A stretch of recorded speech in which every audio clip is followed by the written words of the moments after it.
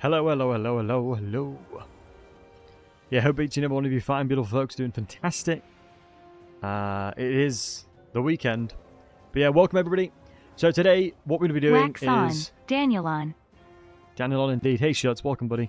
Thank you very much for the tier 1. Appreciate you, man. So, folks, we're going to be playing some more Daniel. We're called Like and Subscribe, so make sure to like and subscribe. And we're playing Daniel. This is going to be pure min-max. This is going to be the most min-max I can make it. We are cooking up the pot right now. Rocker, good to see you. Death's not good to see you. Overlord, good to see you. Singular, lovely to see you. Nice background, top floor. Yes, I am in the attic.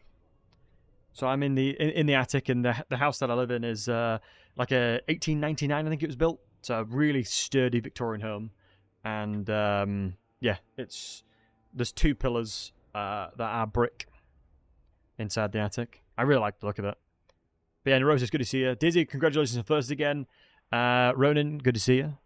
Edu, good to see you as well. Niski, good to see you. Neurosis, always a pleasure.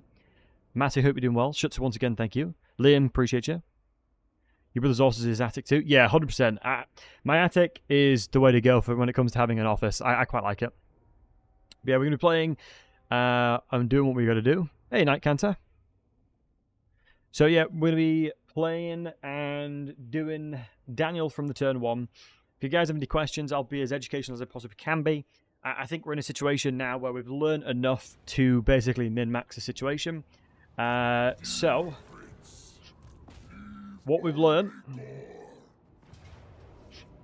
is on this very first siege, obviously it can be a little bit annoying, but what you're going to make sure to do is sit into the trees to then be able to get into the settlement very easily.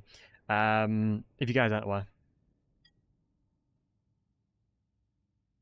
The update massively helped Daniel in respects to getting very, very powerful units without the requirements of glory. And we'll be playing Daniel. He has... honestly, I think Daniel has some of the most insane strength out of every Legendary Lord due to the flexibility of what you can recruit. There is nobody else in the game that has the ability to recruit exactly how he can recruit. And that in itself is very powerful. Like, you think of any composition, he can recruit it. You know, he is superior in every way to Zinch and things like that because of that. And all the relevant Legendary Lords. So what we're going to do is we're going to put our troops and hide them here. Because one of the biggest things you got to remember when it comes to this fight specifically is you take a significant amount of damage. Can you hide the blues here? I'll be over here then. If not, we'll just chuck them over here. Don't matter. Should be able to hide the pinks. So I'm going to hide everybody in here. And then just get Daniel to walk on in. You go over here as well. I may restart your Danny run. Well, Neurosis, if you have any questions, never hesitate to ask. You know that, bud. Do not hesitate to ask. So this should mean that I should freely get into the settlement. Near enough. And this will now allow all of my inventory to get onto the walls without being attacked, which is huge. So the towers are one of the biggest problems with this one, because they have the highest tier magical towers from a defensive perspective for the settlement. So you've got to basically avoid that. And by putting your units all the way over here, the AI basically determines that Daniel alongside the Plague Drones are significantly stronger. So basically, I now have all of my demonic units getting in for free, and they'll have no issues whatsoever. Because it'll take them too long to be able to get to the position where they'll be able to shut me down there. So now we can just keep brawling with Daniel here, send him into things like that, and yeah, like and subscribe. So let's go have a look at here. Oh shoot, they actually did get to the point that there was the towers.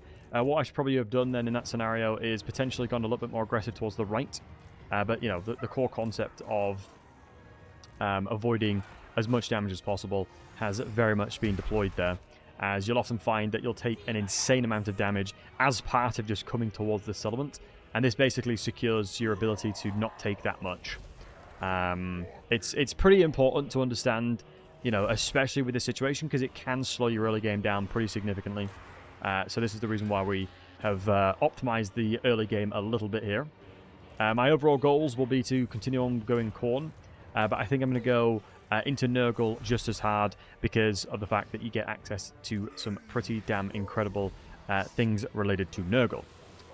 So the plagues are incredible, but the main one there is the hero. So you need the hero as soon as possible, but you can take the strategy of getting a Nurgle Lord with you. So yeah, actually, do you know what I'll do? I'm gonna not do what I'm used to doing. I'm gonna change the strat up a little bit just to test this out. So you're gonna be seeing something live as it goes along, and we're gonna be rolling with the punches depending on what happens. But I'm gonna be testing out something that may or may not be the way to like effectively do this. But I think it will be a good enough idea. Basically, what we're gonna be doing. Come on, Demonets, get in there. We need the Bloodletters to help out because the Demonets are just going to die for no reason. Although I am going to replace the Demonets no matter what, so I'm not really too bothered.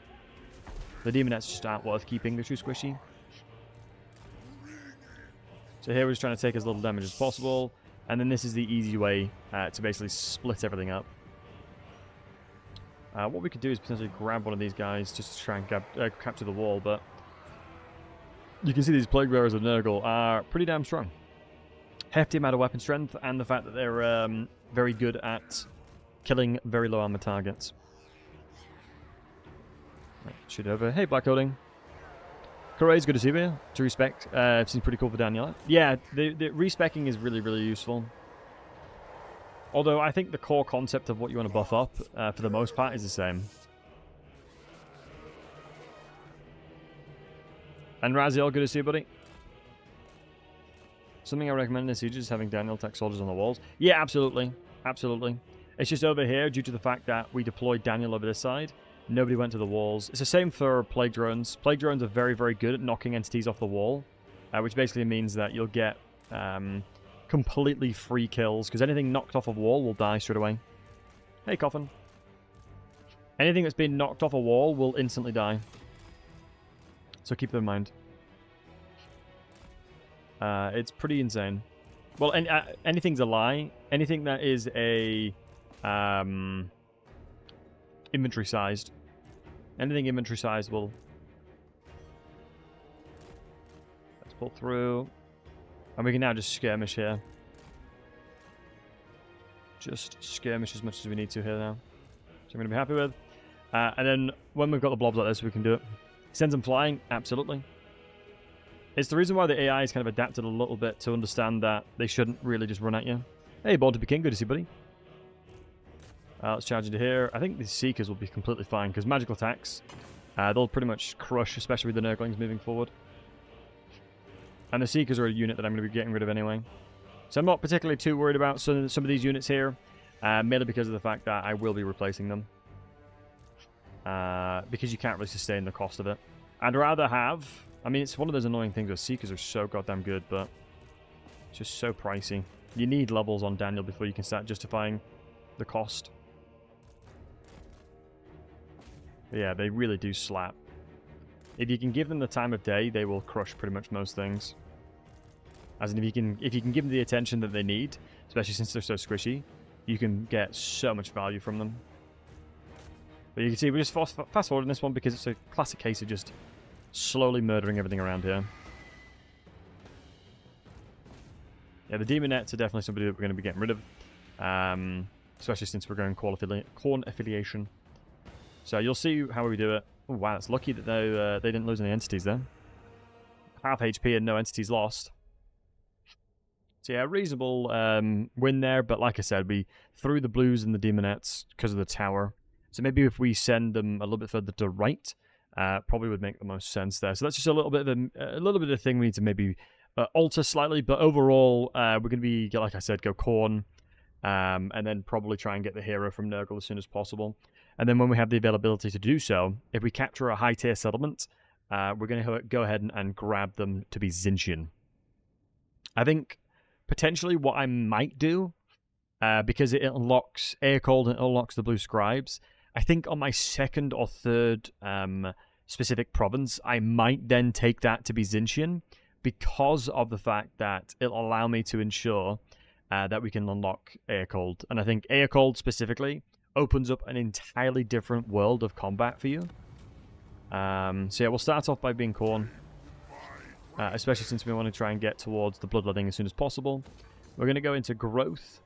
And you can see once we get up to the threshold of getting bloodletting, which is over here, we need to have as many people following Daniel around as possible here. So the goal here is to have a Herald of Nurgle, because of the fact that it is going to be very, very goddamn useful.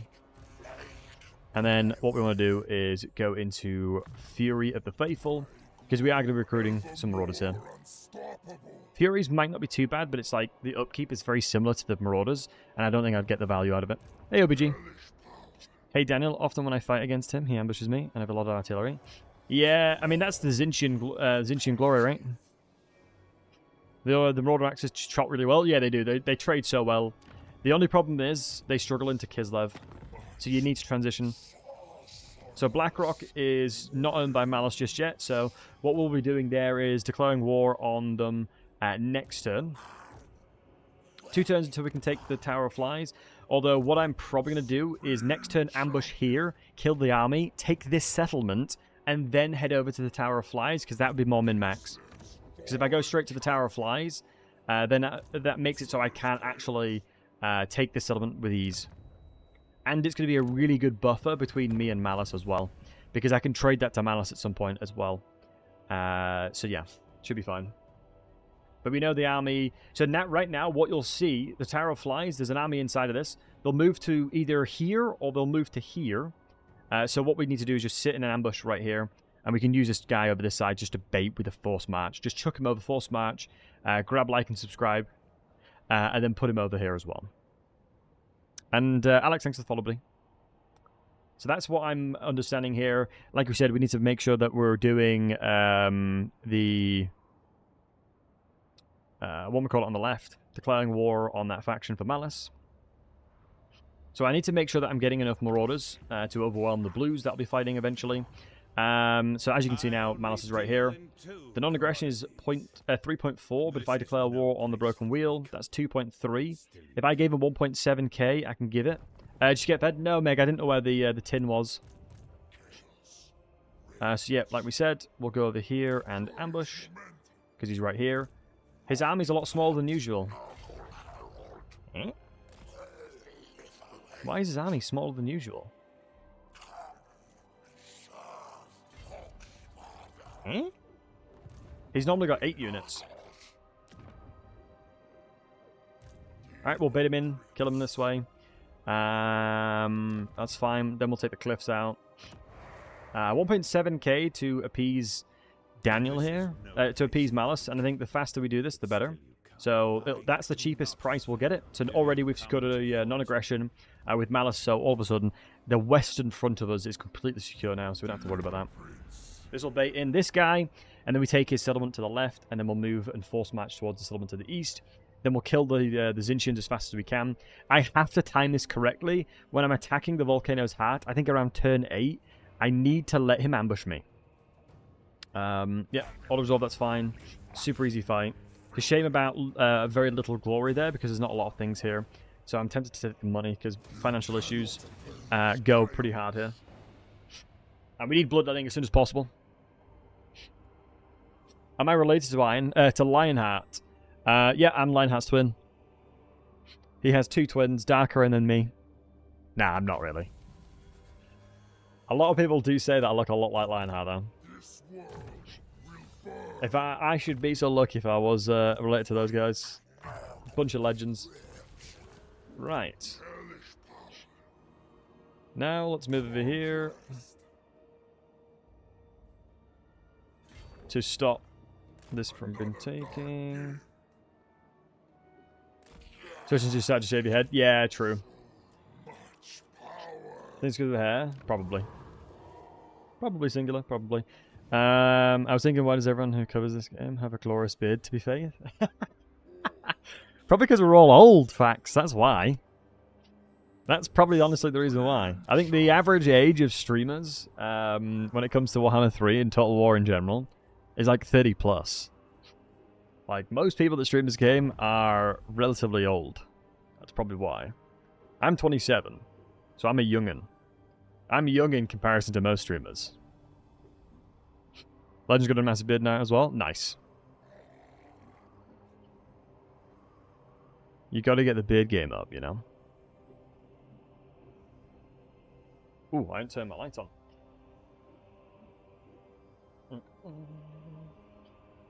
Boom. Stop lying, I'm not 27. I am 27. Because beards are rad. Yeah. Beards are pretty dope.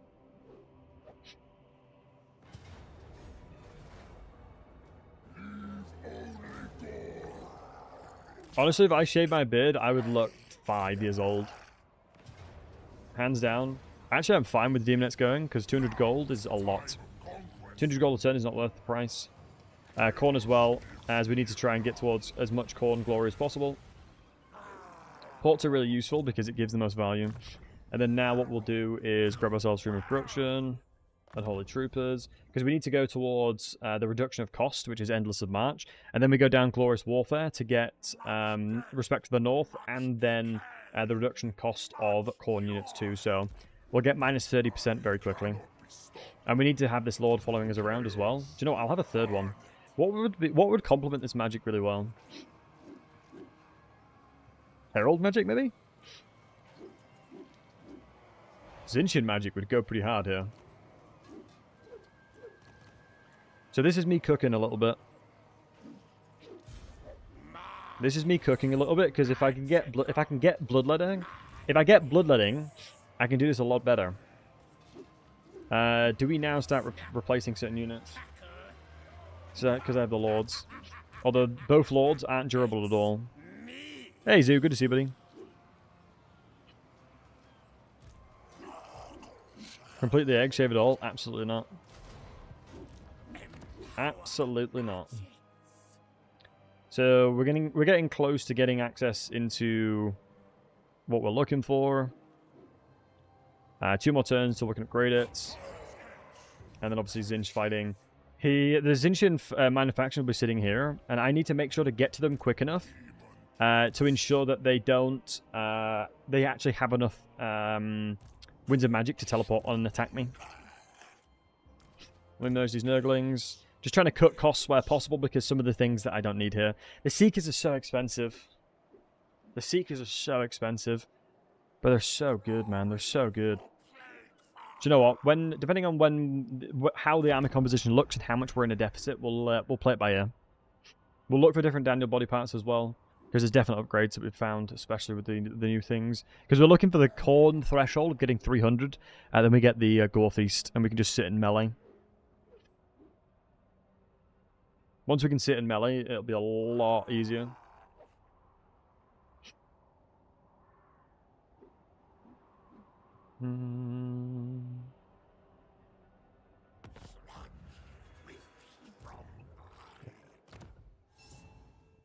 I think one of the best things about shaving your head is if anyone needs to ID you, just take your hat off and just show them your head, and they're like, "Oh, sorry, sir." It's like, "Oh, sir, we need to check your ID." It's like, "You're welcome." Like, sorry about the inconvenience. No worries. What is this one? Passivity. That's trash. This one's the decent one. We're looking for any kind of damage. Just the torso. Yeah, both of these are pretty meh, but the Burning Rage will help, especially against Zinch stuff. And Nurgle Furnace.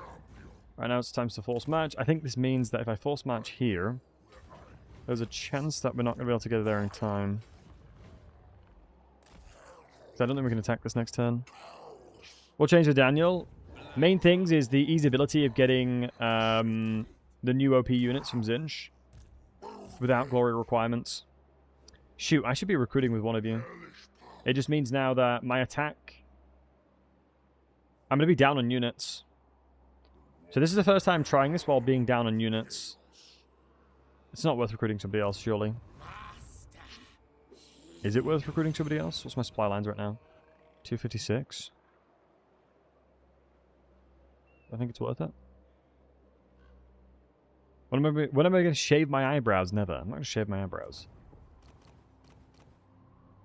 I think the Herald of Corn could get to the point where it's pretty useful.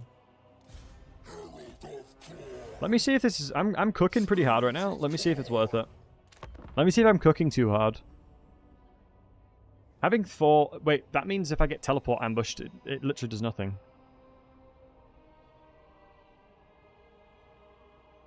We'll see.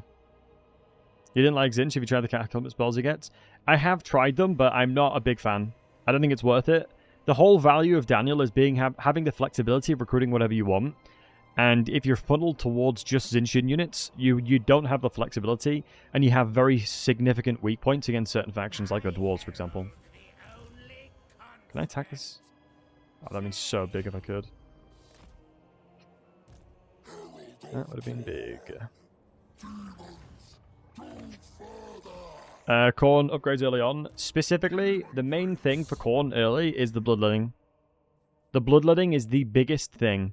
Getting bloodletting allows you to snowball massively with growth. Like, I think I was getting like 150 growth per turn because of bloodletting, which is the reason why you see me recruit a lot more lords, because this is me testing. This is me with my new form of testing. I'm trying this strategy out. Let me get rid of the Seekers if I'm recruiting these lords, just to stop the bleeding a little bit. I'm trying this out. I don't know if it's worth it. I don't know if it's the right play, but we'll try it nonetheless.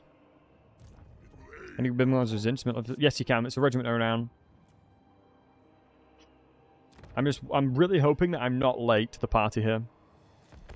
Seekers are so good. I know, but they won't fit into my composition. They just cost too much. I know they're incredible. I know they're one of the best units that I have in the roster right now, but I can't justify spending that much money on them. Later on, I can start justifying it, but right now I can't, because I'm going full lords. So I'm increasing the chance of getting stuff as well. Yeah, I'm enjoying Daniel. I'm enjoying Daniel a lot. Daniel and value don't work together. No, Daniel is good. Wait, how old do you guys think I am? Movement range always. How old do you guys think I look? Now, me saying that, you're just going to meme me and be like 57, 58. You guys are going to meme me now. Every time I ask a question like that, you guys always meme me. I look 15. I'll take that. I look 30. Yeah, I would imagine so. About 37, 34. Alright, if I still had my hair, you guys wouldn't be saying that. That's all I'm going to say.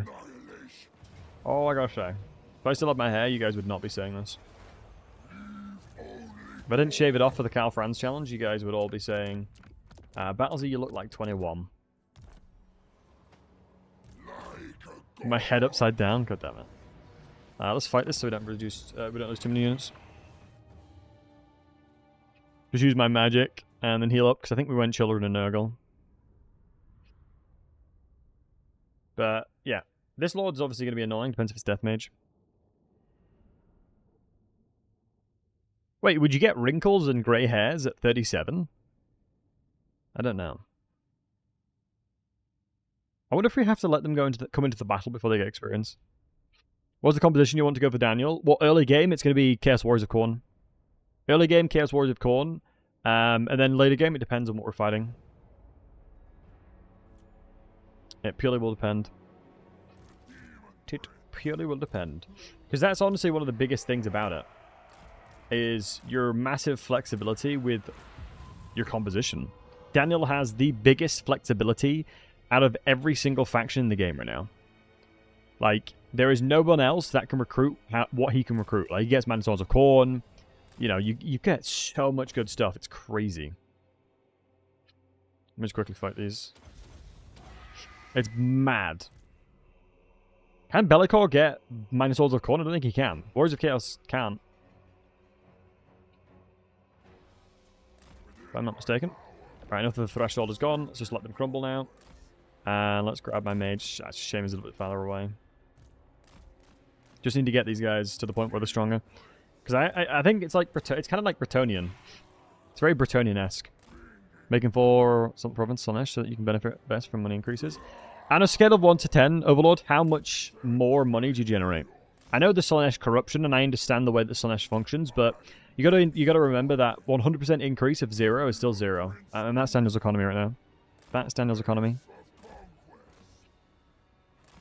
100% of 0 is still 0, unfortunately. Thankfully, the pink fire is going to be useful here. Because I can't recall the exact percentage what Slaanesh corruption does, but I know it's not as significant as you may think. And I think revolving around trying to make money is not what... Like, Daniel has elements of being Norscan in regards to trying to make money from sacking. I have to try the line of it before the guide. I think it's one of those things where I'll just probably use an old save and then dedicate towards it and see what happens. And the good news is, since these are all lords, I'm going to get access into the buffs as soon as possible. It's one of the good things about having multiple lords with magic. Tis the best thing about multiple lords with magic. Because every single time, it'll all... Because this only gets it... You only get it points from lords. You only get points from lords, and obviously, all of these guys are lords. So, smiley face. Yeah, the Zinch magic will come in clutch as well. Just need to make sure that we've got enough winter magic to go around. Look at that damage. And we have rotations of it. So this is what this is allowing us to do, is basically we're killing them fast enough before they do damage to us, right? So that's like kind of the whole point. Right now we're killing them faster, so we're taking a lot less damage overall, which is the goal here. The rot one actually goes hard here. Not gonna lie, the rot one or corn. Yep, rot one. Asking you shall receive, boys. Sometimes you just gotta ask nicely, you know? Sometimes all you have to do is ask nicely. Okay, the Nurgle Mage is a little bit annoying, but it should be fine. Zinch Corruption was good for money from High Winds of Magic in the province on Nurgle. Yeah, Nurgle's growth. Zinch is ammunition for your Chaosy dudes. Zinch is not that good for monies. It's Slaanesh that does the monies.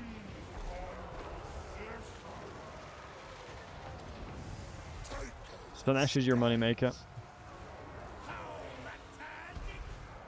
Yeah, this is so much better. This is so much better. And by getting these lords leveled up as well, I'll just have so much more value coming from the tomb. And agreed, Neurosis, the best offense. The best defense is good offense, agreed.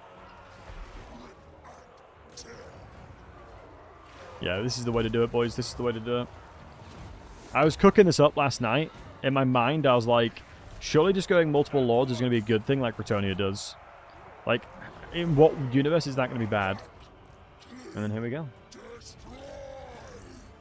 Nice, we didn't really take too much damage either. Do you have children in Nurgle? You do, so let's keep casting. I might not kill them very quickly. Killed them a bit too quickly. Killed them a little too quickly for us to start healing. So yeah, only 66 losses. Great value. So now we'll fight pretty much everything, because obviously we've got this situation. Nicely done. Thank you, Shori. Good for the AoE wings. Yeah, Nurgle, you kind of... the reason you go Nurgle second is because you can get the double Mortis Engine. And then obviously you get the Plagues, and then you get the hero in your army too. There's a lot of really good stuff you can get access to. Lots of really good stuff. A lot of really good stuff, which I'm happy with. 100 melee attack and 80 melee defense at the moment. What's his armor, though? What's his armor and physical resistance? Most of the time, his melee stat line, like, he's not... like, you don't really use Daniel as a duelist. Like, you wouldn't say to yourself, you know what, Daniel is going to be... I'm going to go beat up Arkham with Daniel. You don't really want to try and do that. 55, yeah, it's quite squishy. It's a lot of corn. So, yep, we want to go towards bloodletting. That's the goal. I am intrigued to see what I need to test, actually. Right, I'm going to cook this up. What I'm going to test is if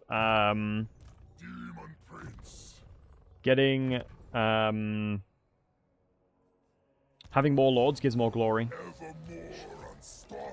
That's what I need to learn. And we're getting loads of items because we have multiple lords here too.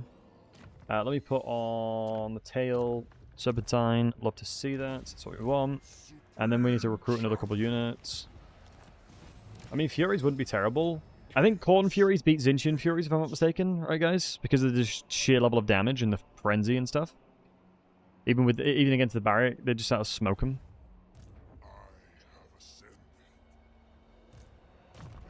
Soon we'll have access to this, so one more level into there, one into here, 3 into there, 1 into there, 1 into here, and then 3 into here. That's what my next plans are from a skill point. I'm not going to grab the Zinchian unit just yet. It's 252 cost. We can attack the Volcano's Hat next turn. We should have everybody inside of there. Yeah, we do. I'm going to grab Growth again. Ooh, we shouldn't probably grab Growth. Upgrade this one. And let's see if I can actually squeeze any money out now. We can. We know Throg, so let's declare war on you. And this is the advantage of specifically taking the port as well. Keep in mind, boys. We've met Throg because of the fact that we got the port to begin with. So that's also the min-maxi there. You discover Throg quicker, so we can declare war, and it gives us enough of a buffer here. Actually, do you know what? We can't recruit. I mean, we possibly can if we get rid of the plague drones. But no, I need the plague drones. We'll get rid of the dogs. 332. Yeah, we can't afford it just yet. Is there any way we can squeeze any more money out? One rag. No, unfortunately not. So anything I can do... Maybe just merge one of these. Yeah, perfectly merges together. So now we can afford it, right? Well, yeah, we can afford it. And then we're going to Nurgle Corruption alongside the Glory. And then next turn we'll do the growth building there. In fairness, going into the control building is probably more effective. Because if we're in hefty amounts of minus public order, it's going to become pretty awkward. Because we're going to get a rebellion here no matter what, right? We should be able to attack this next turn, because obviously all the movement speed amplifications. My only concern is that 15 out of 20 is not going to be sufficient to do this guy over here. Because he sits inside the settlement, he'll move over here, we force march out, let him teleport ambushes, and we should be fine. We just need to make sure that we get enough money from this. Save the Imprince design, teleport importance of the campaigns. What I would actually like, what I would love, personally, is if Daniel can save his armor sets, right? Like, if I'm fighting against a Tzeentchian faction, my armor is going to be different than fighting against a Kislev faction, right? And I would love the ability to actually save what you want your armor set to be, because it takes so long for me to continuously just keep cycling through everything that I'm using. So annoying. So annoying. Ooh, you're at Bloody War, but we can't use Bloody War to declare through you, unfortunately. Okay, declare war. I hope this is going to give us enough money to then recruit a couple more units. So we understand exactly what the pathing of this unit is going to be. I'm going to fight this because I don't want to lose any troops unnecessarily here. And we also need to make sure that we're getting a little bit more corn corruption. Let's grab all you guys over here as well. Obviously, having more lords is going to give us more item chance, and we can probably use that to just... We can honestly get rid of them too. Plus, a high-level lord will be able to solo most garrisons. Do you know what, honestly? This Nurgle mage probably could solo the port settlement. As long as all Thor are in. 1, 2, 3. Good. But that's one of my biggest annoyances, that you can't save items. So you're broke. Next turn we'll be going to the green next turn. We'll be in the green next turn, I believe. Because we'll level up from this. It'll then give us the minus 15% upkeep. Hey, Joachim. Plague Lord and Rotfly is pretty good. Agreed. Level 11 you get the Rotfly as well. And utilizing Khorne and the Bloodletting, we can recruit globally turn 1. Right. No mod for that? Saving sets? That's a good question. I'm not sure, if I'm honest with you, buddy.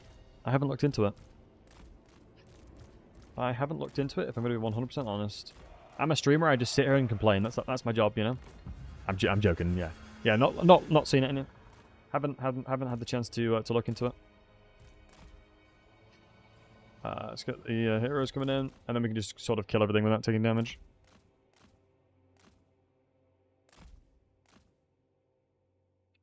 I don't really want to fight the Furies for no reason just yet.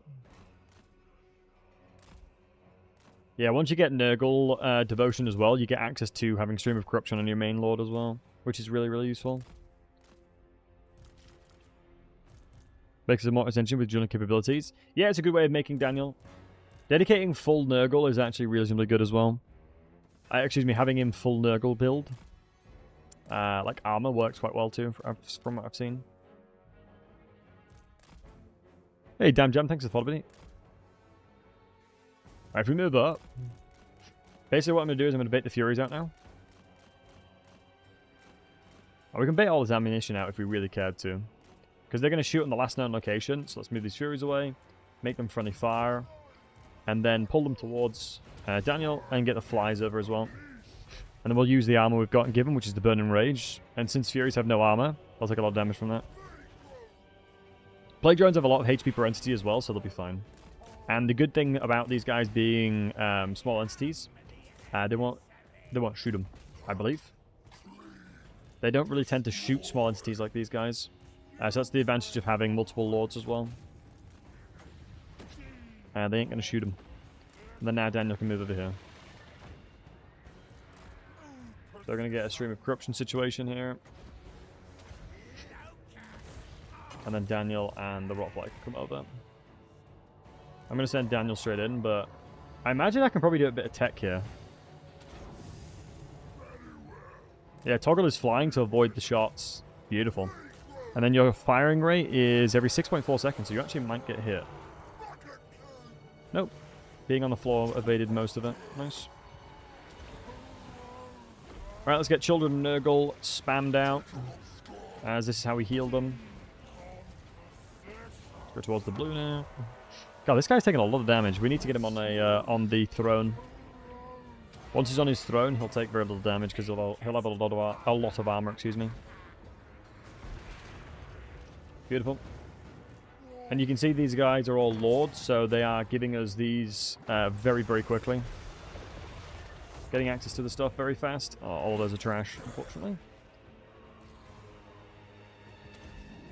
They're all dead. That's Crumble City. Yep, gonna say. No, let me cast again. Nah, I can't get more healing off. Shame. He also has Regen on Throne. Yeah, he's very, very tanky. You just gotta be careful against, like, obviously Kislev bears and stuff like that. Damn, could do it. Hopefully this should give us enough levels to get the 15% reduction of cost, because that will help massively here. This is the first time I've tried to cook up three additional lords, but I think as far as I can tell right now, it's actually really, really working. And we're going to get purposely ambushed as well, by the way, which is going to sound really dumb, but I want to be ambushed by the Zinchian guy. I'm hoping that I've timed it correctly. I'm very much hoping I've timed it correctly. Are the regular bears anti-large? Yes. What regular? Yeah, feral bears are even anti-large, if I'm not mistaken, too. Kazi. They're pretty insane. I was surprised when I played this recently. I remember them being garbage like a year ago. Yeah, definitely. I mean, Daniel on release is vastly different because of all the mortal units he has access to now. Like, Daniel to begin with was pure suffering, actually. No loss is good. 1.8 6k experience isn't enough to level up. Once again, we're going for Bloodletting as soon as possible because we've got 3 lords following him. So if I can get Bloodletting on all of them, I'm going to get like 200 growth per turn. Yep, Endless March. So look at this. So 414 minuses. Boom. We're now at 207. Okay, not as bad, not as bad. But now we've actually recovered our economy a little bit. I can't afford to recruit anything else because supply lines is crippling us right now, but I think this is the right play. So he's inside of here, which means he's going to be around this area. So I'm hopeful that he's moving towards me. And like I said, I will happily be ambushed by him. It's just I can't have any of my lords, any of these guys, available to be attacked. I can sacrifice potentially the corn guy, which I actually wouldn't hate. Because this will help with the supply line. So if he is around here, which he might be around here, which he usually is. So he might be like around here that I just can't see him. Do I mean all chariots are useless right now? No, all chariots aren't useless. There's just very, very few that are actually okay. Which is the problem, right? Alright, nice Gore Feast already. So we're now on Mortis Engine. We've got access into armor piercing. A lot more armor piercing. Beautiful. Lovely looking weapon. He's got a lot of damage now. He is a duelist, fundamentally. And I'm hopeful that I can bait this guy over here to ambush this army. If he doesn't ambush the army, it's okay, because then he's baited to this position where I can attack him anyway. And on the end turn, the ideal thing that's going to happen is this guy's going to die. Because I can't afford to keep 4. 3 I'm fine with. 4 is too much for now. When am I going to mod out the loincloth? Easy, Tiger. Slanesh has got the grips on you. Everyone, can you do a bonk emote and at Raziel for me, please? I'm pretty sure I have a bonk emote on Twitch. Bonk the horny Adam. These guys want peace, but it would... wow, you want a lot of peace. It would make Malice like me, though. It would make Malice hate me, though. It's not worth it. The 2 grand would be insanely good. Interesting. This army's here now. I don't know where his main army is. Has he lost his main army? This RNG hasn't happened yet. This hasn't happened yet in any of the campaigns I've tried. This behavior is different from what I'm used to. Ooh, the blood kiss. Love that.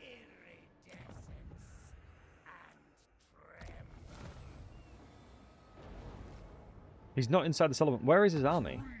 His army is somewhere. Maybe he's fighting to the east. I guess. I can attack this guy, but we know as a fact that if we do, then he'll just run away. Now I'm worried about being ambushed myself.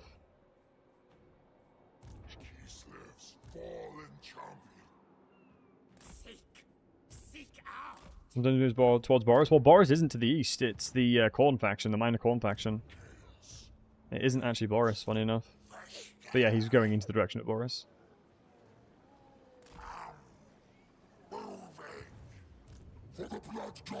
No, this guy can't get in.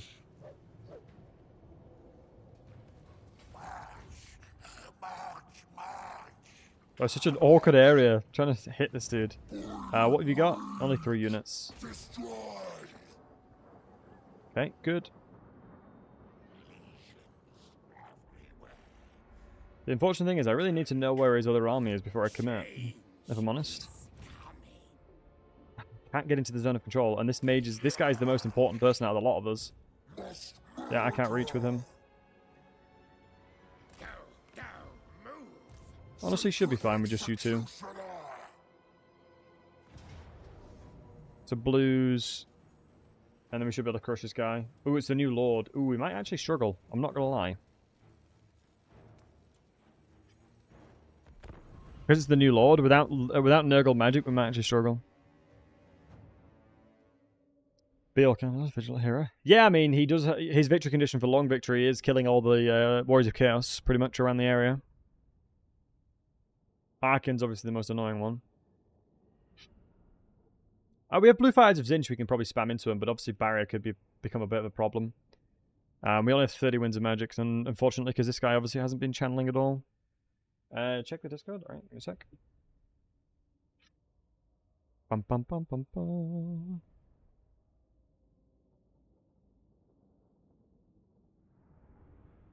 Wow, that is weird. That is a very odd reinforcement point. Oh yeah, it's a really thin line down here. I think I've fought on that map.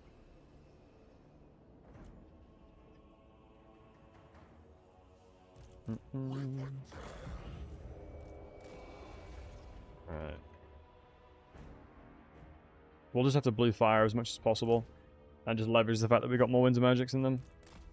We should have relative advantage. Yeah, plus 20. 65 melee attack. Yeah, this guy will hit continuously, surely. We're not going to get Hellblade anytime soon.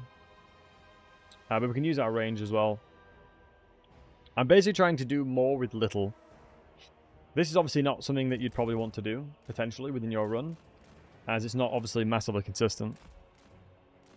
But it is interesting how much RNG can happen around the area.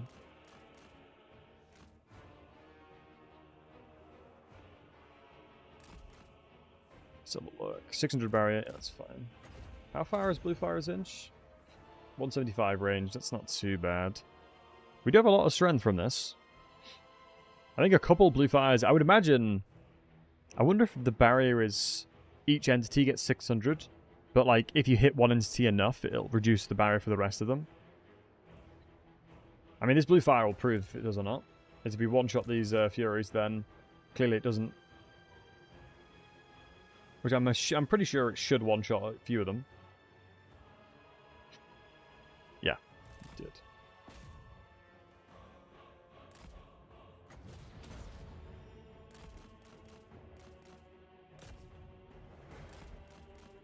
Do I have firewall moving? I do. I have 360 firewall moving.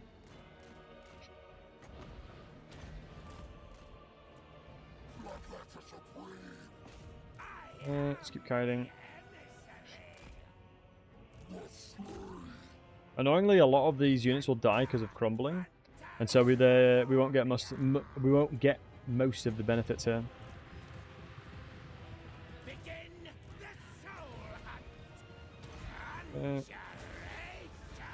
Yeah, the Zinch magic is really goddamn useful. Try and pull away for a second.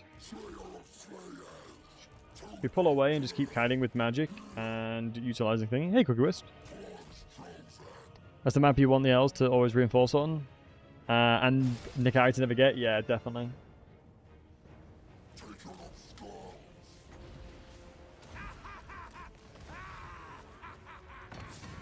Beautiful. Let's see what we get secondary. Because the corn attack is actually fine with me. Let's do one more cast. Yeah, it's not that good. We should have enough. Yeah, got enough for one more pig fire, and then we'll just duel the Lord. I want to kind of try and replenish my barrier if I'm able to. Just unfortunate this guy's actually... Oh, he's slower than me. It looked like he was faster for some reason. That should be a pretty good cast. Yep, good. You should be crumbling. Yeah, let's just regenerate my barrier now, and then we'll start fighting him. And we'll just try and kite him out, just to try and get his barrier away. Yo, thanks for the follow, buddy. We should be able to keep hitting him here.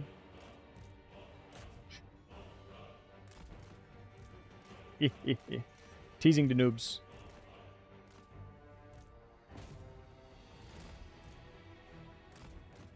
Holy crap, he just smoked me. I thought I was teasing the noobs, but he is teasing me. God, you are inaccurate as hell with that thing. Just get in the melee.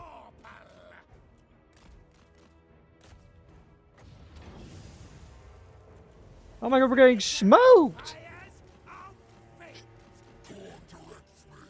We have insane stat line and he's just smoking us. And the mage that has garbage melee stats is winning. In what world? Okay, we can just keep cycle charging from behind then. As long as I'm getting behind him, I don't think he can... Yeah, he should be able to retaliate. Yeah, good.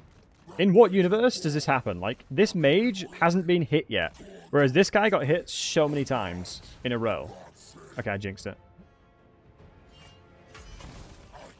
Good hits. Please give me corn. Damn it. Such a long cooldown. So I'm using the 55 charge bonus as well. Holy smokes.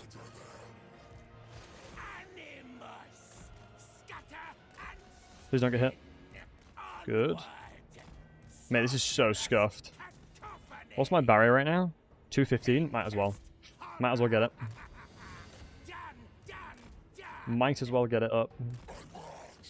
Are we going to seppuku this Cincian Lord? We might have to.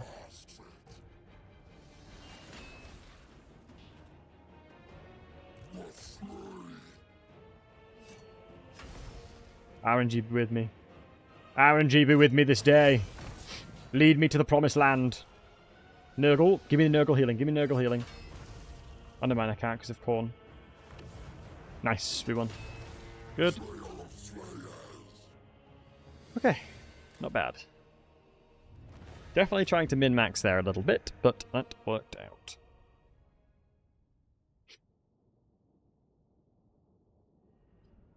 Because the faster that Manblight gets to his Juggernaut as well, like getting him on his cavalry would be nuts.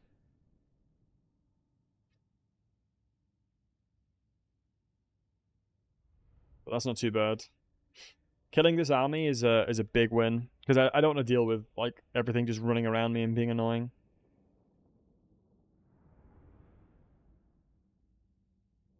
But funny enough, Zoo, the last time I remember cavalry being really good was in Troy. And then they nerfed them. Like in Troy, if you guys remember cavalry on chariots, excuse me, on the release of Troy, my god, they were insane. My goodness. It would just mow through everything and kill everything. 1.1k is good. Let's go to 200. We just need the monies, honestly, more than anything. I really wish I knew where he was. We're getting close to bloodletting as well, thankfully. Where's my reinforcement line? It's here.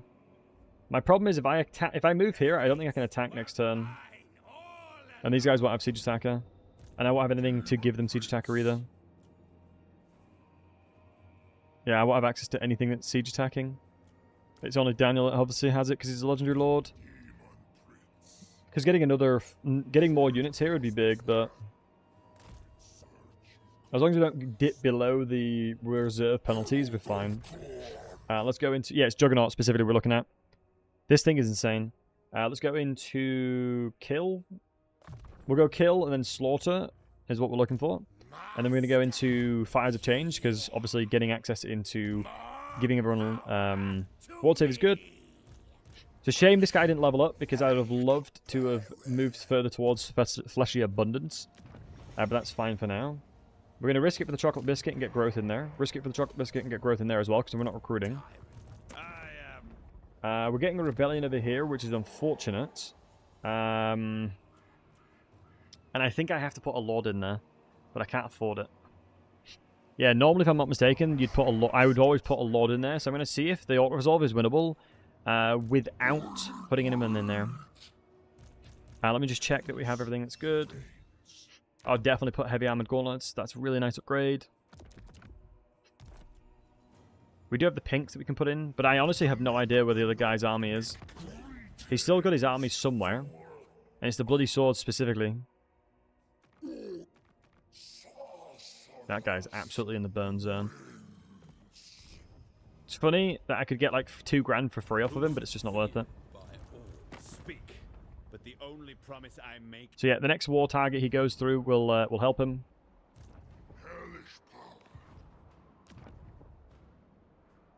Maybe we should have gone to the port straight away, but I didn't know where he was.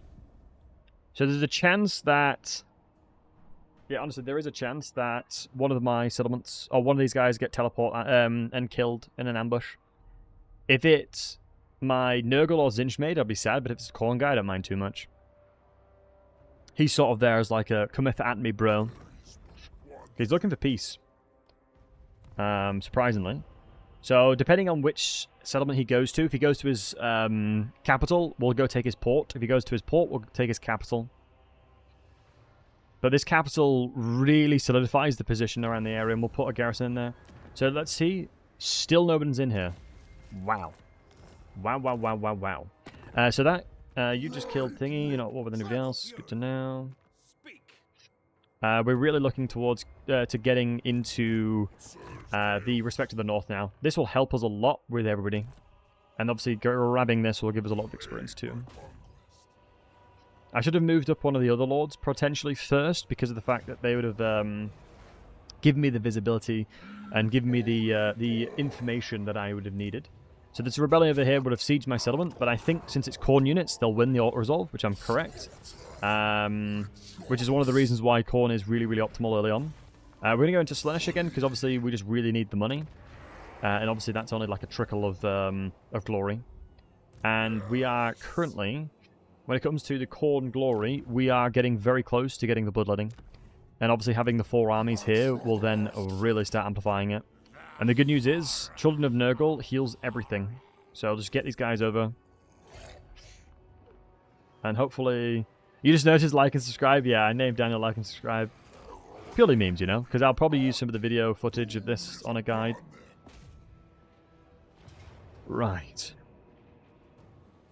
1, 2, 3. Good. We can heal them all up. We are going to fight this because obviously, like I said, Children of Nurgle. It's 0.8 now. They've nerfed it. Classic.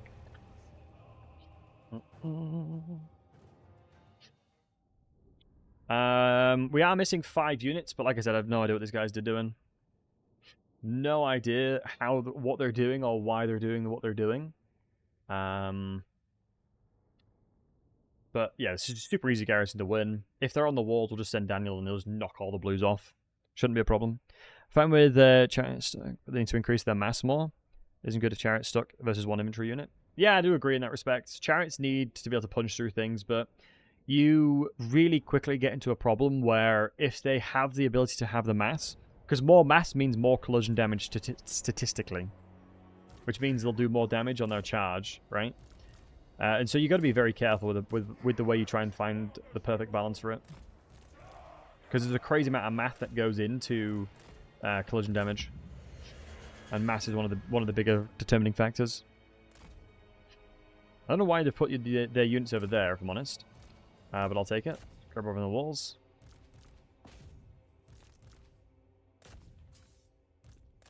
Let's bait some of these Furies out and pull the drones over. Probably because the reinforcements have made them deploy over there, potentially.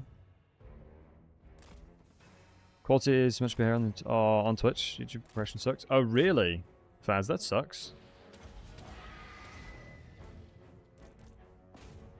Yeah, I'm not sure the deal with what YouTube stuff does. Because I can't... One of the problems that I have with multicasting right now is I physically cannot stream at 4K on Twitch, whereas I think you can on YouTube, so potentially that would be a way of making it look a lot better. Let's go kill these blues now. This is what they do consistently. Every time I've tried this, they've always done what we can see here. Just cycle charge into here. The plague drones will absolutely munch these blues alive. I gotta be careful with the way that the blue horrors are going to be doing this. So we're just going to use one of these bad boys, and I'll just send the blues, the plague drones around. And then let's start casting. Hey, Smodgy. I'm doing well. How are you, buddy? Let's pause for a second. Let's start moving towards him. 140p was enough. I don't think you can on Twitch. I think Twitch is pretty Garbodor in regards to what it allows you to stream at. Yeah. Alright, keep casting this to heal my units. Hey, PBR. Good to see you, handsome.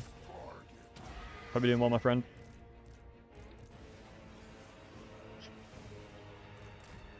Yeah, we're just going to dissect them up now. There's nothing really that they can do. Corn Marauders are insanely bonkers in melee. Soon we'll have them on a Rotfly and whatnot. Let me cast that closer to them. We need to get Children of Nurgle casting constantly. Love to see that. Is it worth to wait full turn every time to get a ram before you start the siege battle? I always lose strong faction, range factions. I mean, that's purely dependent, right? If your composition struggles into heavily ranged, then I would highly suggest it. You know, if you struggle specifically about fighting against ranged factions, then yeah, there's no harm in delaying it. No harm in delaying a little bit to make sure that you've got your best foot forward, right? IMO, no harm in it at all. Hey Yodai, good to see you, bud. How do you do with Daniel's bloodletting? He just doesn't have the movement options Colin has to multiply per turn. Most frustrating thing. Yeah, you gotta be really careful with it. And yo, PBR, thanks for the $2 super chat. Much love, man. It can be very frustrating with specifically how he interacts with it. Normally you got to make sure that you're really understanding in what direction you're going to be snowballing, right? You got to know which direction you're going to be attacking. And the pathing that I'm taking specifically right now, I'm hoping I'll have unlocked bloodletting by the time I'm starting to fight against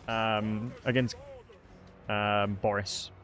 If I'm timing it correctly, I might be at war with Boris, and so we'll be getting a lot of availability of fights on our hands, right? So no need to worry. I'm not worried about the bloodletting there. And then it's one of those things where you have 2 turns until you start decaying, so you got to be really, really smart with how you're moving and what you're doing. You know, just ensuring that you're constantly finding something to beat up. But yeah, much love, PBR. Appreciate you, mate. The feared beard of England. And hey, Helic, good to see you, handsome. Hope you're doing wonderful. I'm trying to calculate in my head if you've been for your walk yet, and I think you probably might have done. Yep, just keep casting these Winds of Magics. Keep in mind, Winds of Magic isn't actually balance of power. So don't worry if you're using your Winds of Magics and not getting much. The balance of power is not going to change too much because of it. The other thing that would dramatically change from the balance of power side of things is if you kill stuff, right? You got to plan your movement even with Scabrand, I guess. Yeah, you really do. You've got to make sure that you're knowing where you're going, especially if you're dedicating towards Khorne like I do early on. Because my pathing is all about optimizing and maximizing my glory to then ensure that I can then maximize the value from bloodletting. Because if you've gotten a really good bloodletting, not only is your army so much cheaper, your growth per province is insane.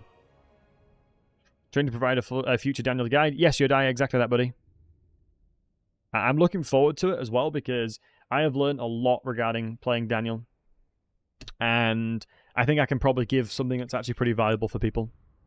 How do you get bloodletting? 770 corn glory. You'll see how broken it is. Someone says if you can't win siege in one turn, that's fine. Play an easy and not resolve it. Nah. Then you won't learn anything. I mean, the core concept of fighting against heavily ranged factions is to try and spread them out as much as possible. And then take isolated fights where you can really easily win. For example, in scenarios where you're against, like, Kislev, for example, heavily deploy on one side and run around the other way. Not that great at using my movement effectively, I just have to deal with it. Paradox? No, fair play. If you're really wanting to dedicate further into it, you can then go into Corn dedication. I like dedicate into Corn, because you get the 25% movement per victory as well. So we're going to go Glorious Warfare, and then Respect to the North, and then Vengeful Companions. And then here we're going to go Stream of Corruption. No, I'm going to go Rancid Visitations, folks, because of that. Because of the fact that Boris might be around. Oh, wow, these guys have Howling Citadel. Oh my god, that's what they've done. Holy crap, he's gone into this settlement. What a psychopath. What an absolute psychopath. Then my corn dude and my Zinchian mage can go kill it. I'm pretty confident my corn and Zinch dudes can go take that out. And as long as I've got Nurgle with like and subscribe. But then if I get bloodletting in time, I'll then struggle with the pathing. My pathing will struggle pretty hard. And you see here, here's the Zinchian stuff. It gives you a lot more wins. And, yeah, ammunition for Zinchian stuff. It's not that good.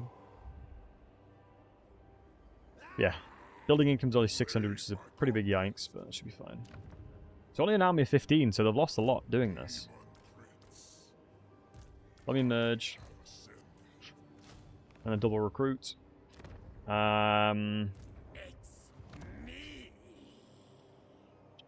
If I take this, kill him, we might be able to force a vassalization. And then we can get a province. Then we can get a province. Command me. I can't remember if you get... I'm not sure if a defensive alliance gives you the ability to get... I think only vassals allowed you to then put a province effect in there. We'll see though, we'll see. The next threshold, like I said, we'll be getting... not Corn Offering, it'll be this one. Corn Offering number 3, Bloodletting. And then we want to go towards getting Nurgle's Gift 2. Do you use mods? Because I don't have access to those Chaos Warriors.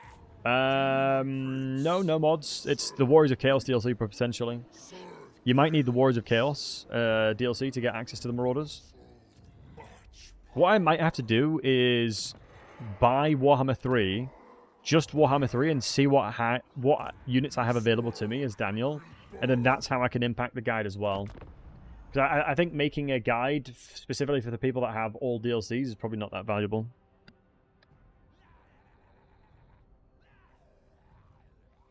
What do I think of Zinch body parts products? Great question. The Zinch body parts specifically, I'm not a big fan of. I think dedicating to Zinch is a bait. Can you disable the DLC? That's a very good point, Browser. Much love to you. I'll do that instead. Much love to you, man. And yo, Dak, much love to you. Ooh, dude, that's a fat sack. That'll support us for a while. Nudge presence of 19 in there, though. What's the Winds of Magic regeneration here? Hold on, let me... Do we want to do this? Because I will most likely get bloodletting from this if I do this. Maybe not. It just means that I can secure this province without having to worry. Yeah, we'll do it, we'll do it. You're going to go attack here. And you're inside of my settlement as well, which is still big. And then the corn guy. I put your request for the equipment sets on Warhammer Reddit, and I'm just getting downvoted. Oh, really? I think a lot of people have different various opinions, you know? Nobody gives a crap about Daniel in the grand scheme of things, Matthew. You gotta remember that. What you gotta remember, Matty, right? In the grand scheme of things, I don't think, you know, from a priority perspective, doing anything to Daniel is needed, right? Let me just go and see how much Winds of Magic this guy's got. And then I can decide what I want to do. 35. Damn it, he can't teleport ambush me.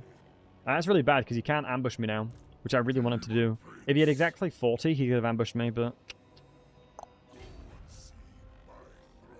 So I know as a fact he can't ambush me. So I can move this army up and be fine with it. Because you should be able to reach me over here, I'm pretty sure.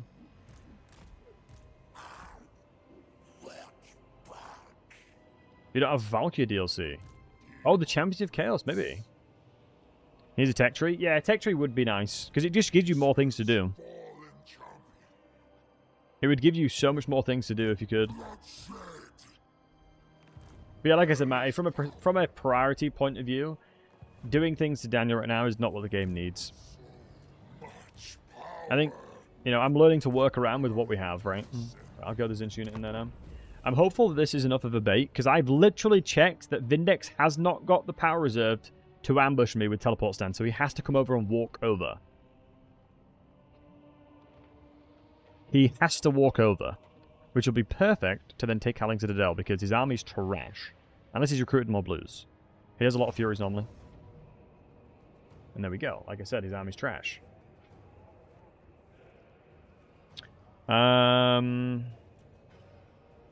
Let's make sure we're fighting this. Obviously, it's a decisive victory. But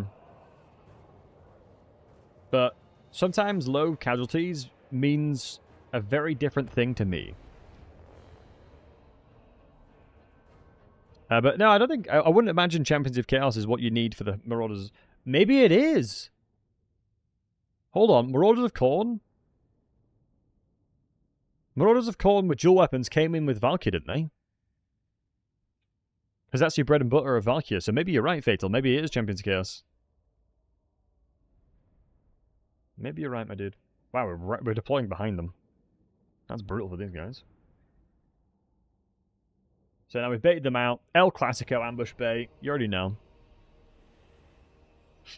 Mag Warriors are Champions of Chaos. Yeah, thank you. Makes sense. See, you'll need the Champions of Chaos DLC, it looks like. Oh shoot, if they come and attack this guy, he'll probably be in a little bit of trouble. I should not have ran towards them. I don't know why I did that.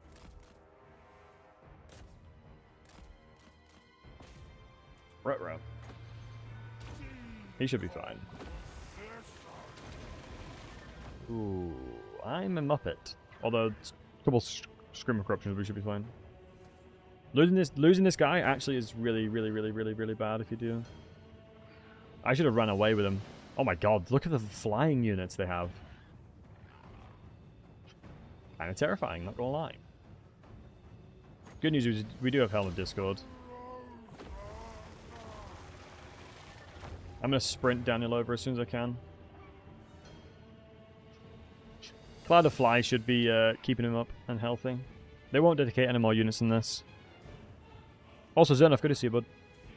I'd be very surprised if they used any more units than this.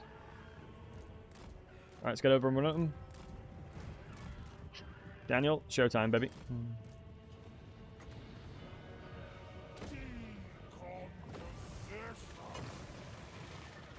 Good.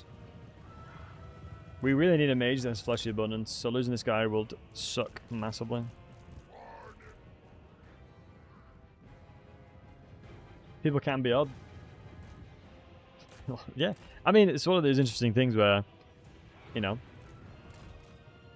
having different perspectives and is what makes, you know, humans. I've had some like ideas in the past of how to do certain things and being absolutely roasted before, but everyone's different, you know. Everybody's different.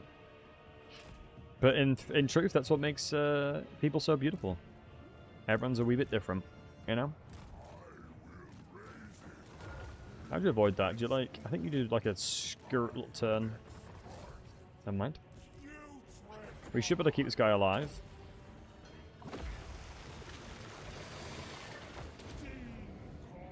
Yeah, we should have magic here. Should be fine. Yeah, I don't really want to fight Daniel.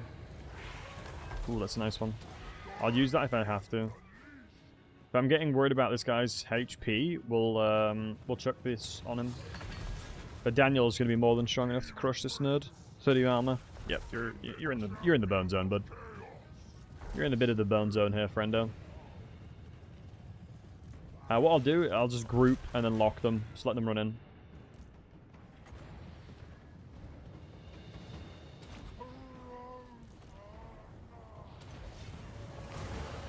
The screams are attacking me now, classic.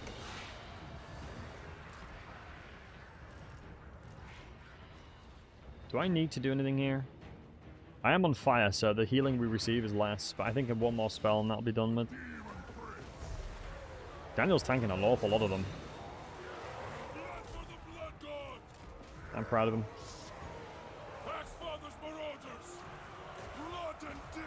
Oh my god, these poor blues are getting smoked.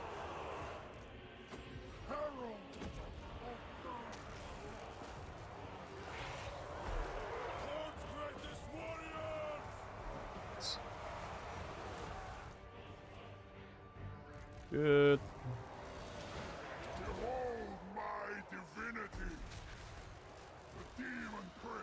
Not super happy how low Daniel's getting, but I'll just do the rot over here, I think. And we'll get this guy running a little bit. Lovely jubbly. Nice. 0 leadership and you're that low? I respect that. Holding the line. Bosh. Oh my goodness, oh my goodness. Stop staggering me, stop staggering me. Get away, get away, get away. Let me buffer the, Retro. That's what I was afraid of regarding the blues, man. Deadly little buggers, I tell you. Deadly, deadly little buggers. A time lost bonus at least. Just casting the spell if we get access to it. I don't think we will. Stop attacking. Right, good enough. Wow, Pyrrhic. Probably would have been worse off. I probably did that worse than the Autoabsorb might have done. Nah, we took a lot of Lord damage instead of taking a lot of unit damage, which I prefer. Typically speaking, you can replenish heroes a lot faster. Like heroes and lords. Heroes and lords get replenished a lot faster than units, typically speaking. Plus, you can heal them a lot easier inside of the actual battles themselves. So, not too worried in that respect. We aren't too worried just yet. Right.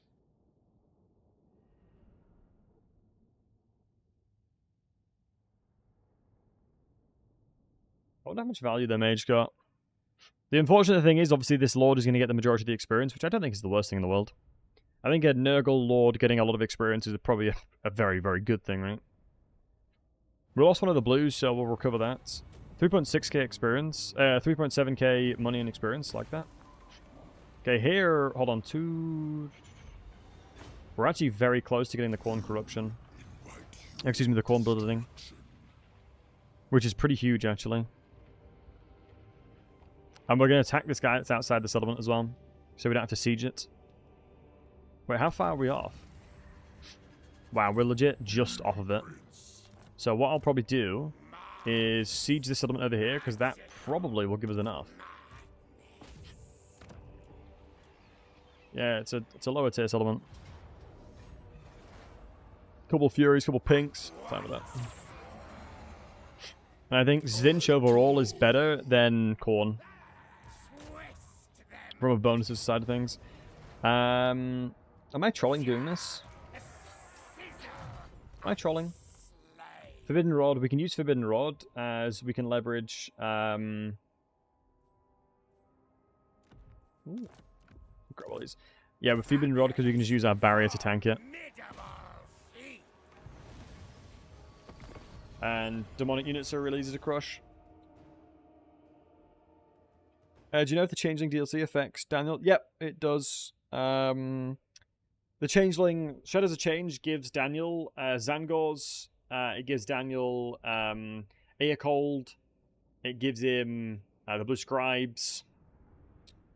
And all the Zinchian units, like the Changebringers and stuff, don't require glory. So you can recruit them without having the need to go full into Zinch. And I think specifically the Changebringers are one of the strongest units that you can recruit, most likely. And the Cockatrice, yep, true.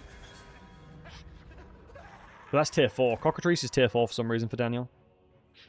And nice. We tanked all of that damage with the barrier, so we're just going to keep doing Forbidden Rods and then start fighting them. We don't need to go and attack them just yet. Also, that is insane how long it takes for barrier to regenerate nowadays. Barrier used to... Alright, be honest with me, guys. How many of you dudes played when barrier instantly regenerated? Like, who here played Warhammer 3 when it first came out? It was the Wild West, I swear to God. Fighting anybody that was good at Zinch back in the day was misery. You get the tier 5 Ugly Monster 2. Yeah, you get the Regiment Renown. I don't think you get the normal unit, but you get the RRR. So this is perfect on a barrier one. You played day 1, Kazi? Nice.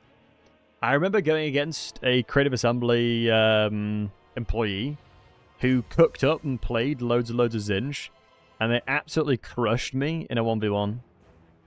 And so I started playing Zinch myself, and we had a Zinch mirror, and I absolutely crushed him. Slanesh was multiplayer king. To begin with, Zinch was before the barrier nerfs came in. The barrier nerfs came in very quickly.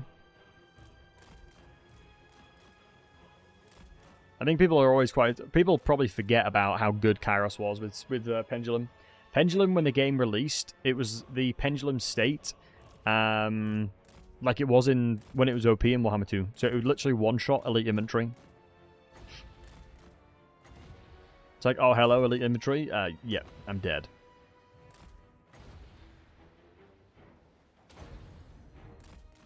Okay, let's cast into this guy, because I'm going to keep hitting into the unit that I'm casting into to stop the barrier from regenerating.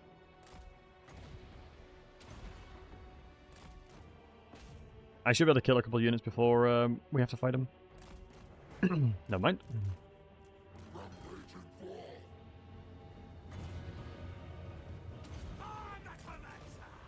We have the ward save at least, which is nice.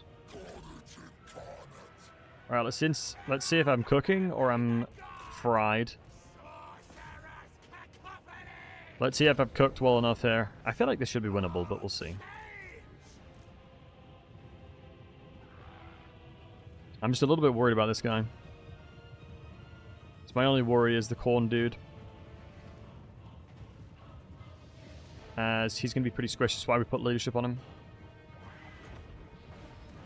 But in the grand scheme of things, if he dies, it doesn't matter too much, because obviously I'd rather get the settlement right. So the Arcane Surge doesn't do anything, but it's specifically the fire thing here, the triple one we want, which we shouldn't take us too long to get, I think. And look, they're all funneling to melee now.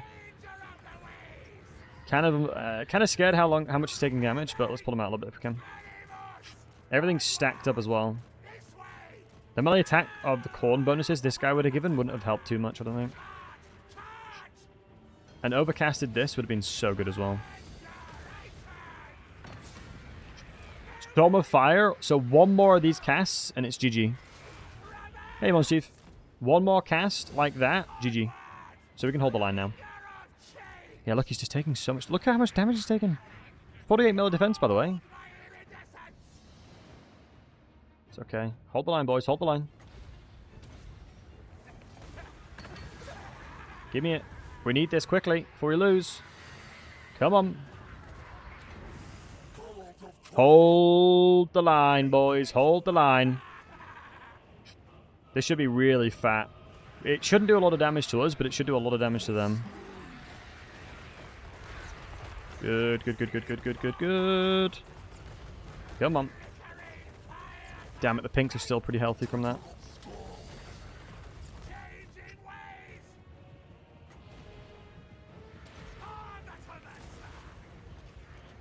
Cast into the blues. Let's try and recover the barrier. How much is the barrier HP? 169. It's not too bad.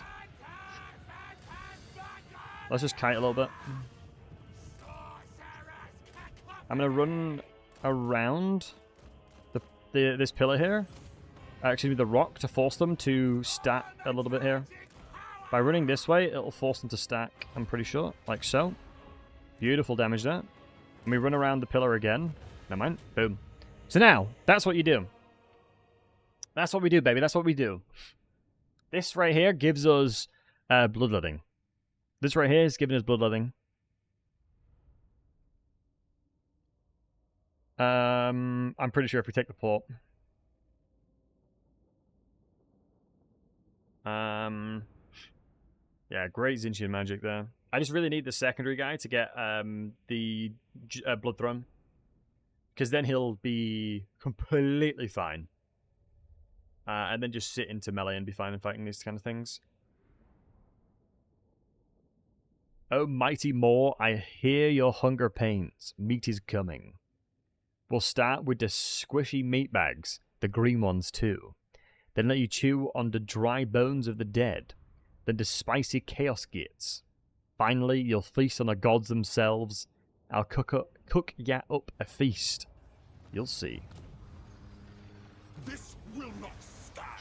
Right, bloodletting is here. Herald of Corn. Bloodshed.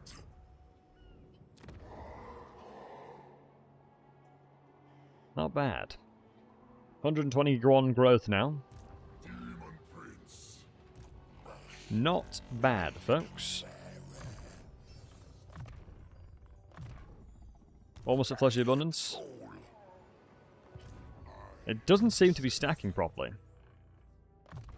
As far as I can tell.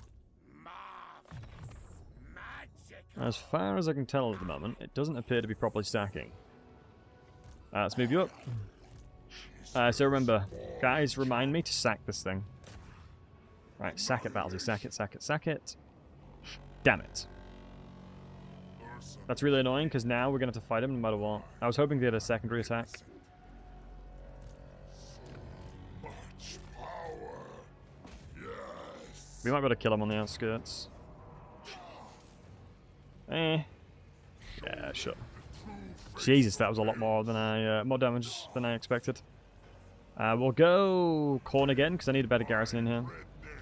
We're gonna put the public order building in there, which is that one, which is a really nice garrison too. Right, big. We've beaten him. Oh my god, I should have sacked it. Oh, we needed that money so badly as well. Well, you're living alone, boys. I always forget that, I'm not gonna lie. Right, so how is it working? Now, bloodletting's up to 100 right now, guys. So I'm getting 100 growth turn 12. And I'm going to unlock this to tier 3 already. That's why you go corn, baby. That's why you go corn. Is why you go corn, my dudes. And we're going to go into Respect to the North, which will make everything around here love us too.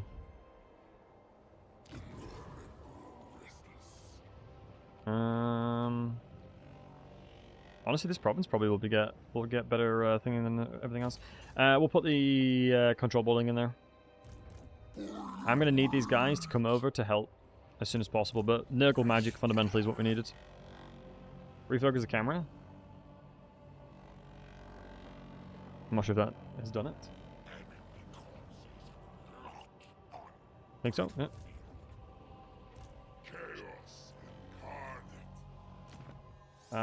We should get access to some more wings. Deathbringer is a lot more damage, and it gives us armor. You want a Consulate, or do we get just base damage? I think Demonic Legs is better. Offhand, we can get a shield for now, which I will use, but we are going to be planning towards getting the tier, the 2-hander soon. Now we can get the hero in here. Which will give us movement range on this army, which is going to be good. So I'm going to have to really, really figure out how to ensure that these guys aren't going to lose their bloodletting. 2 turns to decay from activity. Sacred executioner. Legion moving. You're going to have to get over here, and then you can get over there as well. And then we're going to start fighting Boris here. My only worry is that I'm not in a position to fight Boris just yet, if I'm honest with you guys. I can fight Boris outside of a garrison, 100%. I need to be level 10, honestly. I need the Aspiring Champions, otherwise I'm going to be in trouble. Without the Aspiring Champions, I can't kill his stuff.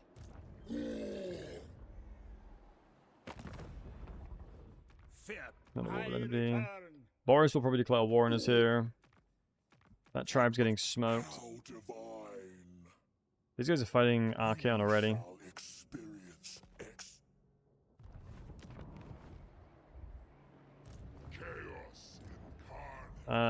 Looks good to me. Let's go growth again. I think potentially foster cults wouldn't be terrible, because then we can get a better Republic order from this. Foster cults basically is a more improved Extol of Slaanesh. So of course nuts. Yeah, it is one of the strongest units in the game.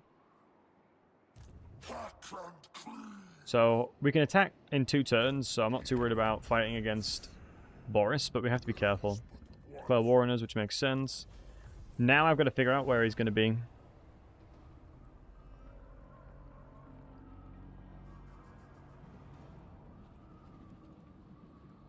Wait, was this close to a rebellion, Mons Chief? If it was, that would have been a good idea to force the rebellion out. That would have been smart to do. But I don't know who we could have done that with. I was like 2 turns off, then yeah, that's fine. If it was like a couple, if like a raid would have ticked it over to rebellion, then that would have been worth it. But I think passively we should level up to 10 soon. God, we're so close. So Boris is on the move somewhere. Of that we now know. This guy should probably just scout. Okay, there's army over here. Okay.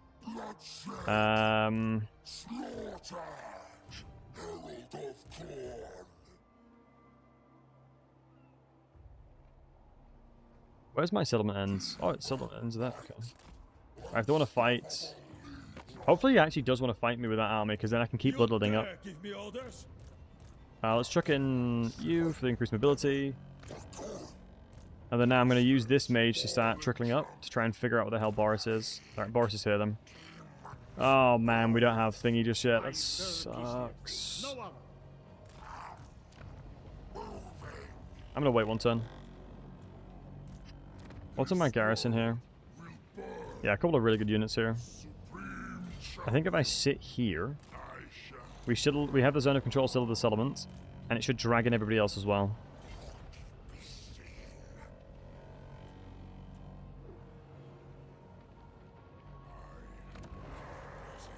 Because we have the Bloodletters and the Chaos Warriors, which would be perfect. It was a lot more downwards, but then I'm not 100% sure. We'll tease it a little bit then. I don't know if that settlement, if we do it 50% a little bit further back, I don't know if that's going to keep the garrison in it, which is what we want. Keep your own counsel. I'm actually really happy with what's happening right now. We actually have enough to upgrade this. I can't afford it, but we can get the military building in there for the Curse Warriors at least. Technically, he could walk toward...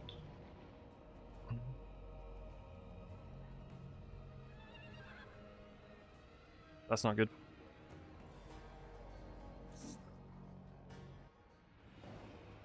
This is fine. This should be fine. Corsairs and that. Zinj Mage kills them, use the Fibman Rod. And then, honestly, the Drazinas are actually kind of cracked. They're so strong.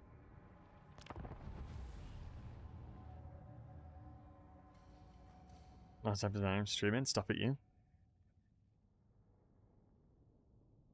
I think, yeah, I'm pretty happy with what's happening overall. I think I'm lacking a little bit of consistency with the strategy, though. Because the AI's behavior has changed. It was consistent for 3 campaigns, and now it's different. It's a shame this guy didn't get a lot of healing, because obviously he's attacked us before my before my start of the turn to heal me.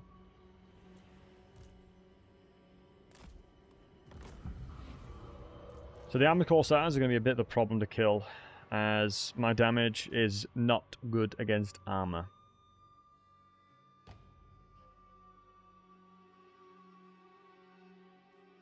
We'll see, though. Armored Corsair's great weapon, I suppose. So we might be able to get some blue fires of Zinch and things like that in there, hopefully. Because 82 HP per entity is pretty high. Alright, 373. Hopefully that's going to be fine. If it doesn't sponge, if the barrier doesn't sponge the entirety of it, it's not worth using. I'm not Forbidden Rod again. That is not worth using. I can't afford losing HP at all. But then again, gives a lot of reserves. Right, I'm going to overcast onto these guys. Because this is a unit we can actually kill. And there's a very low chance that they'll actually cast in... wow, they actually are shooting me. Normally they don't shoot units like this. Or lords as small as this. Holy crap, that miscast was unfortunate.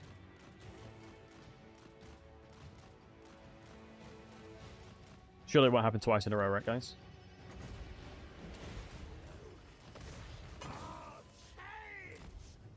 This game is dog shit. That's really, really bad. That unit should go away though, at least. This should be fine. I can't afford to overcast now. I think I just lose if I overcast again. That is so unfortunate. Why HP wise, man? I'll just keep shooting. We might be okay. I mean, it was a 50%, right, guys? I honestly think so. 80 armor. The damage is reduced by about 65%. So yeah, we'll tickle them basically if we do that.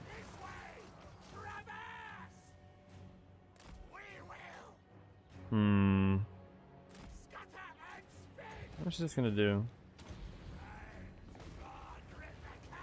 Actually, not that bad. We should have just casted that.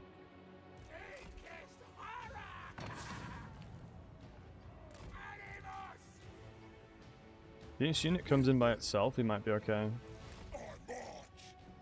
The double miscast, man, is so unfortunate because it hinders everything. It literally hinders everything that I can do here. Because now I can't tank. And now I can't use Forbidden Rod anymore. Let me go behind a tree. Good hit.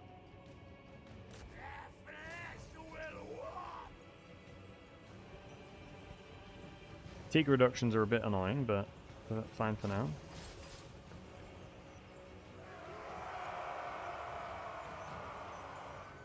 I'm behind a tree, so I don't know how we have line of sight and they don't, but I'm not going to complain.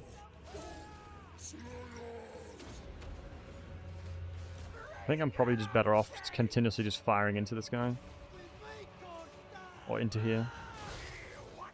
Yeah, good.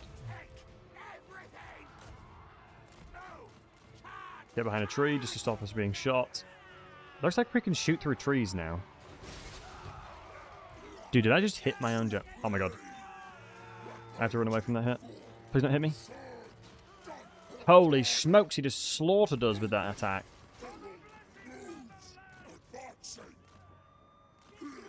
Man. Now it's with RNG now, boys. It's with RNG. That is so unfortunate. Losing these lords sucks, but it's what it is.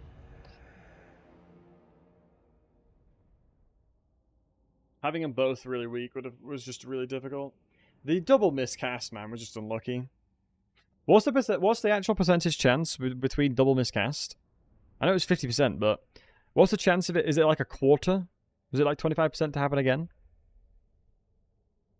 I'm not 100% certain. But yeah, we needed to overcast. Yeah, Rage, I'm doing well. How are you? Oh yeah. 25% of both failing AP, yeah. I mean, at least now, the one benefit of this, we no longer have a garbage economy. So our economy is actually doing pretty hot right now.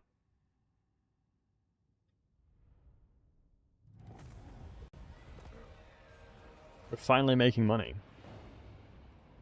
500? Probably more than that. Wait, where the hell did Boris go? Go forth. Please don't declare war on me.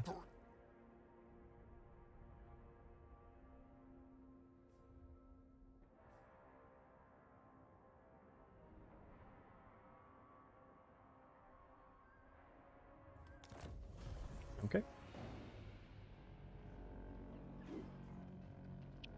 We're in a bit of a problem here.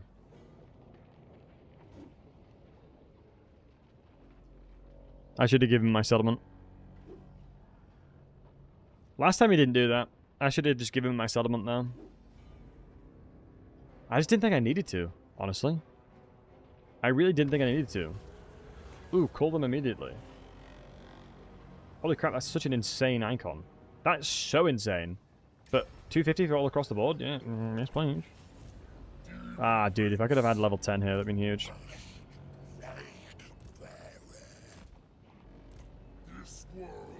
Wait, why can't you join? Oh, I'm trolling. I'm trolling. Now you'll reach, right?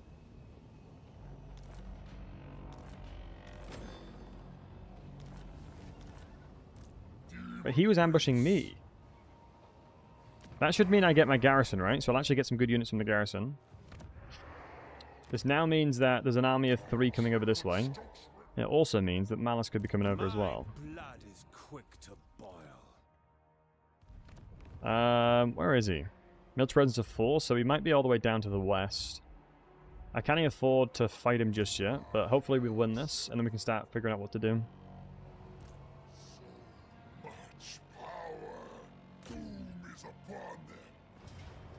Close defeat. Makes sense. We've got a lot of good units at least. Malice always declares war on me unless I give him something. Yeah, I probably for consistency's sake should have just given him my settlement. I didn't really need it. I don't know how I'm going to kill Boris here though, boys. Without the aspiring champions, how do I kill Boris? Kill everything else? The bears aren't too much of a worry, honestly. It's Boris with his bloody shard blade. We have rancid visitations, don't we? That's how we kill him. 40 wins of magic stars. Pretty trash. Okay, so we've learnt our lesson. We've learnt our lesson, boys. We have learnt our lesson. Just give Malice the settlement. Just give him it.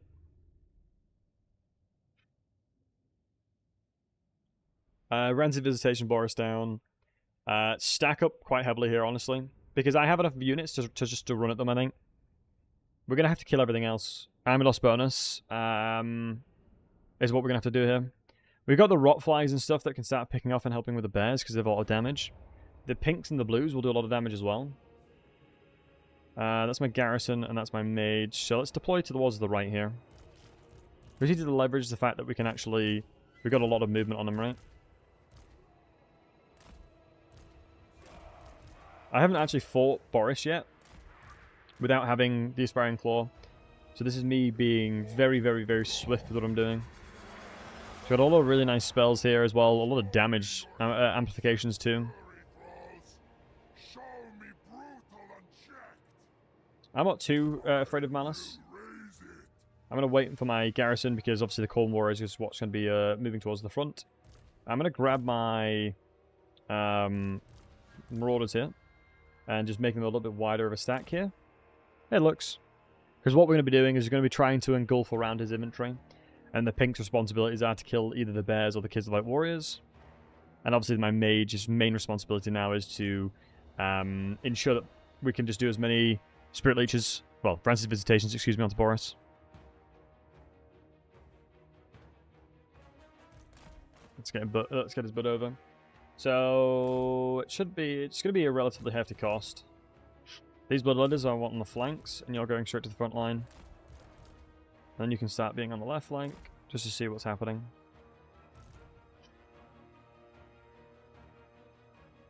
Gonna play into the Catherine gameplay. Nice. Yeah, Catherine's really good, especially with the sledge. She's insane. Against Boris and Archean. Yeah, they're honestly like the bread and butter of winning against them, really. Right, 35 speed is probably going to be really risky to try and go with a Stream of Corruption. But I think a Stream of Corruption probably will open up the battlefield at least a little bit here. But then what we're going to do is move units that can actually protect them. So removing the plague drones, the dogs, and the hero here, and Daniel.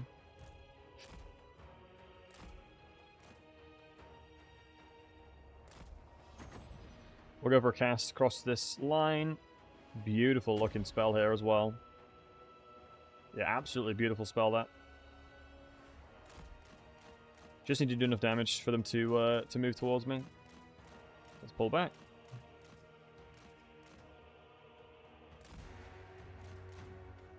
Let's go back into it.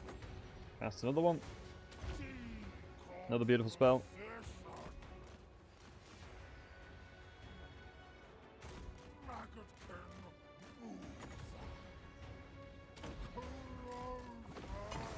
That should be sufficient for them to start attacking me now, I believe. I'd be surprised if they don't run after me now. So reposition.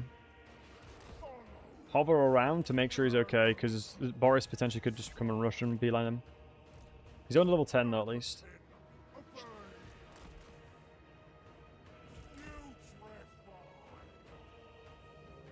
Bloodlords need to be on the flank.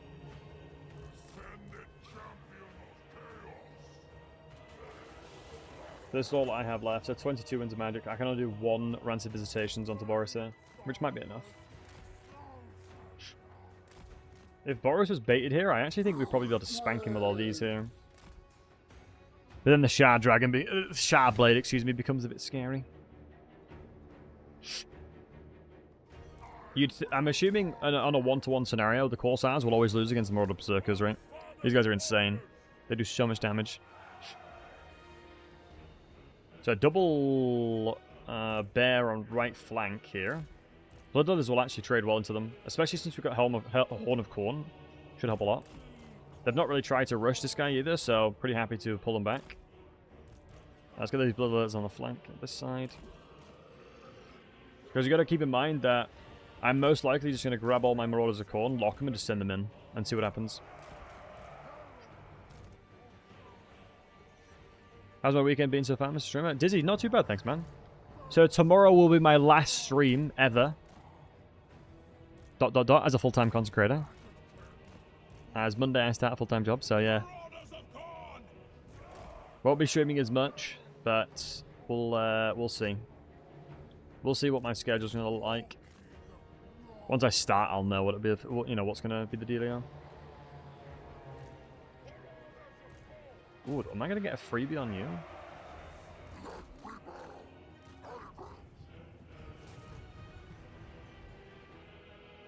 I mean, get these Bloodletters on this side. Yeah, let's move up, boys. Pull you back for a second, actually.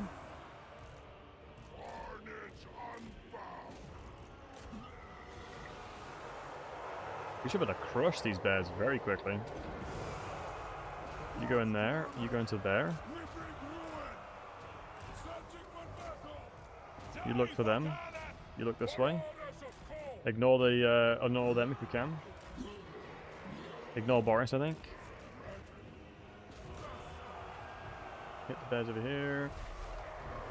Crushing the bears on this side. Dude, these Corsairs are so annoying to fight. Goddamn hate Corsairs, man. So annoying to fight against. Let's only have the Chaos Warriors on him. I don't have too many units fighting him at once. These guys. Just a little bit afraid we're getting spread really thin.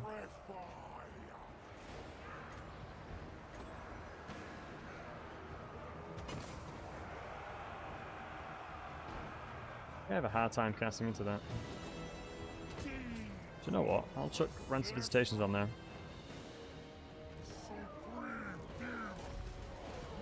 Bear's getting killed here. Good. Wow, Boris is actually taking a lot of damage from that. Oh my days. Chain Rot's actually alright. Once we've crushed these bears, we're going to start moving out towards their Corsairs on the right flank. Boris is dying, man.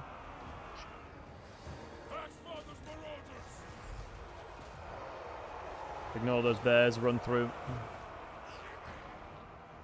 That is an angle for Stream of Corruption through here. Beautiful damage. Let's push through if we can. We're actually going to cast this because it's worthwhile hitting the Winds of Magic at the moment. Make sure all units are actually attacking. Get these dogs around if we can. Just shut them down where possible. Grab a few of these bloodletters to pull back. Just needed Corsairs to stop shooting.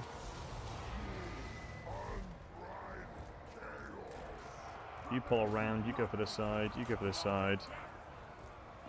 Uh-oh. No! I stopped paying attention for a split second. Please don't die, please don't die, please don't die. Cast this, just cast this, just cast this. Fake the charge, baby. Fake that charge. Yep. Leadership recovered. No! Fake the charge, baby. Every goddamn time. Every time I do that, man. Every time he gets killed because I forget about him. Every goddamn time, dude. That's so bad as well.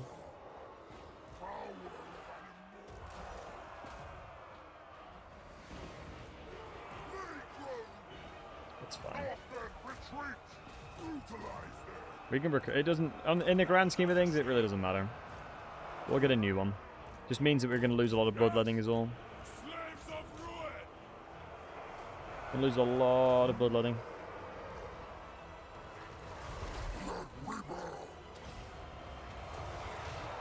Okay, that does do a lot of friendly fire, it looks like.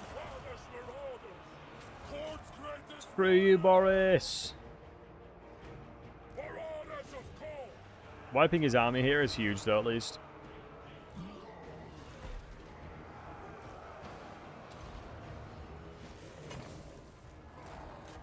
I think Armor Loss bonus is kicking in soon. Having Boris... I was going to say having Boris low HP is, like, decent here, but... Get down a little bit. I don't want him to recover. As I won't recover emotionally losing that mage.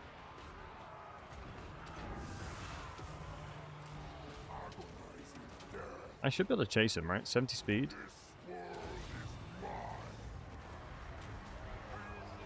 We should be able to kill him.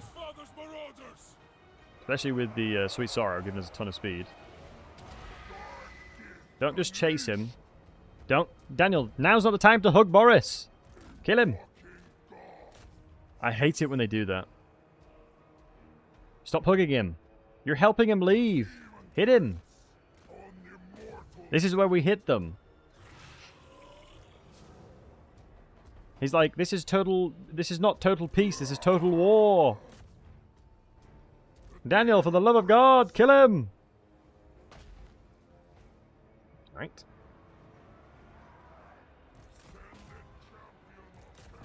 Kind of trolling me a little bit, that's okay. Oh yeah, making sure the Zargards are dead is huge.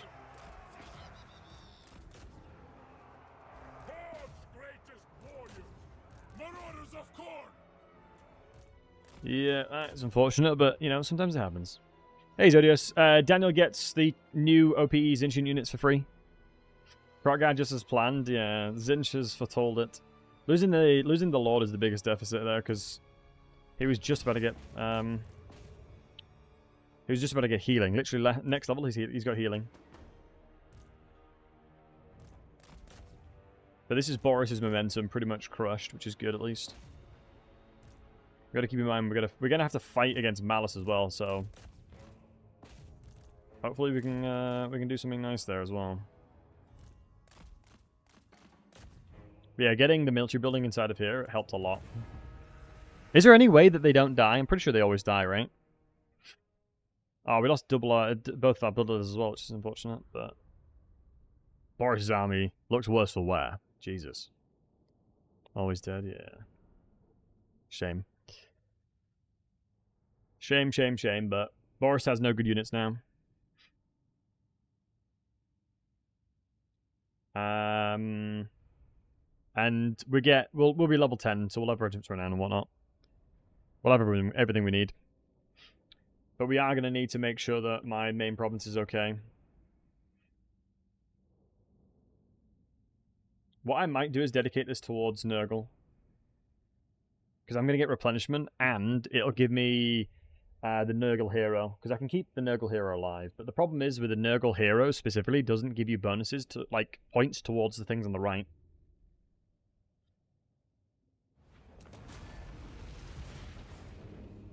%, 257. Sure. They're going to devote to Zinch. We've already tried devotion of Zinch. I'm just trying to figure out the min-max of the pathing of the settlement right now, of the pathing of where to go. That's what we're cooking up right now. And something good to see, bud. Yeah, we got loads of regiments renowned, at least from that. That sucks we lost the Lord, though, but... Bloodletting... Wow, Bloodletting is garbage now, so it does stack.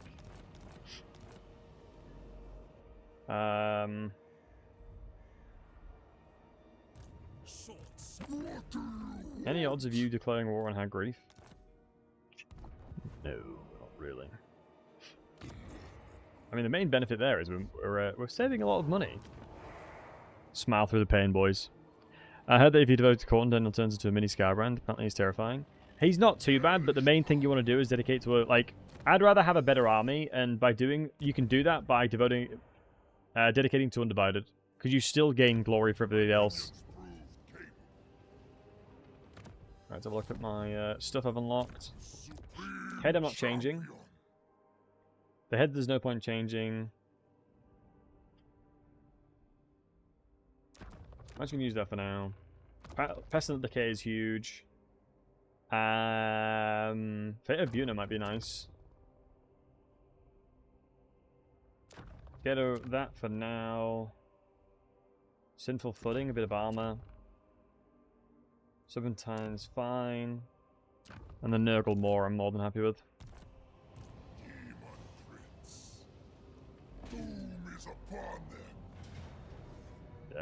Boris should be low enough for this to be fine. Yeah. So that's going to be Bloodletting. That's what we're looking for. And we can't hold back too long. If we play too slowly, then... whereabouts is our line end of our settlements? Right here, right? Yep.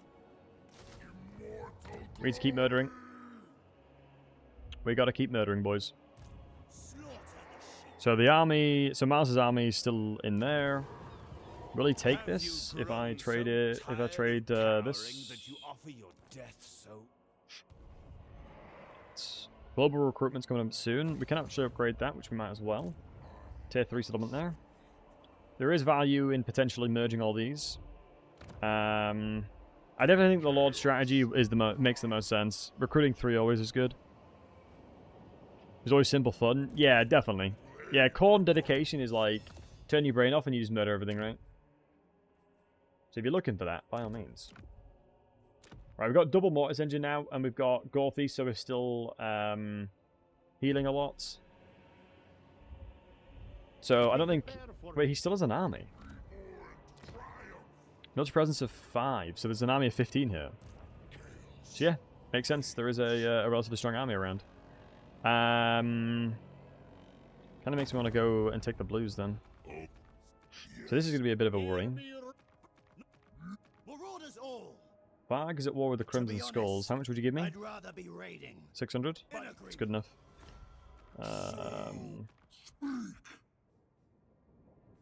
Dominate.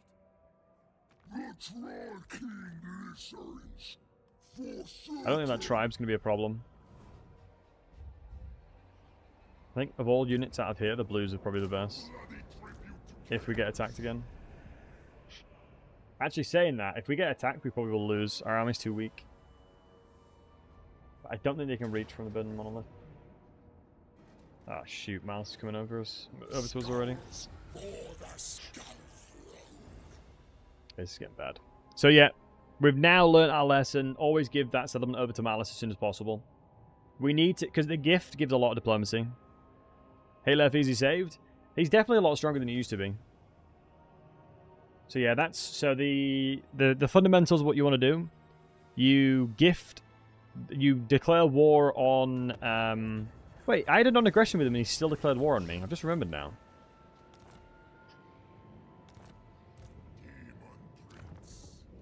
Where is this army? You're shitting me. I had the movement to attack this, now I don't? Hold on, guys. I'm loading that again. That is just silly. I moved away from the road so I don't get the bonus movement to attack at. Like, come on. Like, come on, game. What is that about? What is that all about?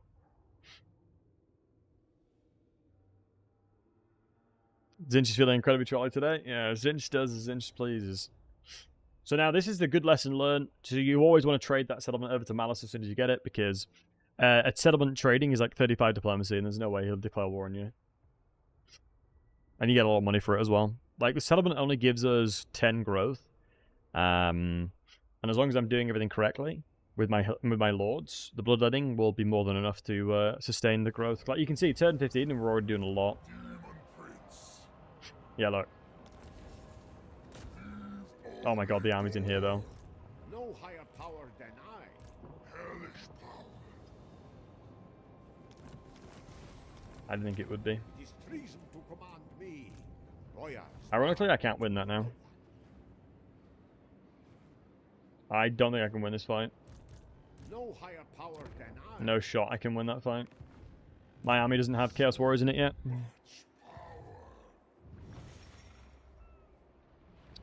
No, even with Force Match, we can check.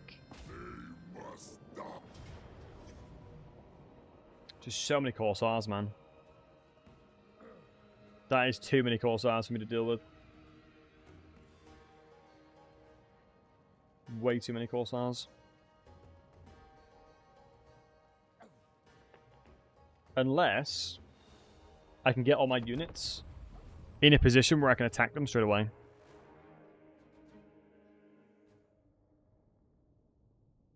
If I can get to the point where I can be at their reinforcement line and ensure they don't shoot, I actually might be able to. If I can get them to a position where I can keep shooting them, I can just melee them, we'll probably win.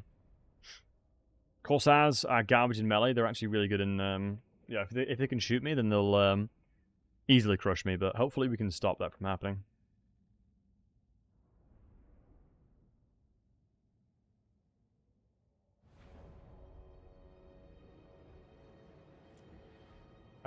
So 2 minutes to run all the way over there, which is more than feasible, especially since Marauders are actually relatively quick.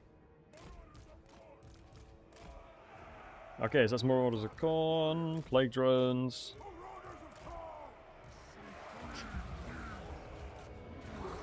Daniel should probably win this, and especially since we have the two summons as well. Let's get my healthy units towards the right so I can just deploy them and have them at the front line. So let's just ensure that we're... The second these guys come into the fight, we are legitimately right on top of them. That's the only thing that matters right now. We need to be meleeing them as soon as they get in. Let's avoid all the range shots as well. Skirt. Because it'll be a lot of damage, yeah. That'll hit us pretty hard. Can't recall what the reload time is for him, but he'll definitely get 2 in before we get there. Yep, there's the other shots. Should be able to get there in time. We're moving as quick as we can. And now we crush their lord. Hopefully we can gore feast up a little bit here. We got the drones right next to us as well, just to make sure that we're splashing the damage. And we've got 2 summons to just absolutely lay into them as much as possible. If we do kill this guy before the rest of them come in, that's fine. You can still say, you know, I'm okay with that.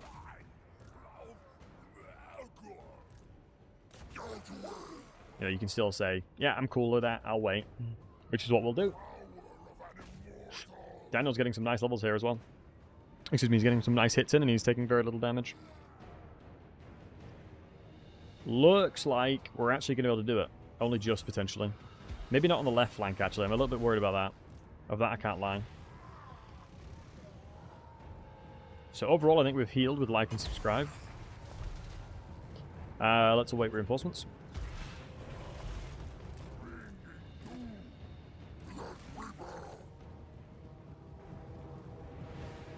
Not really the best of deployment here, but that's okay.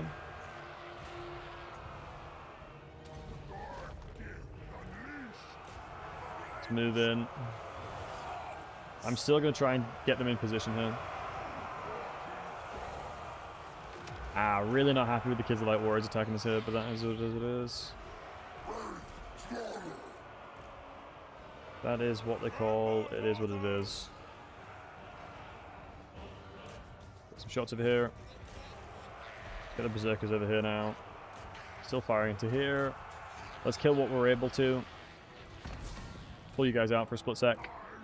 I don't want them taking too much damage, and especially if they go too far deep into them, they'll get crushed. Okay, nothing really too useful. Hopefully we can keep them right on the line here, because if you have units that are touching the white line, then they won't come in. Then reinforcements can't come in. So if we can sustain that a little bit longer, that'll be okay. Yeah, they managed to get in, but that's fine. Because over here is what we can't stop, unfortunately. Fate of Buna on... Where's the Armored Corsairs?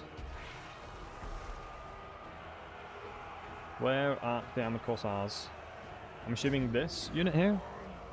No, it's a spear infantry. Let's reduce this guy's armor. I need the Armored Corsairs. Where are they? There they are.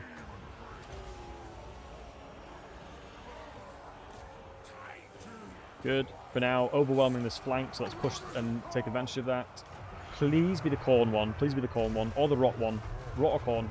Beautiful. Ask me, you shall receive. Now let's take advantage of the fact that we're completely breaking this line on this side now. Reposition these. Beautiful hit.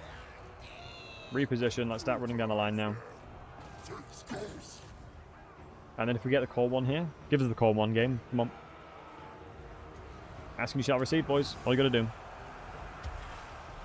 Just ask nicely and you shall get it. Ask nicely and you get it. Okay, keep crushing everything in this flank. I think Armos bonus potentially hasn't kicked in yet. Wow. So what I'm going to do is I'm going to throw these blues right on top of them here, as we're going to want the blues doing as much damage as possible to them. Hopefully the Terror doesn't come in, because obviously we've got 30 seconds to damage the unit while Bile Blood is happening. Let's get this summon in there. Funny enough, Daniel's literally healing from this fight. We're legit healing from this fight, which is huge. I'm trying to surround them here a little bit. So let me pull you guys up this way. If we can avoid them getting off the map, that'd be huge. We don't want to kill this guy either. So that's fine, I'll stop that. Big, very nice win. Ildia, thanks for the follow, buddy. Really nice win there. Very happy with that. Very, very happy with that. That's the classic fundamental showcasing Khorne infantry in action. They just absolutely crush. That's against the maximum cheats the AI can get as well. And we just smoked them. Absolutely smoked them. That's why you need the Khorne infantry, man. That is why you need the Khorne infantry. And because we attacked the guy on the outside to make them have reinforcements, that was the only reason this was possible. 100% that's the only reason it was possible. If we attacked the settlement, we'd have been screwed. We'd have lost because it would have been a conventional land battle. So you gotta have little things like that in mind. Little things like that massively matter. Massively, massively, massively matter. There's no problems that cannot be solved with cannons. Yeah, I would say for the most part, I would agree, matey. Are you close to consensus on Daniel? I'm watching the VODs, and you seem to. Yes, matey. Could you tell it? I'm getting to the point where I'm pretty confident of him now. The guide is in the process. It's a lot of dollar bills. What's the garrison left? What's still left? Not a lot of units, but potentially the aspiring champions will just be nice to have. Decisive blow. Sure.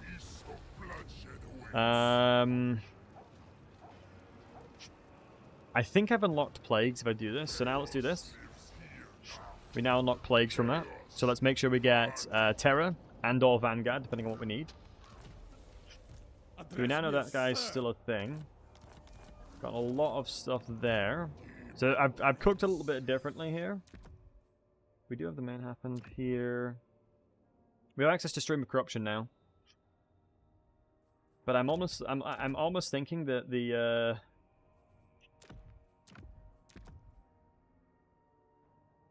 summon's potentially more useful right now.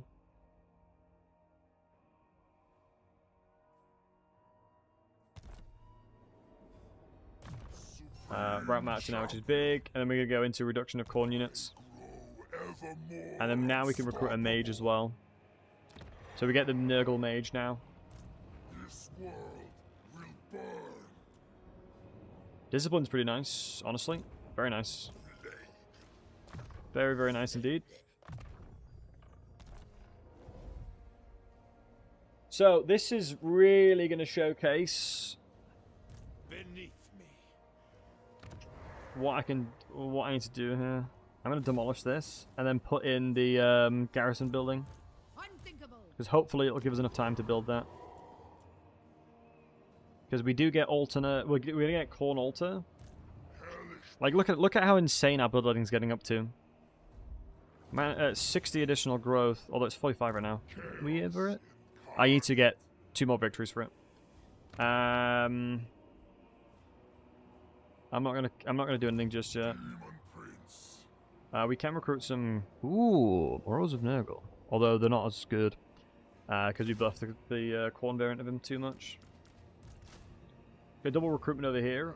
I think there might be a way we can attack this because of all the amplifications to movement we have due to the Blood Reaper. Keep your So we've got Boris. We've got his balls on a noose. Daniel loves us. Archeon, excuse me, loves us right now. The Burning Monolith, and then we'll take everything else. Having this province will actually help a lot. And then we're going to go this settlement, and then to his capital, and then hopefully deal with this. We're going to likely struggle. Is there anything I can do for monies? Do I think it's a mistake trying to upgrade this? I think yes, and the only reason I say that is because I don't think I can. I will get the opportunity to do so, and so I can globally recruit some units to actually help me there. Hey, Zacharias.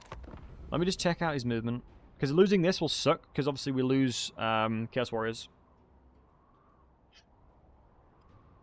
I don't know where he's going.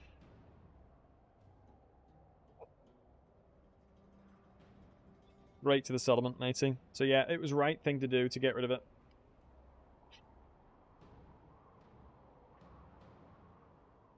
I think the Vanguard Plague might help a lot, but we'll need the Nurgle Mage in there.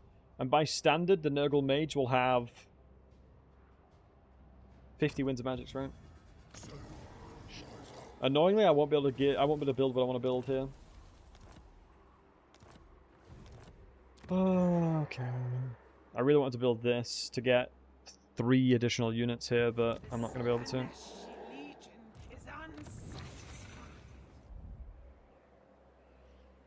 Yeah, you're not close enough. It'll take you forever to get through there. Am I right that you can attack this? Only just off. How the hell did I manage to attack it last time? Clearly I had this guy had an additional point into Route Marcher. Yeah, clearly. Okay, that changes things. Because I need to path back to defend against this. So yeah, we're going to go ahead and encamp here. I'm going to try and recruit some Chaos Warriors of Khorne. Because I might as well, if I'm able to do so.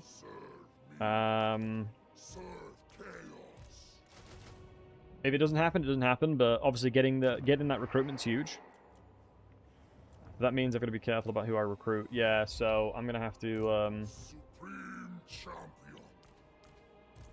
be a tad careful.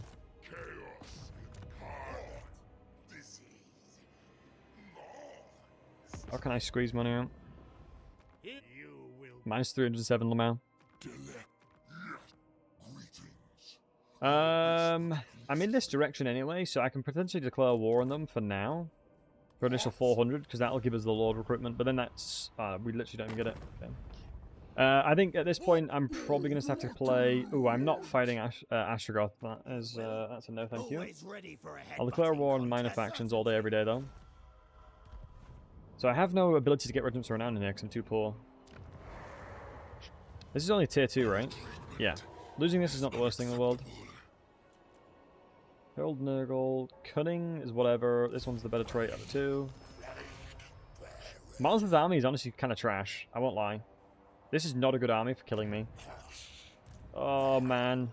What can I recruit? Nurglings can't go on walls is the only problem. So getting 2 units. So I need another 1,000 or so. How can I squeeze 1,000? I guess we don't recruit 1 Chaos Warrior. That's fine.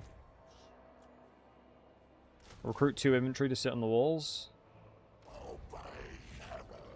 Because these guys will be able to sit on the walls. I don't think there's any chance of recruiting of getting this building, so there's no point. We'll get siege next turn.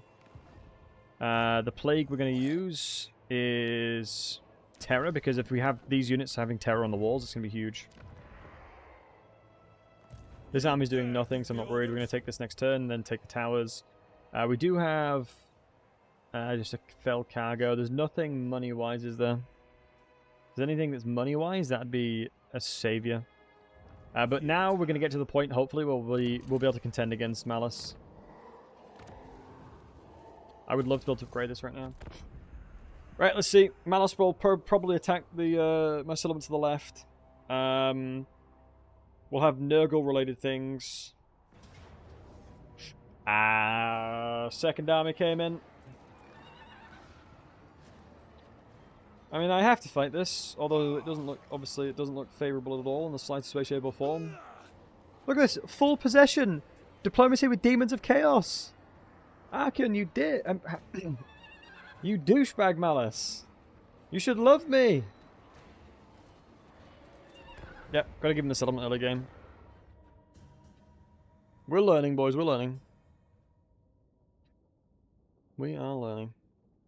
And neutral is mainly the new changes, new units, but I think for me personally, I'm getting a really good understanding of how Daniel plays, and I think he's a lot stronger than people give him credit for, or a lot stronger than people assume he is. Going undivided and being able to recruit any chaos unit against any army you're fighting is just bonkers. And it's like super cheap too. It's mental. Right, I have to kill as many of these units as I can. It's a shame I didn't get any of the garrison buildings in there. But having these units terror alongside my mage, just casting into their stacks where they come at us. It's unfortunate they've stacked into 3. Where's Malice? Because I'll probably just ignore him. Where is Malice? Has Malice killed Eshin or something?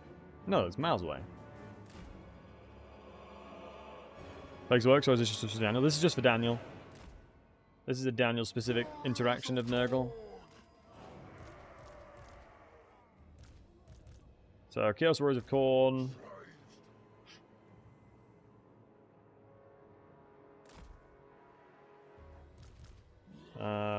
Bloodletters on this side.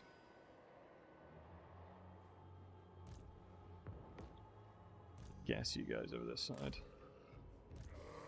This is going to be really tough, boys.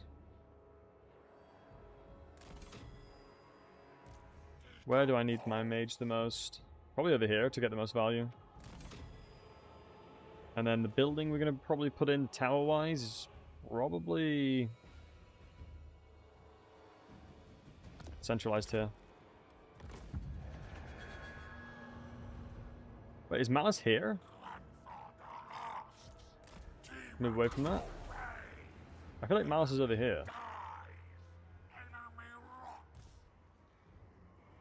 Dear God, this tower is OP. Holy crap, my towers are insane. Holy crap, my towers are insane. Chaos Warriors of Khorne.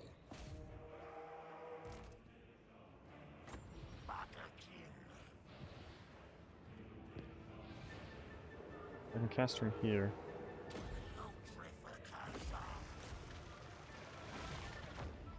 So big. Away from that.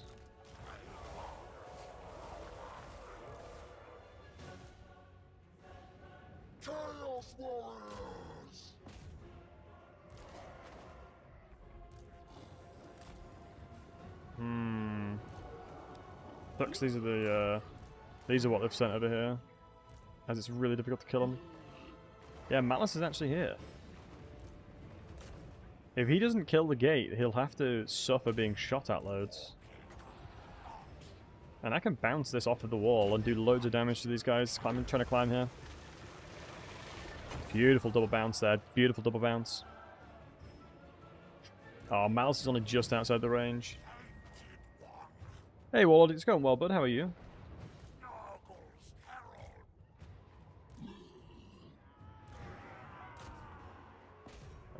How easy we're killing a Medusa, honestly.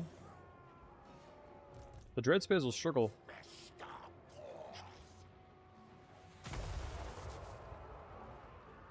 The Black Ark is being a jerk.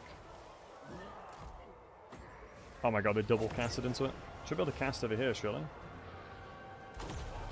Can I cast into this? I've never tried. Does it work? It does. And it double whammied it. Wow. As long as I'm controlling this side as well, I'll do a lot of damage to their army over that side. This tower's doing a lot of damage to you too.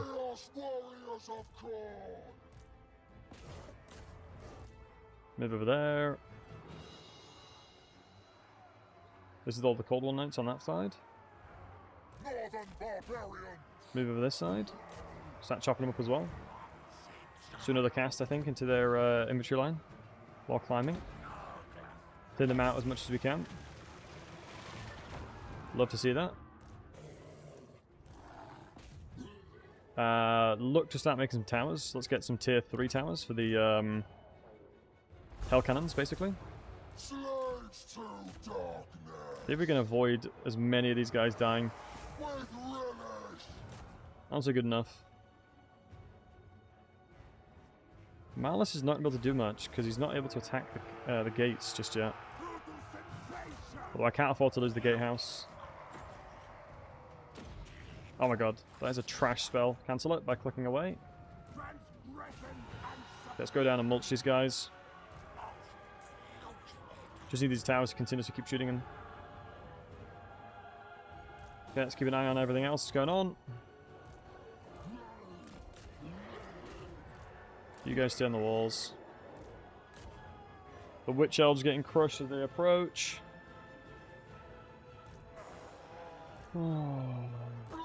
Keep attacking over here. I think the if I'm not mistaken, there's no more Black Ark stuff. I'd be very surprised if there's any more Black Ark stuff. It's a shame we're not hitting Malice here, because that'd be so huge if we were. Right, we're hiding from the Medusa now, at least.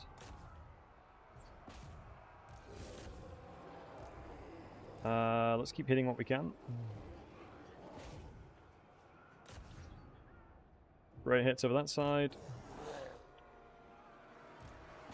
Shame we're getting such bad accuracy here. I've got to pull down and stop these guys from capping this. I suppose the gate's almost destroyed, so we're going to have to make sure we're down here anyway. Good. These guys got perfect vigor, so let's keep them moving. Get down there to stop the gate from being taken. How did that open it? I gotta make sure we capture this gate, otherwise they'll Malice will just run through, and then bad news bears. No, we're being overwhelmed over here now. Do you know what? I underestimated how insane our towers are. With a full regiment around army in here, it potentially is defendable. And if I put a control building in here as well, even more so. I am very pleasantly surprised with the with how defendable this is. That's kind of that's surprising. And if we've put a tower here as well, interesting. The tower, like the actual fort, the settlement towers are so powerful. All right, wrestled control back of that again. Good. The rot might be very useful. Basically what I'm going to now have to try and do is just force them to come into my settlement. And just take as much damage from towers as possible. That's the goal at the moment. I might just ignore this side, because I think Malice is bugged. Warriors of corn!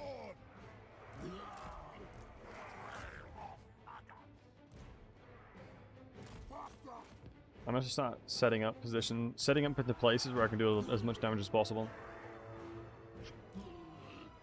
Oh my god, the Medusa's almost dead. No, that was the last volley we're going to get, isn't it? Last volley we got. That would have been so sick if it died. Now move from Malice will move. We'll have to wait and see. Normally, if they can't go through the gatehouse, they don't know what to do. Typically speaking. This guy's gonna be a right pain in the nuts, isn't he?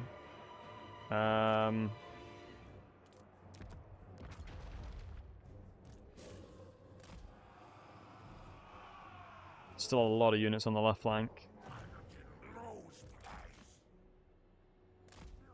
We do have a lot of magic available to us. Malice has Stalk, I think. Siegeberg being fixed. What regarding the gates? No. He's going to transform us down there, hopefully. That'd be amazing for me.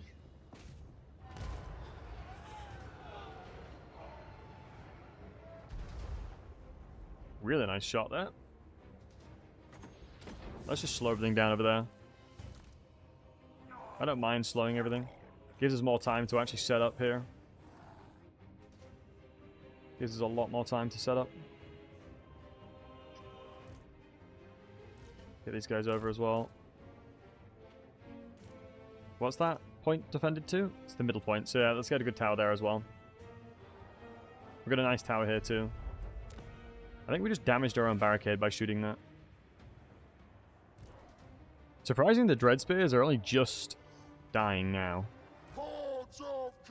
Yeah, this guy's been a pain in the nuts, killing a lot of my infantry as well. Like, surprisingly, their melee attack and their stat line is pretty cracked. It is a bit of a shame that our range reductions exist. Move over here and just look to try and get blob fights. Oh, you're out the settlement, boys. You're going the wrong way, my dudes. The settlement's back this way. Let's go tier 4 again. What's the explosive damage differential? Not enough to care. Let's go tier 3 again. So tier 3 seems pretty accurate. Yeah, I'm pretty happy with tier 3. I like it. Ooh, you're going through the gates and I can't allow that. I've got to stop that, otherwise Malice will come through the settlement eventually.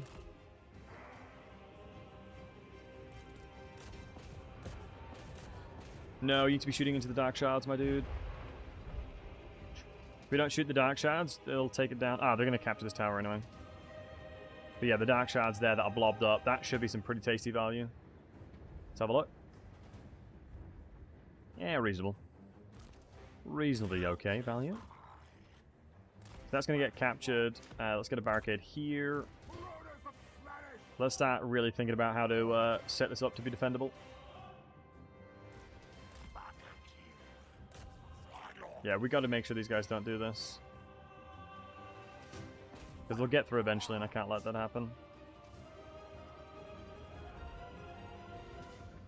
How's this doing? Missing, unfortunately.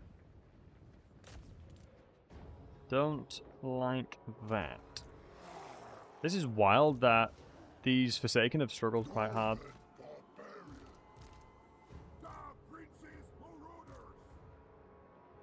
Should I just cast into these guys once? Yeah, let me just cast into them once. That should finish any rebellious thoughts that they have. Never mind. Even if they try and get through at this point, I think it should be okay.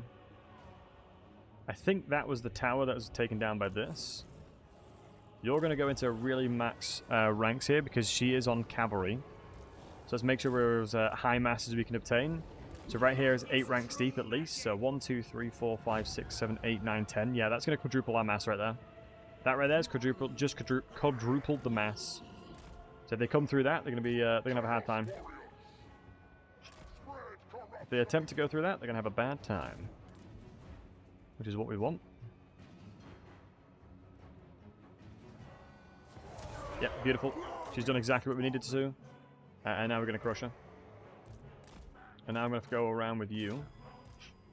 And we need to look for some spells or something. She should die relatively quickly because of the anti-large here. Thankfully this has happened. Yeah, these Forsaken have definitely not impressed me, that's for sure. I can't believe these guys are doing what they're doing. 5 entities just hitting it down. Bruh.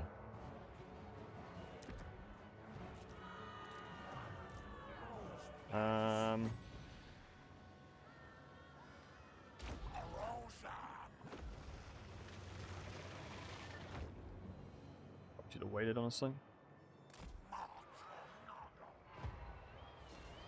We definitely need her to die a lot faster than she is. But ironically, this is actually going to be relatively easy to defend if I did it properly. If we had a barrier here in advance, that would be nice, but we don't. I think wasting resource. Oh, you can't stop it once you're building it, right? The towers are so goddamn good. Let's just draw this way. Draw this way and up. Otherwise, the pathing's going to be good.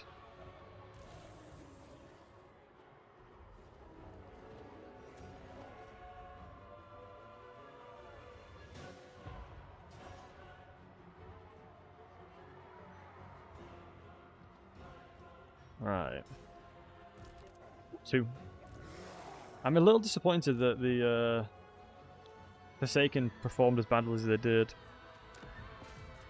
So look at the chariots. Surprising, that's a relatively high tier chariot, isn't it? Oh, wait, they're not.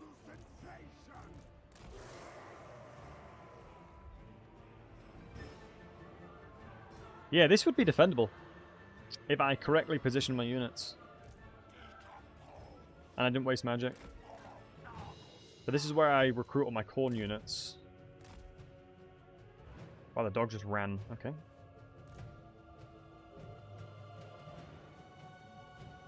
But I did not think this would be as close as this, judging from the fact there's 2 armies. This is why you, like, as a generalized rule of thumb, always fight your battles, man. As a generalized rule of thumb, fight every battle, even if it doesn't look like it's winnable. It's always worth at least trying. As you never know what's going to happen, you know? Wow, they actually did get stopped by the barricade.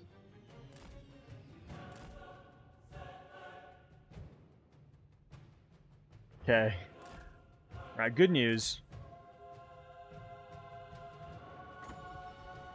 We've hindered Malice's army a lot, which is a good thing.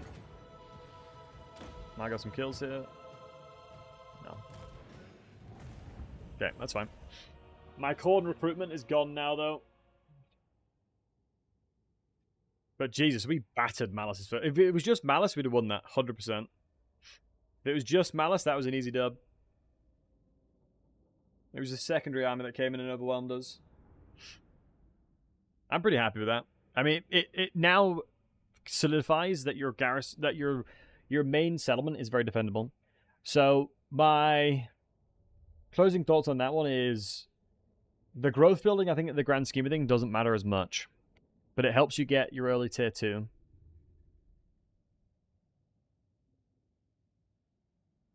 Yeah, you get a pretty early tier 2, which is really nice. But I think the control building, 3 extra units there, we would have won that. Which we would have gotten from the control building. It would have meant that our flank that was protecting against the rest of the secondary army would have been more defendable. And, I mean, granted Malice was bugged that fight, right? Granted Malice was bugged there. 148 kills for damage dealers week. Yeah, it wasn't the best performance. Wasn't the best performance, but you got to keep in mind that the Forsaken were being destroyed and attacked by the Black Ark stuff, right? It's the Black Ark that makes it annoying. The Black Ark is what makes it really annoying. But that settlement is going to be difficult to get again. And the good news is we can grab our money back from here at least. For the ruinous power. Show them the true face of chaos. Let's go corn again. My dread name. We can upgrade this now, so we'll do that. So we're repositioning and gathering ourselves another place to get corn units, which is good. I require further thralls. Yeah, let's just make sure to befriend you. Although, I have been baited by these guys before. Any of these guys, do you want to fight? Boris? Exquisite Pain? Take away Boris as well. Oh, don't threaten. Jesus. Although I feel like beastmen always ignore... Typically speaking, they just completely ignore non-aggression pacts and stuff like that. It's like, me? Non-aggression? Whoopsie. What plague do we give him? No corruption.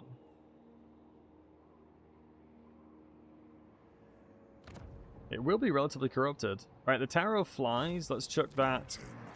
I need to come back and protect this. We do have the garrison building in there, so that would be relatively defendable. I just need to finish Boris off, and then we can deal with that.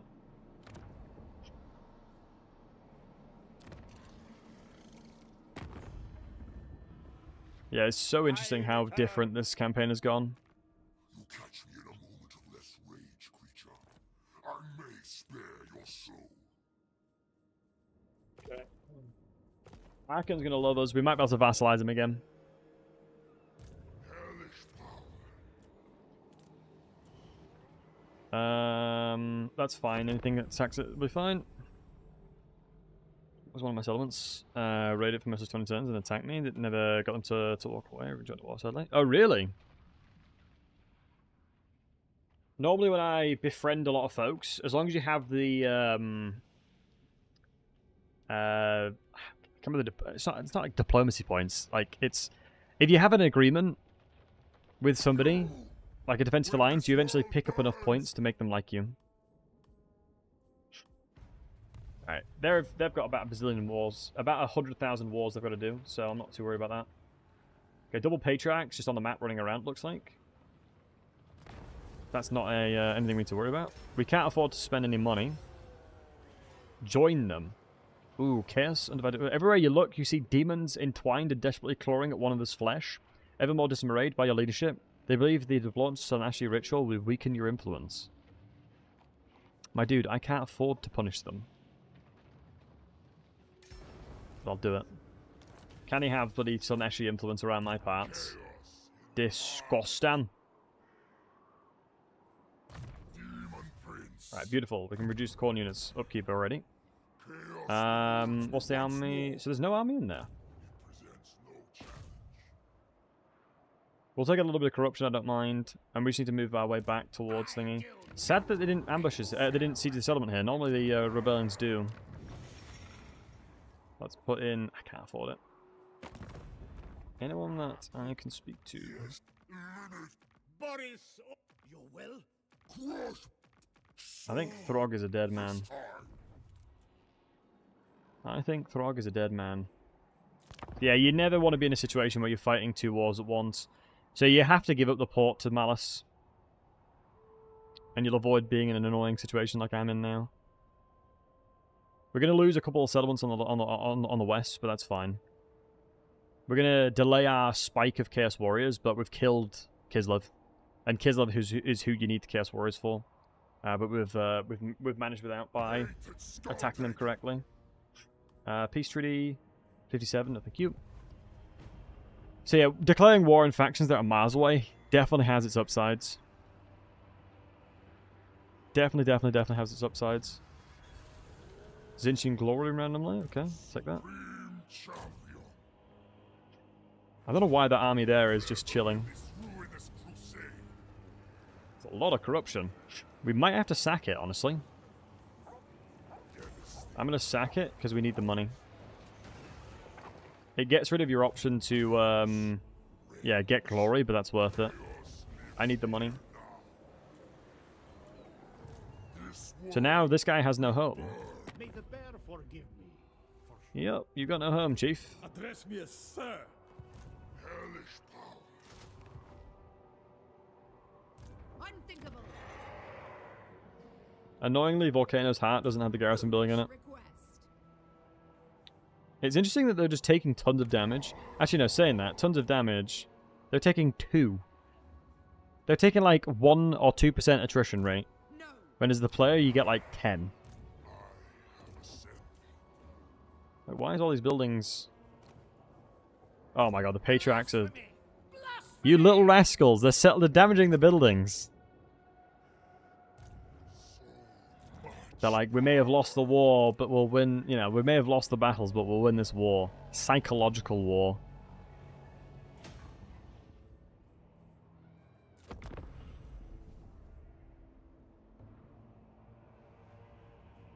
Boris reduces corruption. That's not Boris, that's Malice. That do be Malice Darkblade. I think it's okay, because Malice is going to have to sit for a while replenishing. And we'll make our way to the west and kill him. I mean, honestly, this is not the worst thing in the world. I actually don't hate what's happening right now. Everything to my east is now going to be protected, and now we just need to focus on going towards the west. But the only problem is now my bloodletting is going to become pretty inactive. Because of how far we're going to have to travel.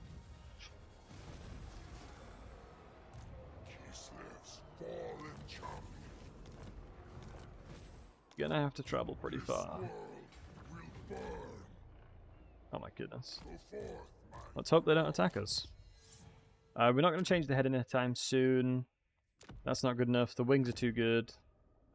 Armor and physical resistance. Yep, that's fine with me. I'll take that. Hopefully we'll kill this guy before Boris comes in. They're now sieging it, but the units are in here will be good enough to win the auto-resolve, which I assumed.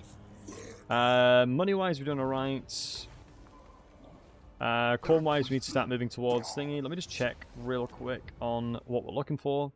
So we're getting close to the control, which would be nice. Corn reduction buildings, which would be nice as well.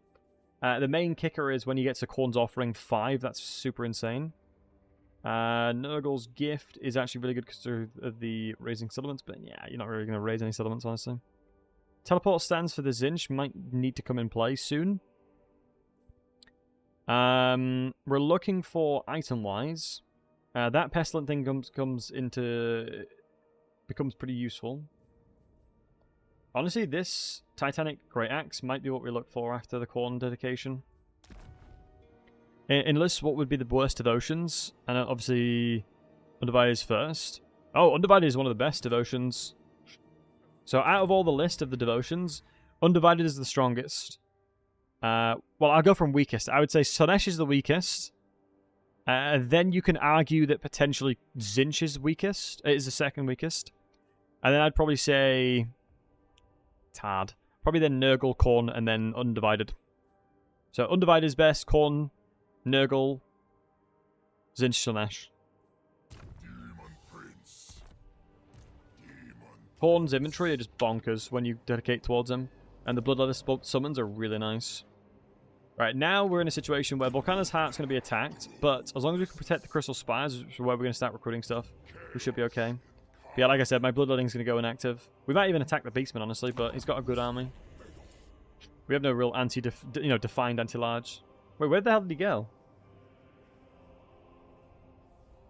Where did he go? We're going to lose a lot of settlements here, but we'll be able to gain them back, so I'm not worried, guys. Don't worry about it. It looks kind of annoying that, we're losing a lot of terrain right now, but we should recover. But this is all because of the fact that we didn't give him a settlement early on, which we normally do. I just wanted to see the AI. I wanted to see the randomness of what they may do. Now we've got a much better understanding of what they're doing. So that's, that's big in that regard. I'm happy that we're still learning new stuff, because like I said, the goal of this is to make a guide for you wonderful folks, That is my my objective. My objective is to get a guide for you beautiful folks.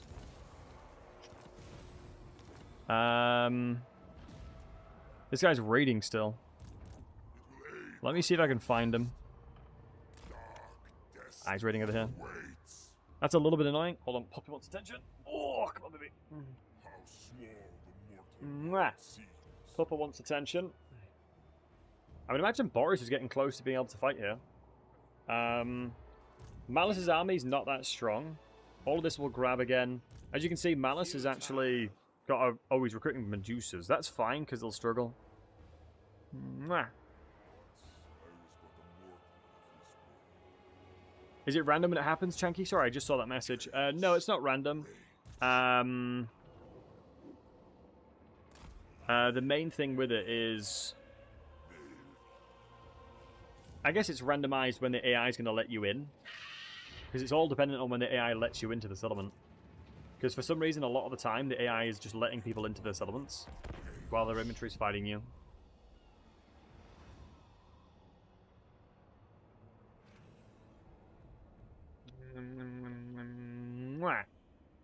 She's an absolute attention one. Have I looked in the Godslayer mod? I haven't. I don't want to... At the moment, I'm trying to learn how to play Daniel. I don't want to use mods, because then my guide might not be as accurate, if that makes sense. Ooh, 2,000? 3.5? I love you. I love you. That's huge. I'll take that peace treaty. By the time I go south, I'll attack him again. Because it'll be 10 turns. That's huge. Right, where's this little rat? Oh my god, you just assassinated my hero. Right, is he raiding me again? He is. Is he just outside of my reach? He shouldn't be, because anyone that's raiding... There you go. I'll do this, and backspace. You may be asking yourself, Battlesey, why did you do that? Why did you do that? I walked towards the enemy and then backspaced. The reason I did that specifically is because I know as a fact if I attacked him, he'd run away. Right? 100% he's going to run away. I am now in his zone of control. He can't run. He's dead. That is Boris done with. So all these bloody patriarchs that are being a right pain in the nuts can jog on. Let's go straight to tier 3. So 3 turns, we're going to have Chaos Warriors. Life is good, boys. Life is good. Yep, he can't run now. He literally can't run, so he's going to go... I'm going to predict encampment stance. I'm predicting it right now, encampment, maybe. Because he can't run. That's normally what the AI does when you trap him. They just go encampment stance and just try and cry. Go on, Boris. Go encampment stance, because that's what I think you're going to do. Oh, no. He clearly just not moved. Because, yeah, he'd have done it already. Oh, the beastmen have come in and helped me. Yeah, go on then, lads. Go on then, lads. Let's get a bit of money from his Sunnish Glory. That works too. So that locked in the Kislevites faction from running away. So they couldn't run away there. Good. Right, now we can actually start getting some insane bloodletting. Wait, where's the other settlement? I'm building another settlement up. I'm building the Howling Citadel up. Let's not build this one then. Only one at a time. Honestly, only one at a time. Right, Boris is now being murdered. The Soneshi faction that was here has been murdered. Archeon should love us because of exactly how we've leveled diplomacy. Yeah, rose tolerance big. Minus 82, because I'm pretty weak right now. We could declare war on these guys through Archeon to secure non-aggression, but I don't think I need to worry. He'll love us too much to fight us, honestly. And then now we're going to look at here. There's nobody in this side, so there's a really high chance they're going to come over here now. I'm pretty confident that we can now win out. And we'll get a Lord here as well, actually. Wait, where's my Nurgle Mage? Oh, of course, they assassinated it, didn't they? So let's get a Herald of Nurgle, and let's get another person that can start stacking up. Ooh! Fomenter is a very nice trait. So we're currently in 0 to 5%. We need to have... Wait, hold on. You going full Khorne? No, I'm going undivided, but I'm using Khorne's... Oops, punched my... need my desk. I'm going into Khorne dedication to begin with, to get bloodletting, to give growth for my settlements. As your growth is trash early game. Right, let's try and predict where he's going to be. There is an army here, we can see. This is the Dreadlord of Lorraine, which is the one that's been attacking a lot of us. Khorne has one of the best early game units in the game, I think. Khorne is bonkers. Ooh, now peace treaty with you. 1.4k. I can actually stack that up to 2k. and put them in minus money. Get wrecked, Ned. So that's huge. So declare war on people across the world as well, because they'll eventually want peace with you. So that's like 5.5k free monies. Assuming base game. I think he's had it for a while. Ever since Champion of Chaos, potentially.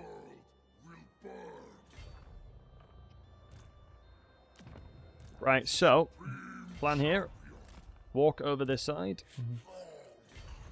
And then let them take the port, and then kill them in the port. That's the goal here. That's the goal, so that will be killing you, and then all of the settlements become free now. So this is huge. This is really good, boys. This is really, really good. I don't think double tier 3 settlements make sense. I need money. Oh, for the love of Christ, please don't attack me.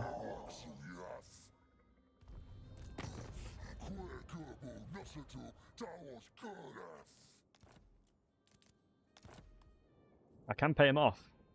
So I'm going to do. I'm actually going to do that. We can get a defensive alliance. No. Right, if he now comes after me, I'm going to be fuming. I spent as much as I physically could to stop him from attacking me. Right, if this beastman attacks the Howling Citadel, I'm going to cry. Because right now we've perfectly positioned ourselves to punish Malice for taking the port secrets, which is what we wanted him to do. We baited that out. We're right there to kill him. That's fine. Malice is there as well. Ooh, that's interesting. We might be better off killing Malice, honestly. We might be better off killing Malice because he'll be able to attack the Crystal Spires. And him being isolated here as well helps a lot. Nice. So that beastman's actually walking towards Malice right now. Beneath me. Definitely not. Let me think about this one. So he's actually yoinked some shades from there. The garrison's going to be good enough in here to do a lot of damage to Malice. So I think the smartest thing is probably to kill and take out the Port of Secrets here. We'll take this army out of the way. He can take 8 settlements in 2 turns.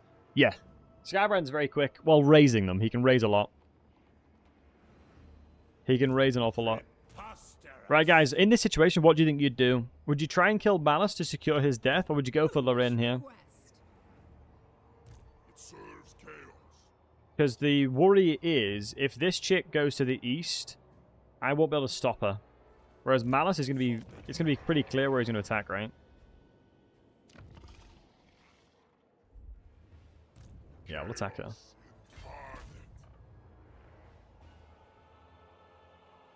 I think it's the right play. I think it's the right play.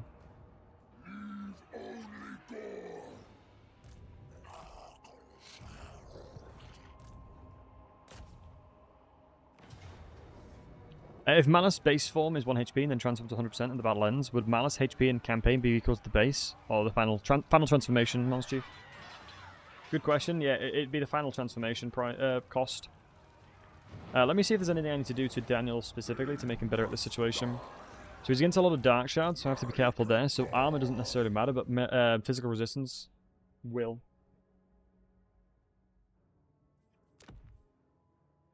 We have double Mortis Engine right now. Yeah, I don't mind that. Fate of Buna will help a lot, but we don't have a lot of Winds of Magics, and obviously the actual Defiant Caster will probably be better off casting there.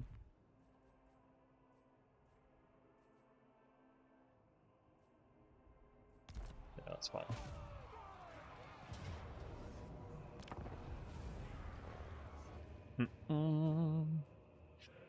I don't have enough Zinchian stuff to get barrier stuff. It's weird Witch Elves can't rampage. It's such a strange thing that they can't rampage anymore. Like that was like their entire identity, just rampaging everything. But yeah, Zulbix. I think my record specifically with Scarbrand is finishing the short ritual condition, which is 35 settlements, and do his quest battle in 8 turns. I think it was 8 turns. I min-maxed that campaign like crazy, though, in fairness to me.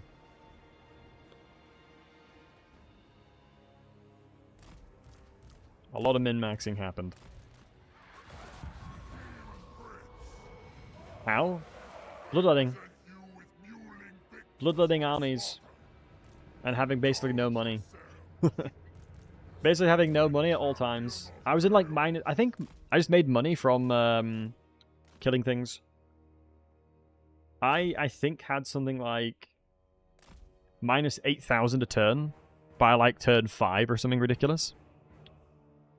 Am I going to publish a full guide for Daniel, like upgrade pass, best lords, best build pass, etc.? Said I am indeed, but it's going to take me a while to make it, as I want to make sure that the video that I make is the best I can do it. So it'll probably take me maybe a week or so to make, or 2. But I'm doing this specifically because it's demonstrating and showcasing further RNG that I didn't consider.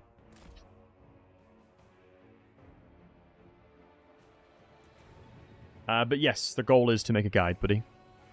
The goal is indeed to make a guide. There was one person that was in my Twitch chat that basically was like, yeah, there's no guides out there to play Daniel. I want to play him, and I'm like, I've got you. So for the past week or so, I've played nothing but Daniel on stream, and we've learnt a lot. So I'm pretty confident in what's good and what's bad right now. Let me move away from that if we can. I have a really good understanding of what's good and what's bad right now. Let's go... Oh, actually, I can't really play conventionally here because if I do front to back, they have enough front line to stop my front line.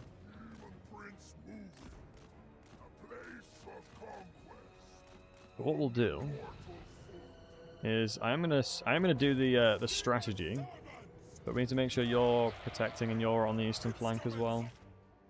You're gonna take a while to get over, but I'm fine with that. We can sponge and be a bit of a distraction here too. Regarding the Demons of Chaos that they saved. Yeah, Demons of Chaos are really good right now. I think, honestly, the TLDR of what I think with Demons of Chaos is, I think no one's played Daniel enough to know what's good about him. But we've spent a lot of time learning what's good with him. And I think he's stronger than people give him credit for. Like, I'm actually quite surprised how strong he is. Like, going undivided is kind of insane. Nice, we baited out that as well. Like, undivided Daniel is redonkulong. Nice, we can squeeze through here. That's why you go as wide as you can with your front line. Some of them will get a little bit battered, but that's just a sacrifice I'm willing to make. And then now, hopefully, we can leverage the fact that these berserkers are broken through, and then Daniel can start helping as well.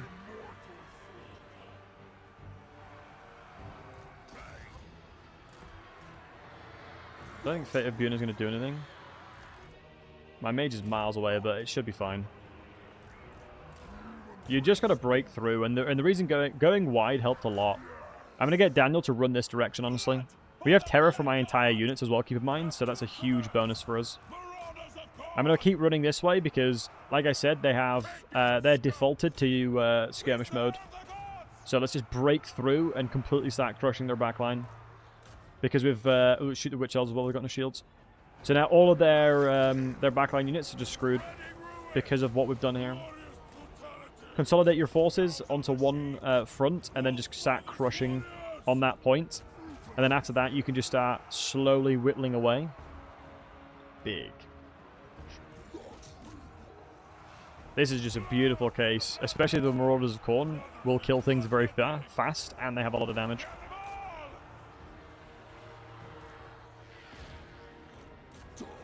Beautiful.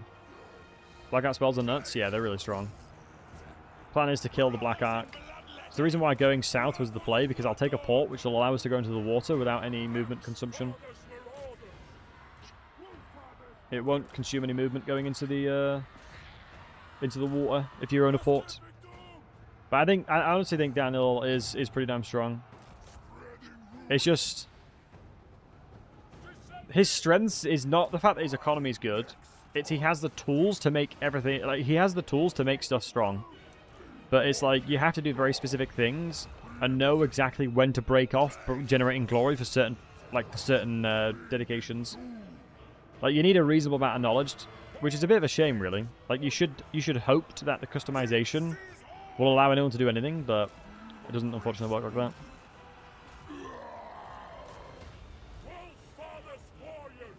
Ooh, that pink needs to run away. Because I think, unfortunately, it devalues the faction quite a lot if you have to build very specific things for it to be good. if you know what I mean. Nice, this terror is so useful. That's why you need terror. That's why you go Nurgle. That's why you gotta go Nurgle. Yep, and lost bonus, baby. And we'll let Daniel chase units to heal. None of my units is... wow, that's so lucky none of these guys died with that HP, so they're going to come back full HP. Let's slow them down and keep healing. Just in case Malice does like some weirdness force matching down to me and stuff like that. Good enough. Love that. It's going to have to be Khorne. Khorne settlements are stronger. Their garrisons are better. We did lose quite a fair few units, but you'd normally have quite a high level of attrition when it comes to using Marauders.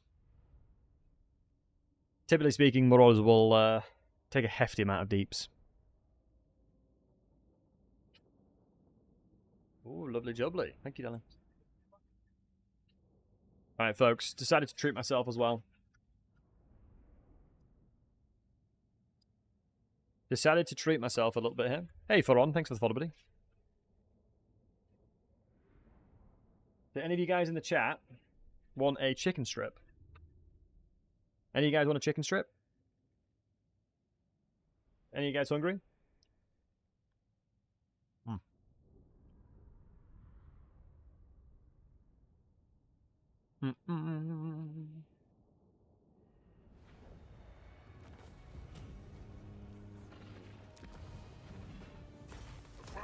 It's a shame you don't get the relevant bonuses.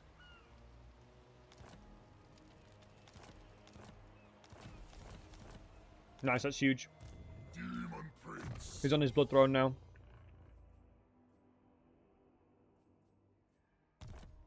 A lot tankier. And a double reduction of Khorne. Our economy's not that bad now, thank God. I mean, it's still bad, but it's not as bad, you know?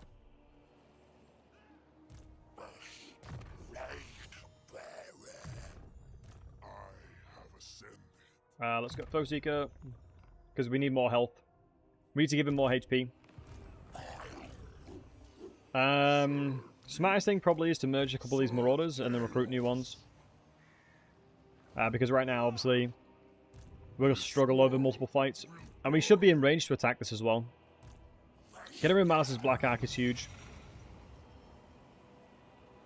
I'm not opposed to putting a mage in here as well. It's a shame losing this mage, though. This trait is so good. Like, this army's not that good, honestly. He's got very little inventory.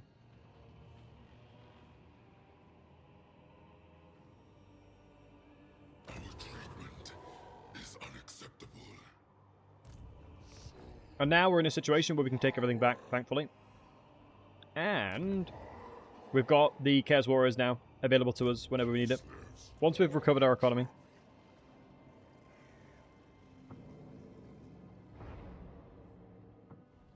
Once we've recovered the economy, we'll be fine. As we lost like about 700 gold a turn worth of settlements.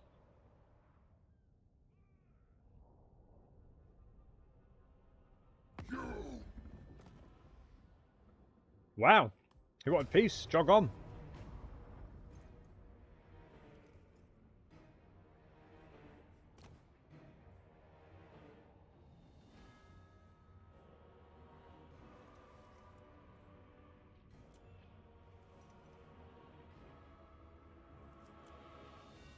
Could have accepted it.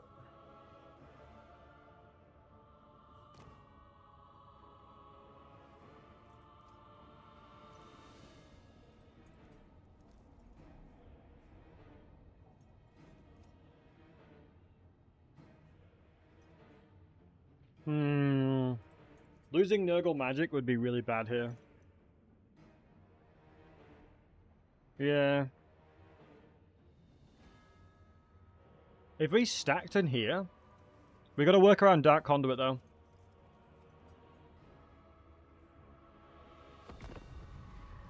It's just a shame that we don't get my main army in the fight straight away too. But Rotbath to being attacked gives us the most amount of winds of magic. Also, Terrorbat, good to see you, buddy.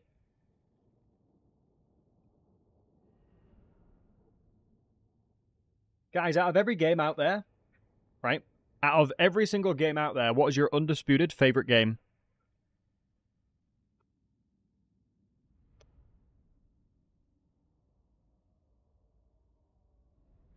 And thanks for the follow.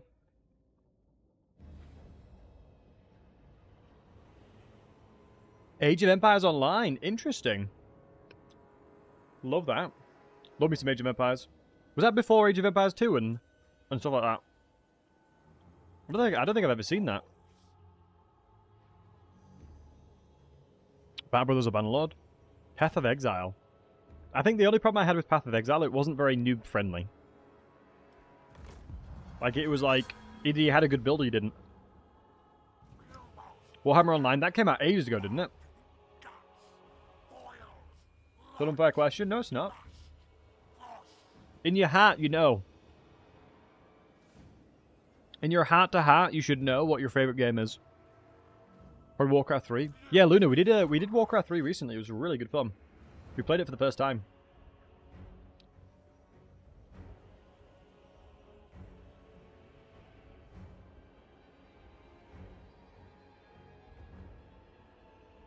You've logged in nearly 6k hours. Nice, wow.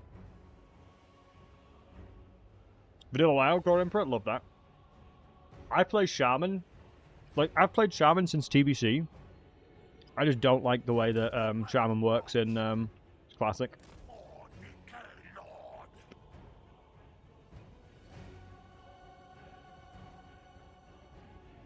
Right, we either ignore the Malice or try and kill him here. I think we ignore him until the late game. I'm going to ignore him until the very end of the fight. And then run away from him when he transforms. That's the play here. I might be able to overwhelm their units here because they have a couple of cavalry units though. Right, Daniel should move over and we'll cycle charge, kill the mage as soon as possible. Deal with any units that are on their own. Triple dark shards are going to be a problem. We've got Daniel coming in. Oh my god, yeah, we've got this guy on the this bad boy as well. So he should be able to drain tank most things here. Okay, Miles is coming in now as well. I need to try and find a way to distract him long enough. I love this thing so much.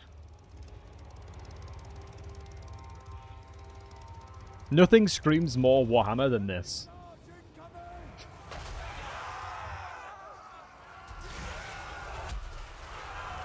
It's bonking time, boys. Let's get 'em. It's time to bonk. Boss has told me to do some bonking here. Nice, we evaded a lot of that damage. Why did those guys run into it, you crazy buggers? We evaded a ton of damage there, which is huge. So we'll probably have to potentially sit around here, maybe? We'll see. Aspiring champions will be very good at killing. Oh, it's the Terror, man. No, these guys don't get Terror. Crap. The rest of my army don't get Terror. That's not good.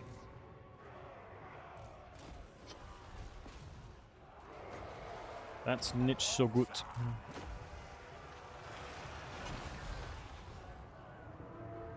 Right, let's stack up some army buffs where we can. I'm just trying to keep my entire army mobile to avoid taking damage from the bloody Black Ark. As that thing is a douche.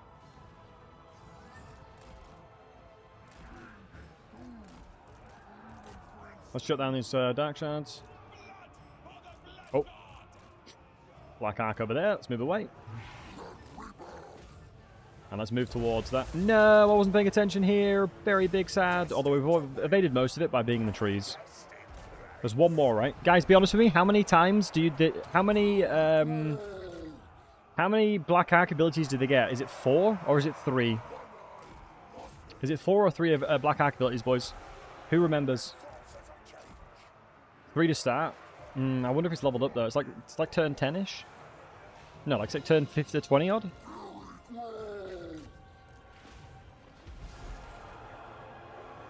I'm assuming he'll probably have an upgrade.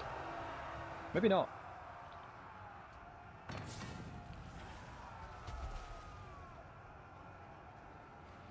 All new players recently, because a big French streamer played it for like 20 people. Nice. It's always good when stuff like that happens.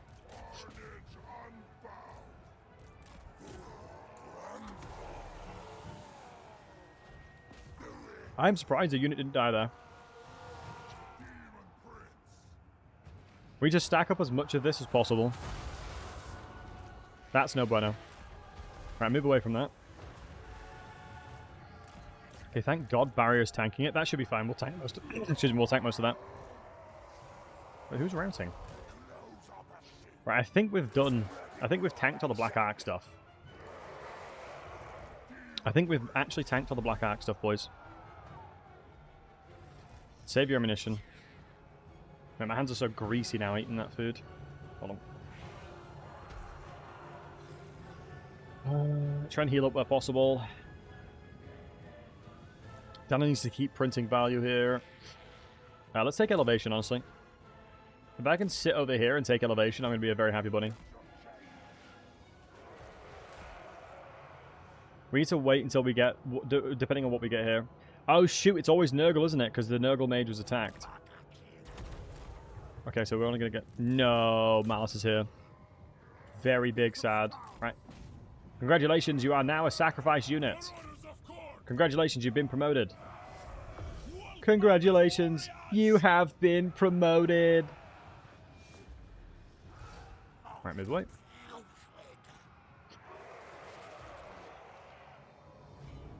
We might be able to cycle charge on him. Right, everyone else run. All of y'all, we need to take elevation, baby. Elevation is the key to victory.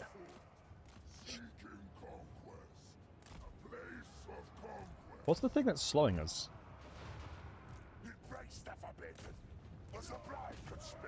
I'm worried that Dark Conduit's going to do a lot of work here.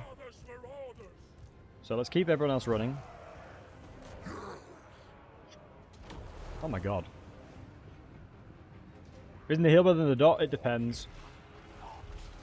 Depends on how many people I can heal at once.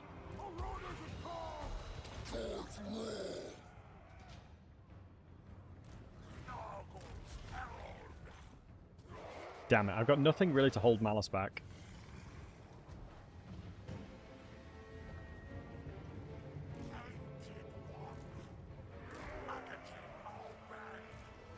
You burn such a large crap, man.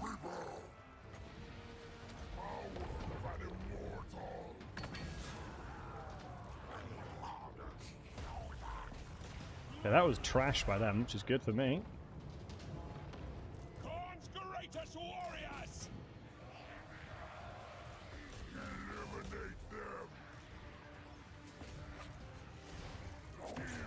We're getting the snot kicked out of us here, unfortunately. I'm going to go for the heal here, it's worth it.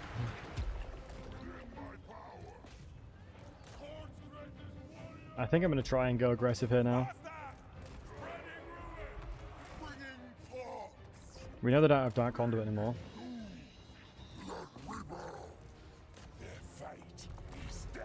These Medusas are going to be the death of me, though.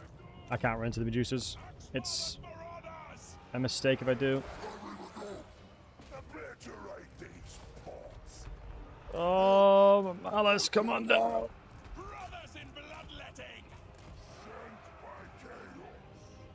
How am I going to do this? We need to bait him into our inventory line here. And just spank him away from his inventory. These are sparring claws. They're so good. Let's move to the left here then.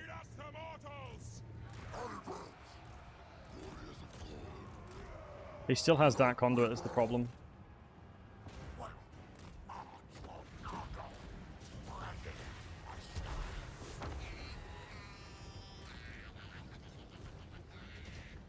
Let's have a look. If he transforms, there's a chance, boys. We've got to avoid these Medusa shots, though.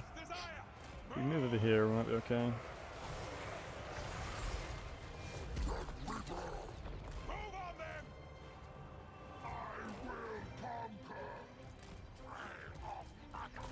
Move around. It's the Medusas that are doing a lot of damage now. Ooh, blues are doing a lot of damage here at least. Move away from the line of sight for you. Trying to stack them up with some magic here.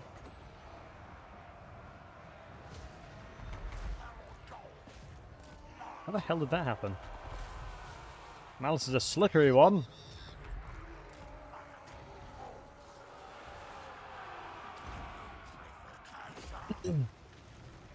Second he transforms, I'm in a good spot here. Shoot. Was the Dark Shards hitting me there? Take skulls. Follow the blood. All will be despoiled.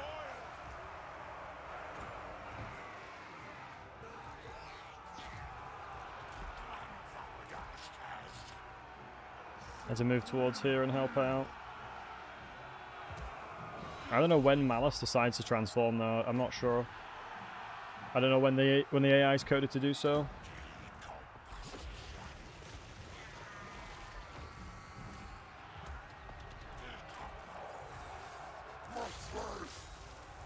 Oh, this is savagery. Send the champion of chaos. Chaos warriors. Oh, he's transformed. Oh my god. That's very early, I feel like.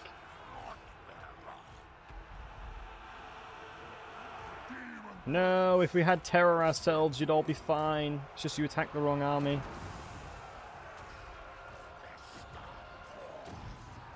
Damn you!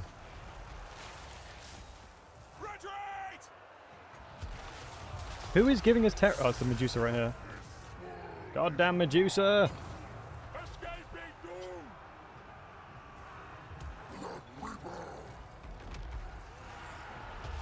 The annoying thing is, he's going to keep living, isn't he? Maybe the smartest thing for me to do is just run away. Try and get away from Malice. Please fly away. Holy moly, please fly away. If we get away from here, right, plan is, we get away from here, Malice dies because of the AoE stuff, and then due to the fact that Malice is dead, I will kill everything with my mage and the Lord.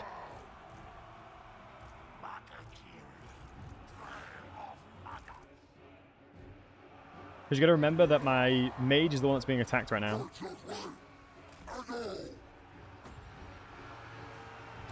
I don't mind casting in here. It sucks that my main army doesn't get the stuff though. Oh man, Skullbringers needs to run. I'm shocked that he's struggling to run away with this. I do have to heal them. God, these sparring chambers are such giga chads. No, I'm crumbling. Run away, run away, run away, run away. Oh my god, I forgot about crumbling. Brutal. Brutal, brutal, brutal, brutal. I completely forgot that I had to retreat from the battlefield. That's fine. Yeah, that's brutal. I completely forgot that as I'm a demonic faction, Lamau. It's fine. We'll redeploy and recruit Chaos Warriors. I'm not too worried about it.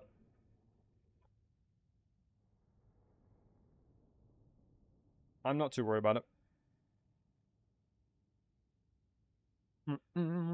You can't stack over 100% army meter with generate? No.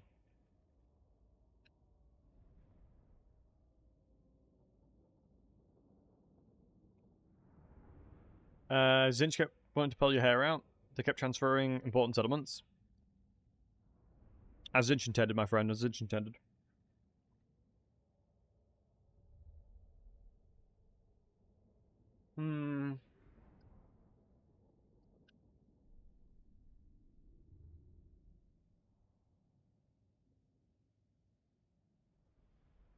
This is fine overall. You got to keep in mind, we should be able to recover this.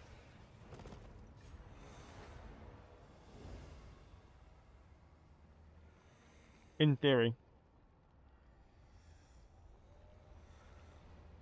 Wait, I could have run away. Miles wouldn't have been able to attack my settlement. I could have run away from that fight.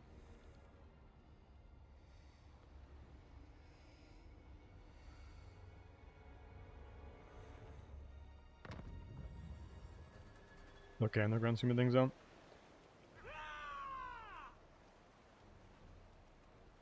I need...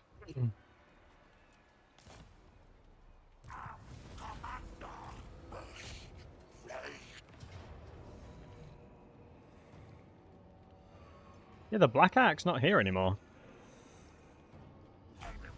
I'm going to auto-resolve that. Gets rid of a couple of units, which I'm fine with. Right. Because this is not the settlement that I'm recruiting from. This is the settlement I'm recruiting from. Alright, Daniel's back in 4 turns. God, cunning is such a garbage trait.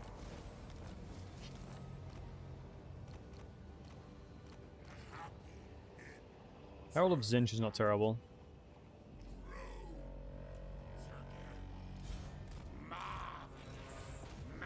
A Herald of Zinch will do for now. Obviously, we very quickly have to replace these guys and put it into a Daniel army, but we should be able to get enough Warriors of Chaos here to be fine.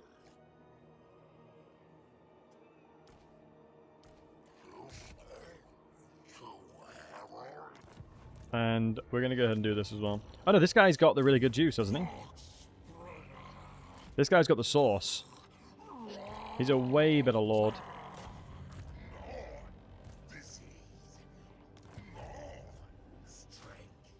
Right. Better. Okay. Now, we're going to recover. Get all the stuff we need in there. I still can't really afford to put in money buildings just yet. We just need to recover and grab our last elements back. Once we've got all of these back, Daniel will be able to take over the army in 4 turns.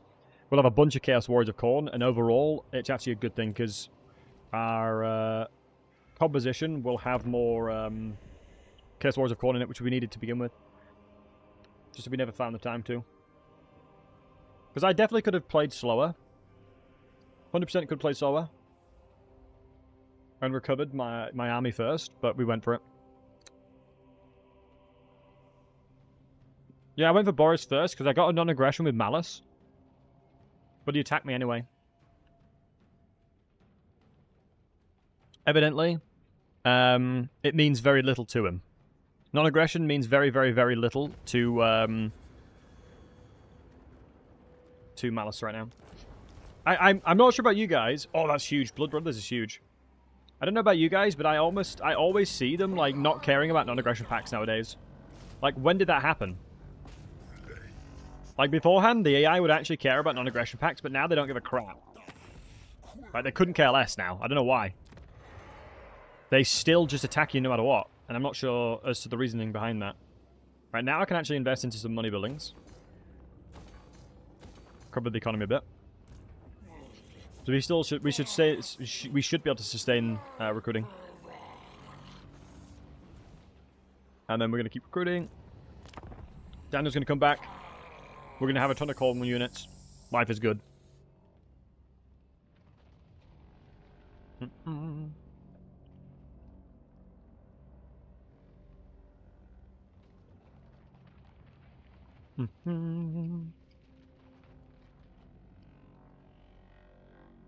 Thankfully, nobody else can really punish us for being low HP right now.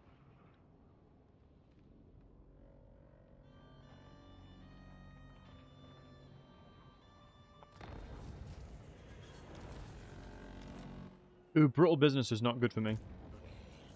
That's not good for me at all. And in fact, it doesn't matter. I think Malice is licking his wounds now. Do I think Khorne is better? Yeah, the units that you get from Khorne are way better. Like 110 armor. That'll be 116, is it? When Daniel's back?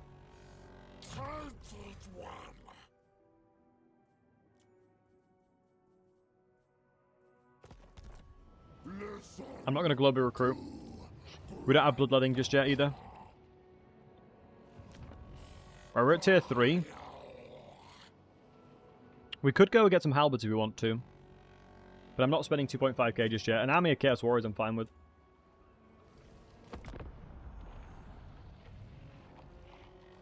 No reason to not use Chaos Warriors versus Bloodletters. The problem with Bloodletters right now, Aiden, I'll be honest, their melee attack is too low. against any kind of equivalent elite infantry, they'll not do damage. Like if you're fighting against Dread Spears, they'll have like a 20% chance to hit. You need the Exalteds.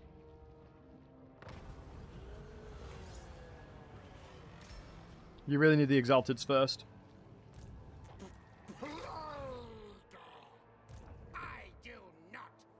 This is actually perfect. This is more than okay. Economy's getting better.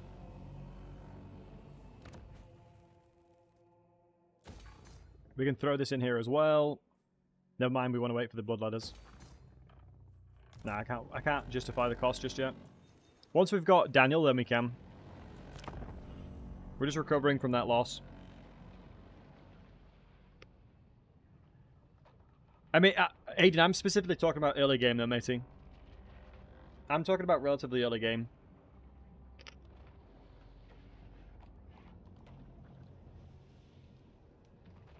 I think post turn 40, 50, you can start using Bloodletters, no worries, but the Exalted variant. Because you can get some insane bonuses for them. Right.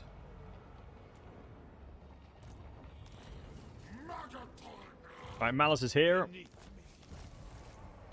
We've got Daniel back. Look at this, 96 cost, that's it. These Chaos Warriors are costing me 96. Not bad, eh, folks? Not bad. I need to recover my bloodletting now. Maybe we can do this fight here.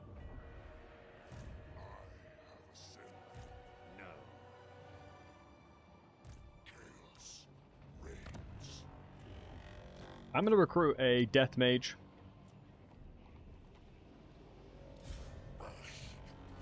Because I need it for Malice. I'm fine with that. I'm going to globally recruit, and then we're going to chuck in... We should be able to afford 2 more. Access to Demon Prince late game, so we could run better undivided armies.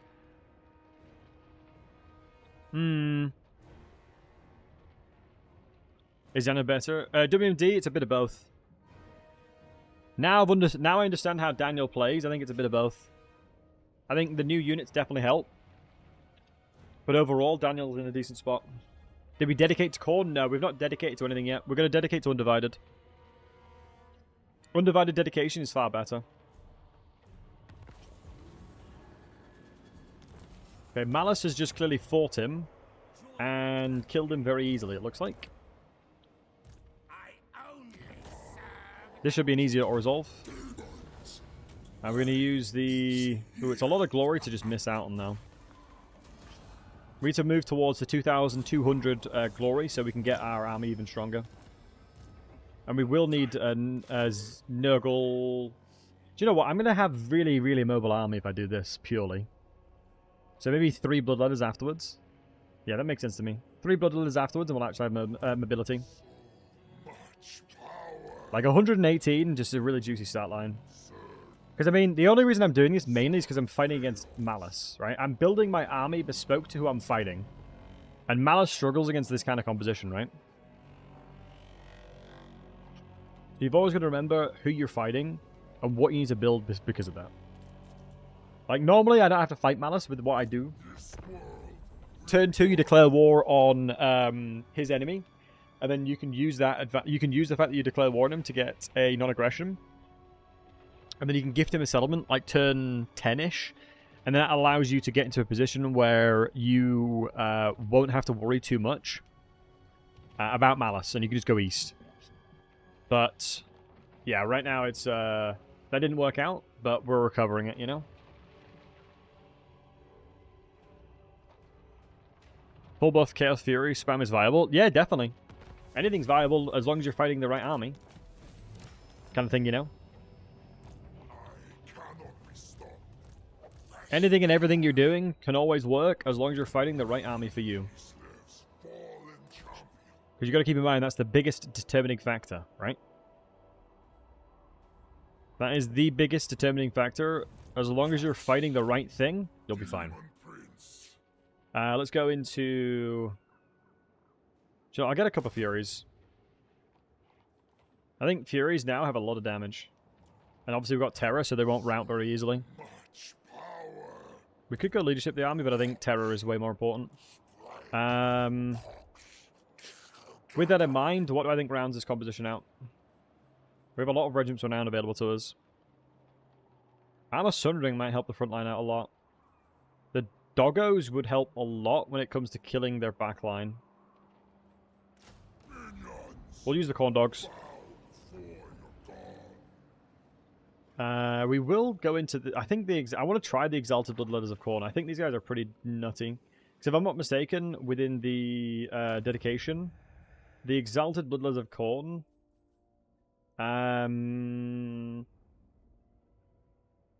yeah, 15% weapon strength. And we get the bonuses inventory. 2.2k is when the juice kicks in. This is when the juice kicks in, and then you can start going Nurgle. Honestly. The Khorne Offering 6 is when you start transitioning. You want to get Khorne Offering 6 when you've got Minotaurs. Which will take me a bit of time. I'm not spending any cash right now, because obviously we just recovered the economy. And the Port of Secrets is next on the agenda. I would imagine Malice is either going to head up this way. So we might be doing the right thing here. Did I kill his Black Ark? Hadn't had the chance to. I died before I got the opportunity to do so. Yeah, so he's attacking the Crystal Spires. So we're going to fight this to kill as many of his army as possible, which is annoying because we would have been close enough to attack him, but we're going to have to do it.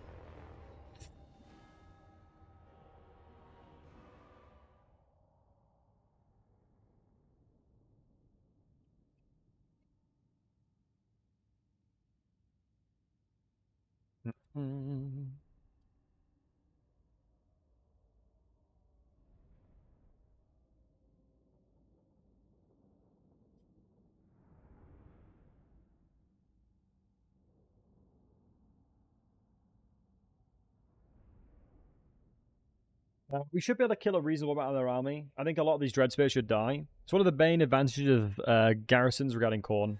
You just have way better garrisons as Khorne.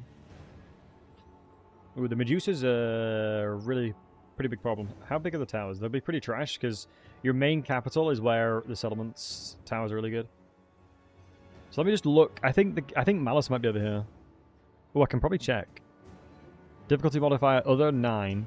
Let me look at their units. I might see encouraged. Although I'm curious to see if that triggers in.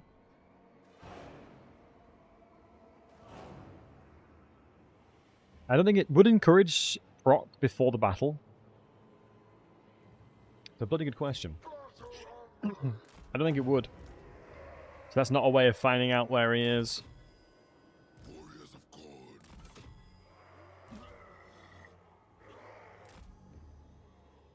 Right, let's see what we can do here.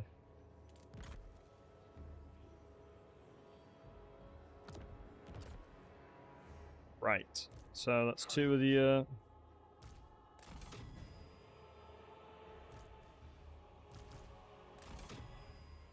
As long as I'm spread out evenly-ish, it should be fine.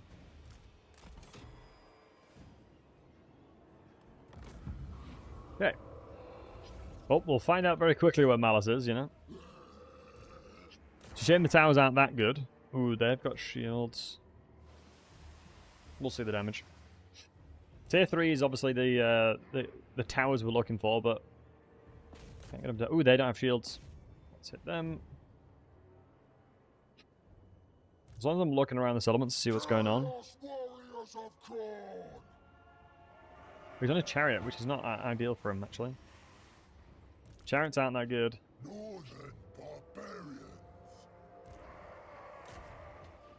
I'll keep hitting him. Right, we've purposely positioned these guys here because they always attack, typically speaking, the centralized unit. So the Medusa's just hitting the magical tower, which I'm fine with. Ooh, here is not ideal because we're actually getting attacked. And the Medusa's doing a lot of damage. There we go. Avoid that at all costs.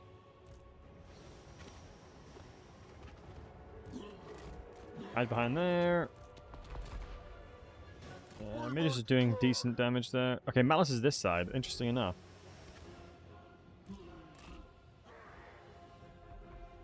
I mean, the main goal here is not to win, but to just do as much damage as we can. And thus far, we are delivering on that. Ooh, the Shade's here.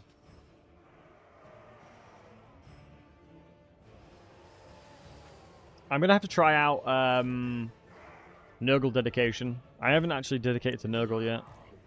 What do you guys think's the best dedication? A lot of people are saying that Khorne and Nurgle are pretty solid, but Undivided just seems the best. But I'm going to have to test them all before I make my guide.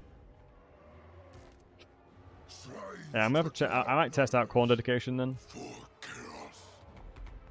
So I think you can pump out crazily strong armies.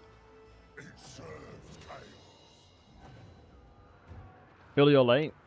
I mean, at any point, right? It shouldn't be determined between early and late. Dedication's for the rest of it, right? Dedication is for the rest of the match. Whenever you dedicate, you're locked into it. So I don't think either matters. Because whenever you make your decision, you're locked into that for the rest of the game.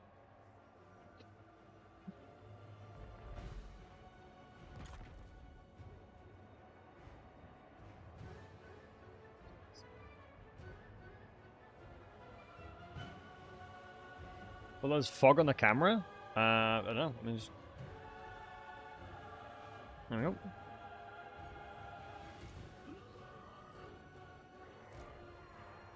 Let's have a look over here. Yeah, this is good. So we've secured the understanding of this area now. I'm happy with this.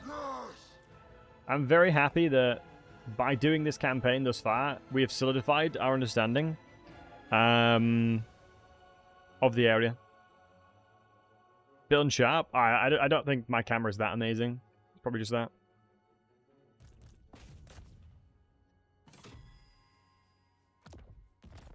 Let's grab that. Oh, these little rascal shades just ran through. That's a little bit annoying. Very rascal-esque behavior from those shades, not gonna lie. Also, these corn dogs have so much damage. My goodness. Yeah, the tier 3 tower is so good.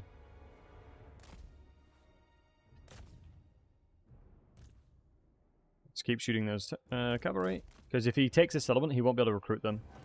I'm going to be intrigued to see if the Shade loses to this. Oh, the Shades are over here. I feel like the AI figured out where I am. I'm curious to see if the doggos will actually do that much work to the Shades. I mean, 44 weapon strength is pretty solid. Wow, they're eating them alive. But I suppose they're not trying to attack them in fairness. In fairness, they're not trying to attack them. Let's jump these boys in. I think we've done a good chunk of damage, which I'm very happy with. This is a unit that they've borrowed as well, so they won't be able to recruit these Shades back. Huge. Tier 3's over there. Upgrade this to tier 4. Let's test the tier 4 out and see how it plays. I mean, honestly, if you're getting freebies on these Cold One Nights, I'm not going to say no, you know what I mean? I ain't going to say no. I definitely feel like the AI is a little worse. I'm not sure if that's just me, but I definitely think the AI is definitely a little worse in Sieges now.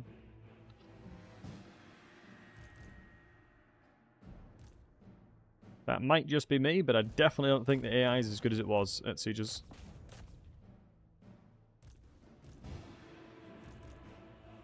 No, shoot this guy.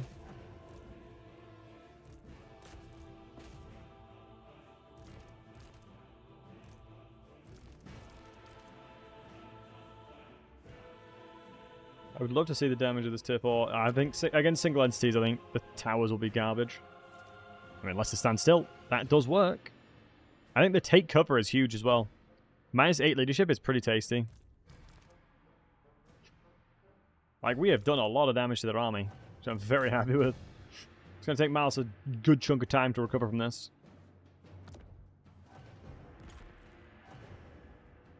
This is not just a instantaneous recovery. As long as these units are actually fully dead, then there's he'll have problems. Otherwise, he'll just replenish them in 2 turns. In spectacular fashion. Look at these Chaos Warriors, man. They're nuts. This is pre-getting the bonuses of infantry as well. The bonuses of infantry, this Khorne Warrior would have soloed these 3 units here, 100%. With the bonuses inventory. Plus 10, 2.2k glory. Like, I don't know why this has not ended this battle. Like, are you telling me that that Khorne's balance of power perspectives in this fight is this high? Yeah, I was gonna say, Jesus. They captured everything. That's why the battle ended. Holy crap! He has 227 units left.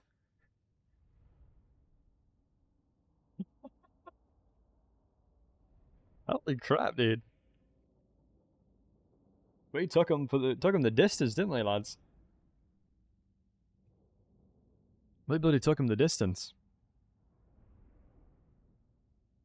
Yeah, I'm not gonna lie, I'm pretty happy with that. I'm pretty happy with that. Now Malice is going to take ages recovering from this, which means that we can easily come and crush him. We've got a Spirit Lich Mage as well. We got the Spirit Lich Mage raring to go.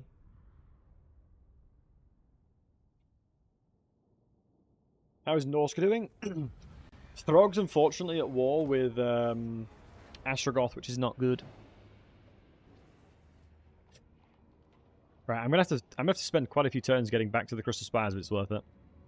Crystal Spires, port, boom, boom, boom, boom, boom, boom, boom, boom, boom, jumping around. We've also got to go cup of tea, boys. Nice, tasty cup of tea in my Godfather mug. The Don.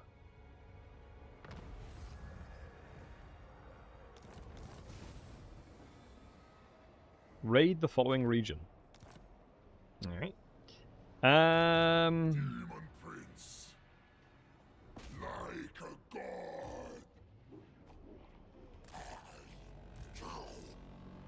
Chaos reigns. Okay. Right, I'm happy with that. Hey, Chris. The mug is actually normal size and I'm tiny. Yeah, that's it. Supreme champion. Living weapons of conquest. Do I have availability of the sparrings? No, 3 turns to the claws.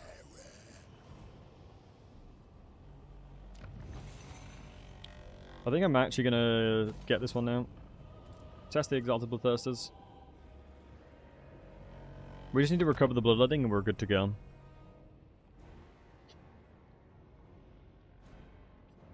Right, it's gonna feel so good killing Malice's entire faction here. Oh, it's gonna be good. He came and attacked me? He is such a psychopath. I love it. Malice, slay. Love that for me. I really wish you could confederate. So we talked about it last stream, and it's like if you can, you should be able to confederate whatever god you dedicate towards. Like if you dedicate towards Zinch, you should be able to confederate the Changeling and Kairos. I think that makes perfect sense.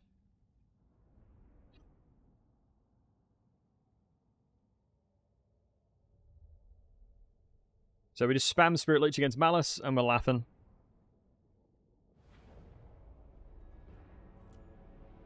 But first and foremost, we'll have to wait for them. They do have Dark Conduit, so we've got to be very careful for that.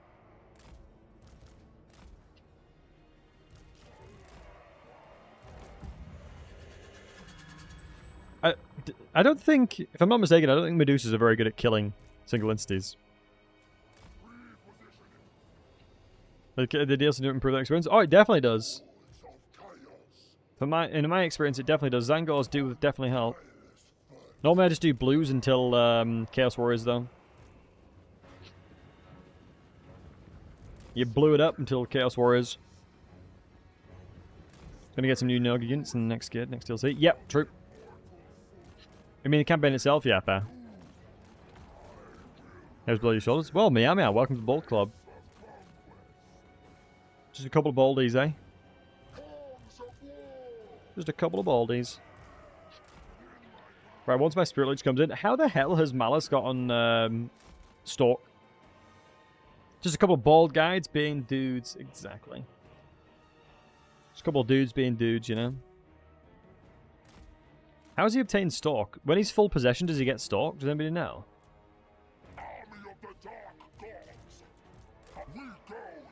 Right, first row of Chaos Warriors go in. Feel like a Roman. Feel like I'm a Roman.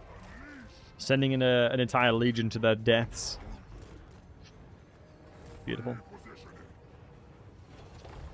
Yeah, those Dark Shadows have no shields, so let's shoot them.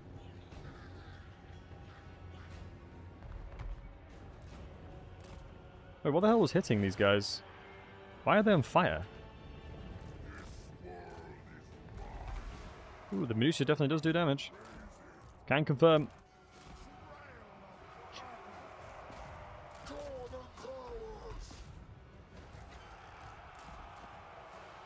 Can confirm.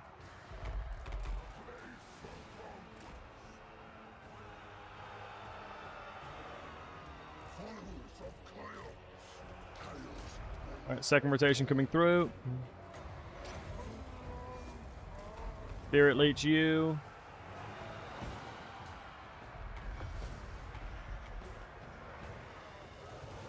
Right, I guess all we now need to do is just keep Spirit Leeching Malice, I guess, boys.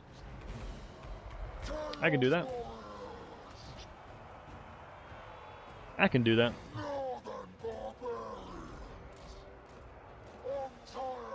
Let's run towards the Medusas, though, if we can, boys. Now we're actually in a good position for Daniel to move in. Good news is we have terror on these units, so Malice can't terror them. We didn't have terror.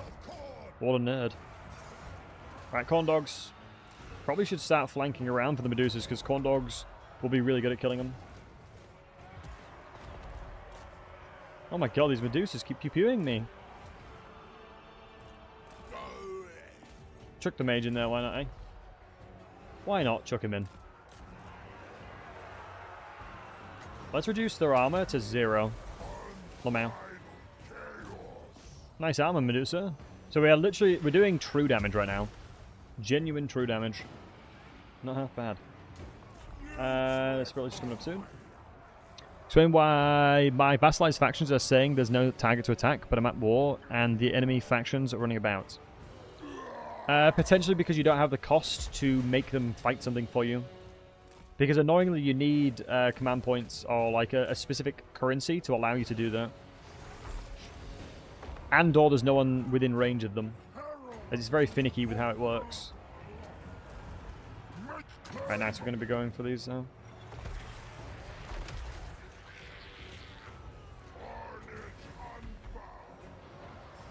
Bolt into there. Holy moly, the Medusas are doing a really good job of beating us up. Oh, they have anti-large. I did not know that. Bonuses of anti-large 30. Holy crap, no wonder they're kicking my ass. I'm out here wondering why my butt's getting kicked. Crap, I forgot about Dark Conduit. I shouldn't be stacked as much as this. And Venice still won't have it for a while. I think it's a distance issue. Yeah, it's probably a distance issue. And now since the update, from what I've seen, I haven't used it myself. Yeah, the Medusas are pretty solid. From what I've from my testing as well, I've been relatively impressed with them. Ruh-roh. He's cycling around us menacingly. This is a really bad recipe for disaster here, I'm not gonna lie. I'm all for it though. Why not, eh, boys?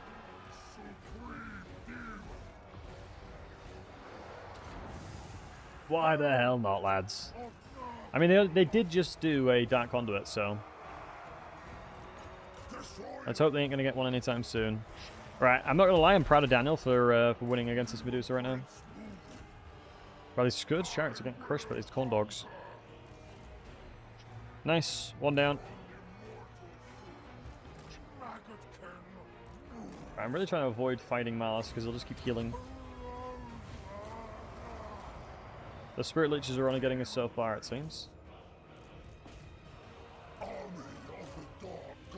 Yeah, Yeah, these Medusas are a bit of a problem. Ow. Do they have anti-large on the missiles? No, they don't. I'm actually kind of worried we're going to lose this, I'm not going to lie. I think there's genuinely a chance we lose this. Where chaos commands.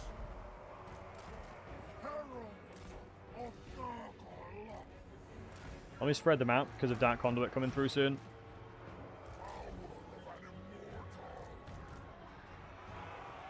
Dark Conduit is coming soon, I feel it.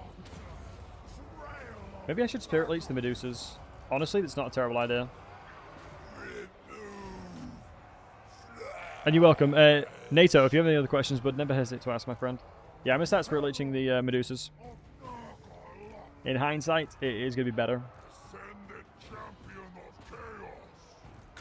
Oh, he says he's on a chariot, which is huge for me. Chariots are really bad. If he was on a mount, we'd have been in trouble.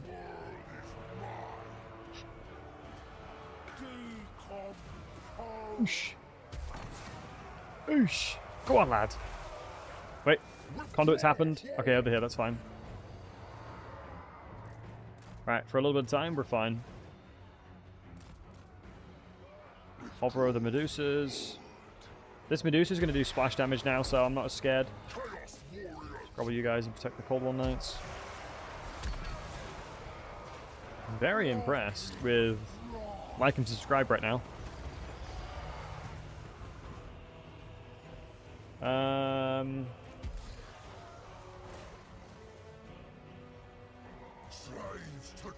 Another Dark Conduit's probably going to come through soon as well. I've got to remind myself about.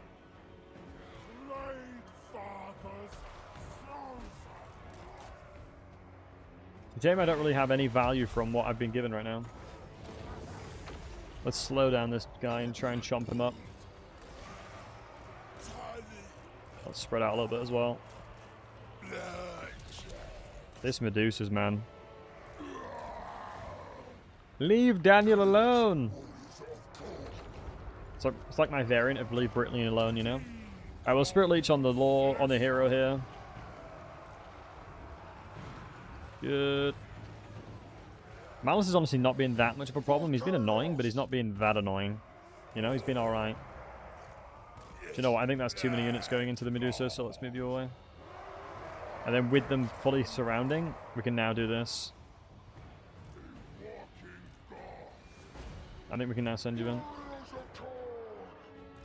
I don't want to use too many units, otherwise I think we'll lose a lot of folks for no reason.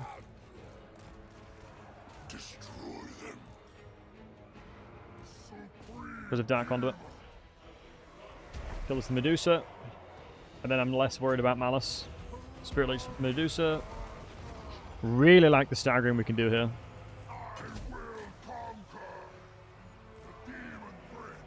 We have a lot of armor at the moment, which is good.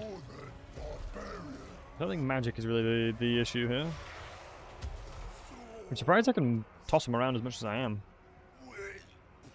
I'm hoping Armor Loss bonus kicks in before Malice transforms. That's why I'm trying to kill this Medusa. Nice. Uh-oh, that's not good what's happening here. I can't remember if I've got another Dark Conduit, so I'm just going to spread my units out a little bit here.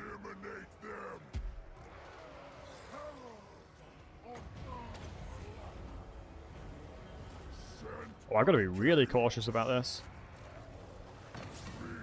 Please get up there. Get up in the air. Get up in the air. Oh my god, oh my god, oh my god, oh my god. Get up in the air. Fly, you fool! Right, Leech, Malice here. Okay, big hit. Okay, good. Yes! It's coming. It's triggered him. Chase his ass down, boys! Come on, doggos! Speed is not my enemy, unfortunately, here. Speed is definitely not my ally, should I say, excuse me. I got nothing really to slow him down either, which sucks. And I can't overcast Spirit Leech either. Oh, he's been pushing towards us. Oh my god, he's been pushed towards us. Wait, we're killing him. Let's go. Dude. I'm telling you, you just need the right army, boys. You just need the right army versus him. Borg killed you in tabletop, so now I'm... No! Don't hit your pup!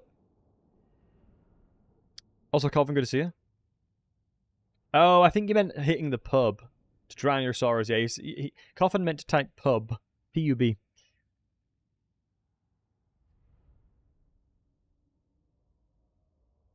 Oh. GG. Yeah, I'm happy with that one. Happy with that one. We took a lot of attrition there, though. Hey, MDD. Pub hitting would be better than pup hitting. Absolutely, Alec. Absolutely. I'm in agreement with you, yeah, my friend. I'm in agreement with you there. Nice. Big win. Big win.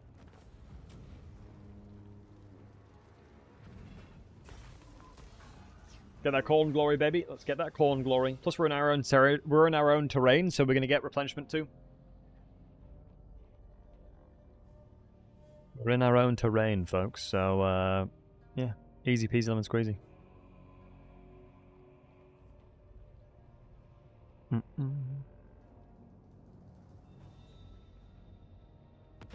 I think we need to be a little bit more careful with certain fights we're taking, though. Cornet factions, Slaneshi factions, Nurgle factions, we'll do Corn. Only RP reasons. No real logic behind it apart from RP reasons. 30%, 30 AP damage is nice. Let's move over. What can we level up now? Alright, we're pretty happy with what we have. Tempted to go into Knowing Diplomat now. Now, we need the replenishment. We'll go with Nurgle replenishment. Conquest. Like and subscribe to who? Battlesey on YouTube. Spirit Leech. You move over. Right, Malice is in a lot of troubles now. He is in a lot of trouble now. He has written his own doom. Because of the fact that we pretty much have availability of crushing his entire army now because he's got nothing left. So he'll regret the day he attacked me. We got there eventually. Wasn't as smooth sailing as I hoped for, but it means that we know how to optimize the strat even more now because of what happened. Anytime you can take RNG out of the equation, you should, and now we know how to do so.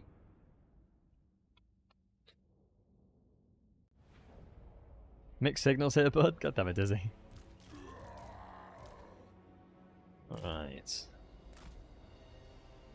I think I can just run over to them. Wait, why are they deployed over there? I think that's a weird interaction with this specific settlement. Although these are the Dread Spears, we have really good stat lines, so I'm not worried about fighting here. Because anytime we hit them, we'll knock tons of them off and kill them. And that conduit does nothing either. Alright, summon the hordes. Now, basically, all I'm going to do is just run around shooting them and attacking them here. We'll Fate of Buna. I don't think Fate of Buna one-shots anything. I might be mistaken, but I don't think Fate of Buna one-shots anything. Oh, we are struggling a little bit. I'm surprised by that. I sort of expected to be able to just completely crush them. Oh, it's a secondary unit, that's why. Okay, that makes more sense. That makes more sense. Wait, why am I not healing? Engaged in melee. It's bugged on the wall, that's why. Oh, okay. The healing on the wall is bugged. That makes sense. So Gore Feast does not work on the walls. Gotcha. Oh my god, that collision damage was sexy. Holy moly, that collision damage was so sexy. Do it again. Yeah, good enough. Good enough. Right, we've taken the walls so we can summon stuff now. Chuck a blue down.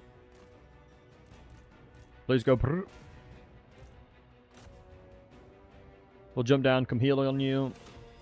As Golfy should work. Yeah, Golfy's is working now. Good.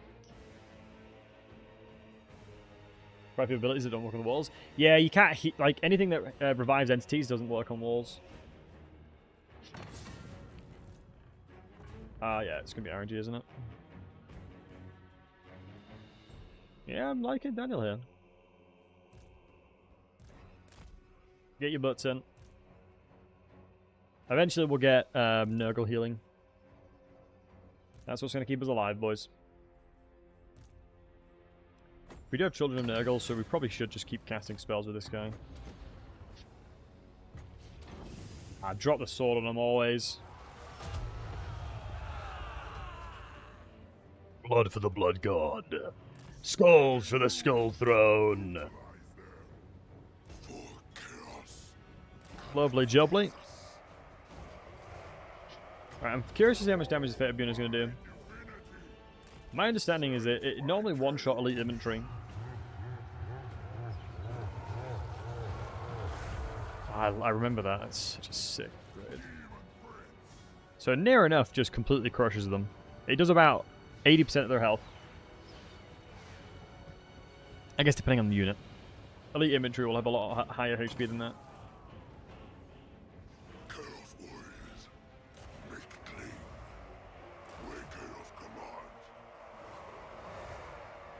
Yeah. There'll only be a few units left. I imagine Amulus Bonus should not be far at all. We do this, get some more speed.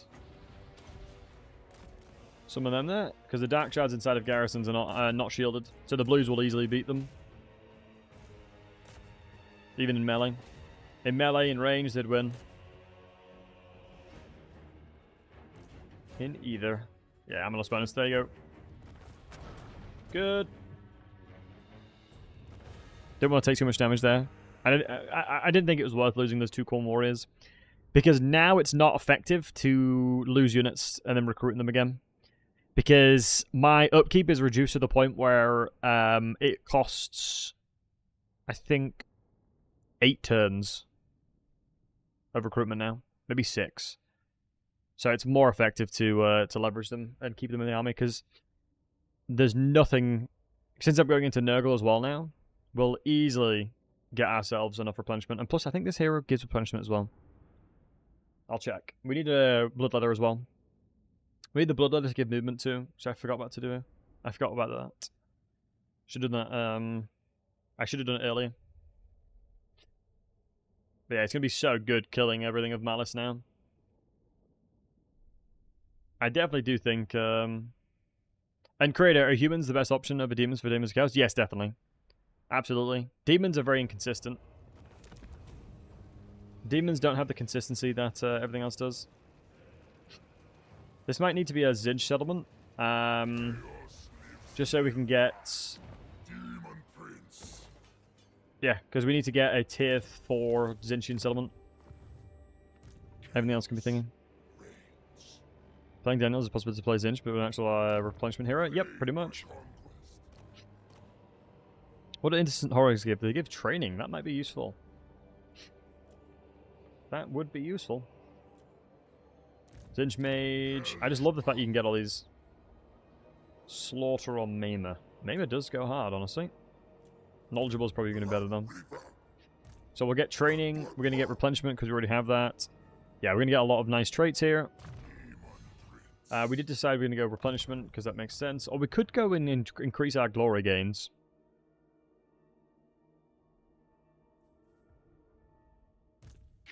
Nah.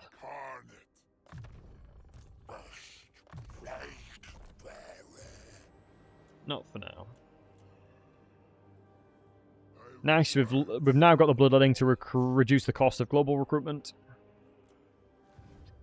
We're going to need to capture that one and then raid this one. Blue Scribes was Acol Hellbreast. Don't have immortality. Is that a bad thing? They will have immortality. I think on Legendary Lords and Legendary Heroes, I don't think the immortality is there. But it's like for here, for example, I don't have immortality because I'm a legendary lord, right? It's just a given. It's basically just a standardized thing. They will have it, you just don't know. So I wouldn't worry, but you will have it. Living weapons of conquest. Right, we're getting very close to bonuses of infantry now. The halberds and the dual weapons are going to be nice too. But I feel like the Chaos Warriors of Khorne just become so strong anyway. And we're getting the Exalted Bloodletters now as well. I think the difference is pretty significant. Like 42, 34, way higher bonuses of infantry. And they have Hellblade. I don't think the normal variant of that does. Yeah. Man, I've seen Bloodletters like chop everything up. It's such a cool unit to watch. I'm going to be moving towards this now. Now the Bloodletting is going to start coming into clutch as well.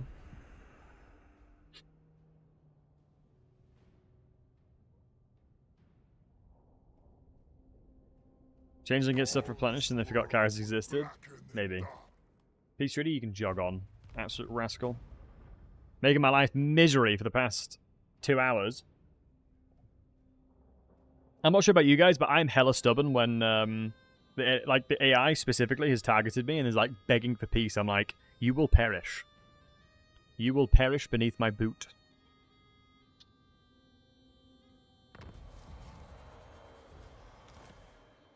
Supreme champion. Right. Nobody in there, nobody in here, nobody in there. Demon Prince. Serves chaos. That's a port. Hellish power.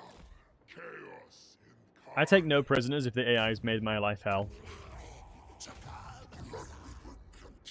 Like, I will do everything in my power to make sure they're dead. Fallen champion. And Malice has done exactly that. So there's nothing he can do or say that would make me want to not murder him now. His fate is sealed. His fate is 100% sealed. Plus, look at this juicy terrain. Look at all this free real estate right here. That right there is going to give us a ton of money too. Yeah, the Blood Brothers is helping a lot right now. Supreme champion. I think we'll recover the economy. Leslie. I mean, Chris, is one of those things where nobody here calls me, so it doesn't matter. And if they did, I'd just ignore them. That's a secret weapon as a streamer. I'm happy to be called Leslie in his it. In his stream, by all means, call me Leslie, but in my own stream, no. You know, I make the rules here. Imagine Daniel with 80 RR and 5+ legendary heroes. Yeah, it's crazy. Leslie, nice. Yeah, you get a lot of regiments renowned as is. It's kind of crazy how many you get. Yeah, Borg has tried and failed a lot. Wait, I can just occupy this one?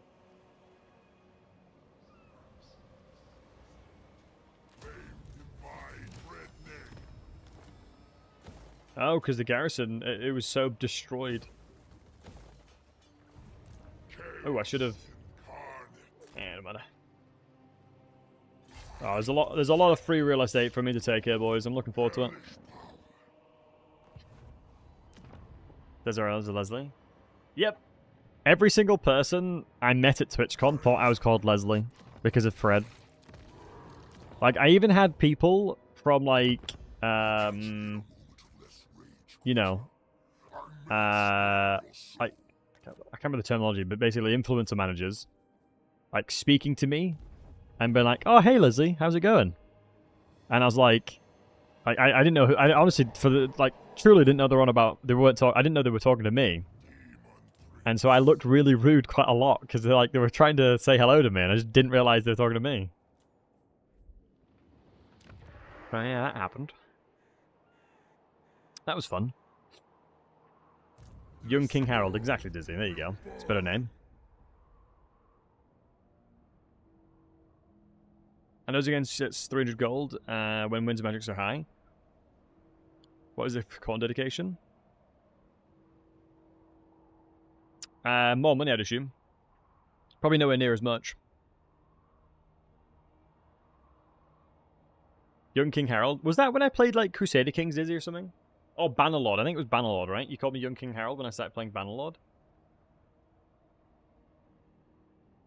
Good name, though. And I'm getting called the feared beard of England by PBR, so I'm liking that, too. I'm getting some decent nicknames, honestly. We'll take it. Young Harold, when I had a king in there. I mean, you know what I mean?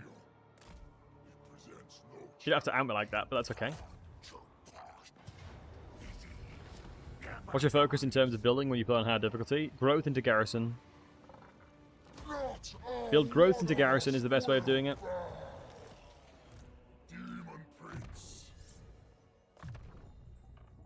Feared beard of England, let's keep it. That's what I'm saying, dude. That's what I'm saying. Right. So the Crystal Spires will become where we recruit Aecold and the Blue Scribes. We now have access into the Keepers of Elite, but we're going to go towards this as well. So keep in mind the reason why we want 2 lords as well is because we can stack up both their bloodletting. I definitely do think having 4 lords to begin with is the way to do it. We'll take down these guys next turn. Malice shouldn't have his army just yet. The Forest of Decay is actually quite an annoying one to take. It's gonna be a really strong garrison. But pretty much every turn I should be taking something from them. But yeah, Levy, normally growth into garrison is the best way of doing it because the mistake people often make is they recruit too many units. They recruit too many armies. You don't need to do that. Just have growth into garrison and then just start snowballing with 1 army. Because the lack of military, excuse me, the lack of money buildings won't matter when you're making a lot of money from fighting. And high tier settlements, you know. Plus it makes them very defendable. I refuse. Nice second reach from here. You refuse? Well, unlucky for you, love. Doesn't matter. They're getting a lot of Medusa summons in here, which are, well, a lot of Medusa recruits, which is I'm not vibing with, honestly, but where are they even getting the Medusas?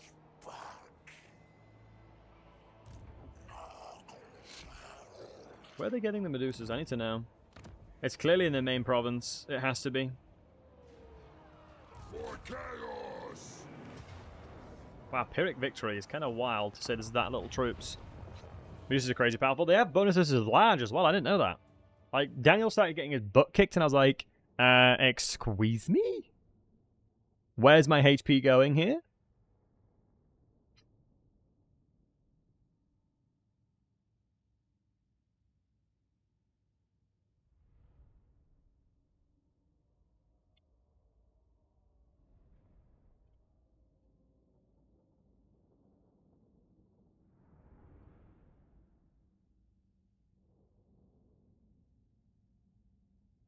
Alright. People will say build growth king. So my question, when to stop? When to stop, the good response to that is when you stop building growth is when you can't afford it. Honestly. Honestly, that's one of the best stopping points. When you no longer can afford the amount of growth you're sustaining is literally the best way of stopping. Is the best advice I can give you as well. It's like when you can't afford it, because you get to a situation where you've got too much growth and you can't upgrade your buildings, start transitioning to money buildings at that point. How will you get so many heroes early without building? Your growth will transition into getting heroes faster. Because growth is what gives you population surplus, which then increases the tier of your settlement. The higher tier of your settlement, the more amount of settlement slots you have. Imagine getting a nat 1 and roll them in Baldur's Gate when trying to disarm a trap. Couldn't be me. Yeah, no, that you wouldn't take an L like that, Dizzy. You just not. It's not in your nature to take L's like that. Oh my goodness, Legend! Thank you so much for the massive raid, dude. Much love. Holy smokes, dude! Thank you so much. Welcome in, guys. Obviously, if you guys don't know the wonderful Legend of Total Wars, do go check him out. Great guy. But David Robert Jones, welcome to the stream. Guys, we're currently in a situation where we're trying to figure out how to min-max the Demons of Chaos, aka Daniel. Welcome in. We've been playing Daniel for the last week or so now, and we have gotten to the point where I'm very confident on the most optimal ways of playing Daniel, and I'm going to say something interesting. Daniel is a lot stronger than you could give him credit for, I promise you. I think Daniel is actually relatively strong right now, and if you have any questions, don't hesitate to ask. Because we'll be making a beginner's guide, or just a guide in general for Daniel, and I'm very much looking forward to giving it a go. But Malice has betrayed us. I'm not sure about you guys, but has anybody noticed the behavior of the AI attacking you even with a non-aggression pact? Because I'm getting attacked via non-aggressions, and I don't know why. Beforehand, they would never attack you when you had a non-aggression. They would just sort of, you know, cancel non-aggression, then attack you in 10 turns. But now the AI doesn't seem to care. Now the AI seemingly doesn't care. But the Demon Prince, Daniel himself. What's everyone's thoughts overall? Guys, do me a favor. Type 1 in the chat. Type 1 in the chat right now if you think Daniel or Demons of Chaos is really weak. Type 2 if you think he's strong. Let's get a collective thoughts right now, folks. Let's get some collective thoughts. Type 1 in the chat if you think Daniel is strong. Type 2 if you think he's weak. Because I'm genuinely curious.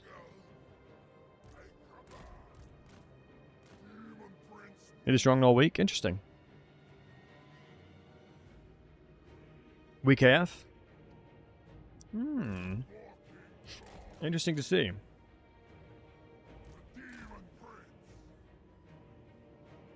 Oops, I should be sprinting. 1.5 for both? I think he's strong, it's just his campaign is harder. That's honestly a very, very good way of putting it, honestly. I think the problem with Daniel's campaign in general is that he requires a lot of knowledge to make him work. Because his economy is garbage. But your economy starts getting good when you reduce the cost of your units, basically. Which is why Undivided Dedication is really strong. Probably loses to the level 50 counterpart. I guess it depends. I mean, you could become kind of like a mini Scarbrand from Corn Dedication. But you can fly, obviously. I mean, the unfortunate thing with Scarbrand was he was yeeted through the Earth's core for like days by Corn. Because he attacked him from behind like a little rascal. Too but difficult to learn? Yeah, that's fair. Yeah, the lore was basically Zinch convinced Scarbrand to attack Corn. And the worst thing about it was that he attacked him from behind. And that was one of the main reasons why Corn did what he did. Because he completely evaporated Scarbrand's mind as well. He completely vanished his mind. He like Thanos snapped his brain. He yeeted him that far. Alright, let's move through.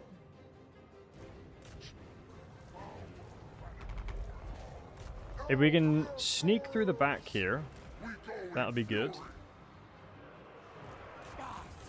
Also, Famaki, stuff like that is just not cool to say. Just not a nice thing or productive thing to say. Medusa's melted my units. Yeah, it's the unfortunate thing regarding having heavily armored units. But I'm hoping we can get the, I am hoping we can start sneaking through and getting... Oh my god, the Medusas are crushing me. Holy crap. My dogs might be able to do something. It's just the Medusas need to... We need at least one unit on each Medusa right now. I don't have that many units left. It's crazy how quickly he's gotten these units as well. Right, thankfully we've shut the back line down, which I'm happy with. But they're basically completely turning around, because there's 6 volleys. Each shot they do is 6 volleys, I'm pretty sure. Alright, nice. Now we can start moving across. The Corn Dogs have done a fantastic job. Oh, they have Gore Feast. That makes sense. They definitely have a lot more survivability than you give them credit for. Damn it, one of them ran away. Alright, big. We're running through now. We do a death mage. Ah, I forgot about him. That is unfortunate. Can you use a Sword of Cain on Daniel? No, unfortunately not. He can't equip items.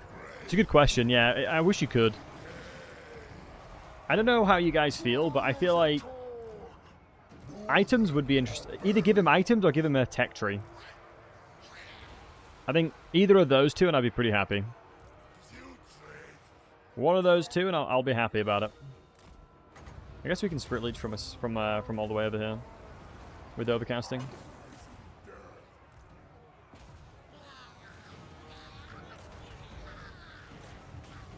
Nice. Good. As long as we're attacking these guys.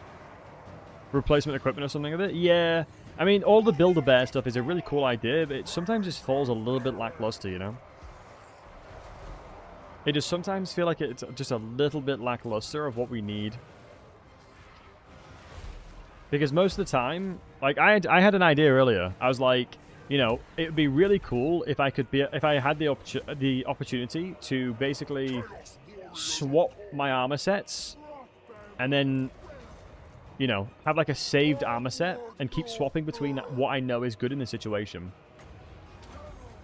Because it does take a hell of a long time. It does take a really long time to keep constantly swapping, you know, the specific unit, the army, against the army you're fighting. Like getting the right armor set for it. I suppose in some ways it's pretty cool because you've got so many cool options.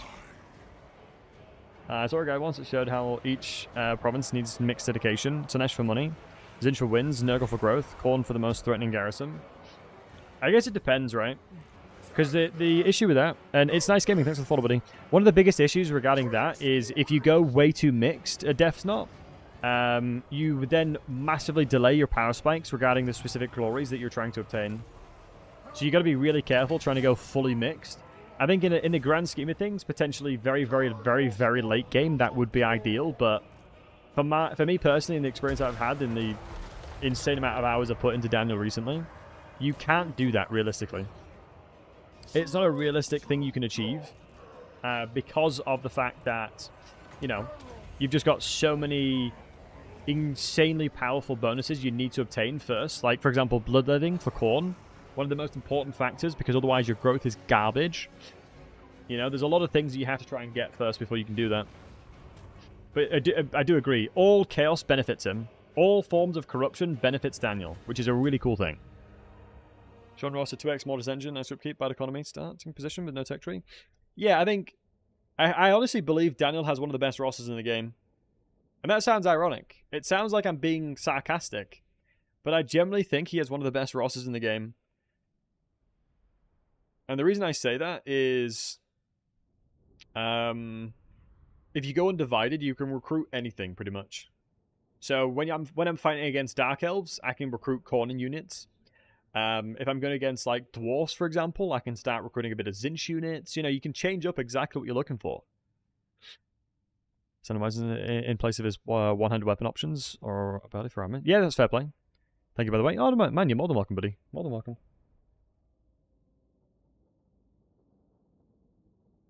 Daniel of the Demon KO faction. I think the Lord early game is trash, but very snowballer. Yeah, agreed. Very, very, very overall... heavily weak early game, which is why Khorne dedication kind of bolsters your weaknesses. And this actually might give us the bonuses we're looking for. We'll have bonuses of inventory and a lot more damage on our inventory now. Beautiful. Here is where I've hit the critical mass of what I'm looking for. What in heavens is that Godfather Mega Mug? Yeah, this is just an absolute unit of a mug. Hey, when you need your tea. This has got tea in it, boys. I'm an English fella. I drink tea. It's a huge mug. It's bloody lovely. I've done a lot for my week of science. I'm happy to hear that, man. I'm really happy to hear that. I am very happy to hear that. Blue fire into pink, and then increased mobility, brutal charge, and then melee defense. Damage mitigation is always king, boys. Always go in damage mitigation. Doom and darkness for the morale reductions. So here is where I've hit sort of like a critical mass perspective. When you obtain this, Khorne's offering 5 is incredible. This right here makes it so that you're very competent at fighting anything, right? I have bonuses to inventory for all of my Khorne inventory now, so everything trades up nicely. So even if I recruit halberd units, which is bonuses is large, they can still do well in melee. Although when you go Khorne offering 6, it is very, very good, an additional 15% weapon strength, but that doesn't matter. The main value there is that you're looking for the frenzy for the Minotaurs of Khorne. So when I'm ready to transition to Minotaurs of Khorne, I'm ready for that, right? But I have to first be undivided dedication to do that, right? I get Minotaurs of Khorne, great weapons, faster by being undivided than I do dedicating to Khorne, which makes no sense, but hey-ho. So now what I'm going to be looking for is going within the... Potentially we could go Nurgle here. Honestly, I wouldn't hate going Zinj, specifically for the teleport faction, the teleport stance. I don't hate that at all. But I really would like to get this as well, though. Titanic Great Axe makes him such a strong fighter. Makes him such an insanely strong fighter. Minotaurs over Frenzy. Bum, bum, bum. Let's have a look. Do I have access to view them here? Oh yeah, they do. Yeah, Minotaurs of Khorne do have Frenzy already. Yeah, that definitely is an oversight. I think then the rest of the thing is still pretty good, right? The rest of it's still pretty solid. The weapon strength for the Bloodless of Khorne and whatnot is really nice. I guess it's more so the Flesh Hounds is probably... Wait, the Flesh Hounds of Khorne get Frenzy as well, don't they? They already have it. Oh, they don't? Okay. So that's what we'll get at. So far, what my understanding is, Khorne early game, go into Nurgle, because you need the Plagues, right? You need the Bloodletting, and then you need the Plagues. And then you can kind of start transitioning across towards the Zinch if you need to. But typically speaking, getting to this point is where your inventory is at its strongest, right? This is where your inventory is genuinely at its strongest. It's so weird that a Slaaneshi weapon has less armor piercing. Like, that makes no sense. You'd assume Slaanesh is all about armor piercing. I don't think there's anything that I'll replace what I'm wearing currently, unless I can get something really, really nice. What's our stat line right now with it? I think we can, with Zinch dedication, you can get a armor of 40, which might be what we go towards. Alright, we'll go into this for now. Gives us a bit of ward save, which I don't hate. It sucks, but the Gore Feast is just so good, and we can't really drop it until we get Aecold, which is what we're working over here now. You can get Aecold and you can get the Blue Scribe. You need a tier 4 settlement for it. Plus, you need to recruit Warriors of Chaos, Warriors of Zinch, and I believe, yeah, I think any of these might give us that. Aspiring Champions are not what we're looking for. Chaos Divided. Getting Khorne Corruption now. Honestly, Chaos and Divided Corruption is probably going to help the most here. We'll upgrade this to tier 3 next turn, and then we'll start working towards getting tier 4, so let's maximize growth where possible. Potentially upgrading this one might help. Getting a growth building in here. No, we should go Nurgle now, I think about it. The 15 growth's too much to give up. What kind of corruption does the demon spread? It's undivided. I believe you normally spread undivided. Although you don't spread an awful lot of corruption. Sort of seems like whatever you're dedicating towards is what you start spreading. Like, maybe he doesn't even spread anything. I think at this point you start spreading this. You have to spec into what you're spreading, corruption-wise. He's a very niche lord, he really is. But yeah, Robert, this is basically my big old mug that I used to drink tea out of.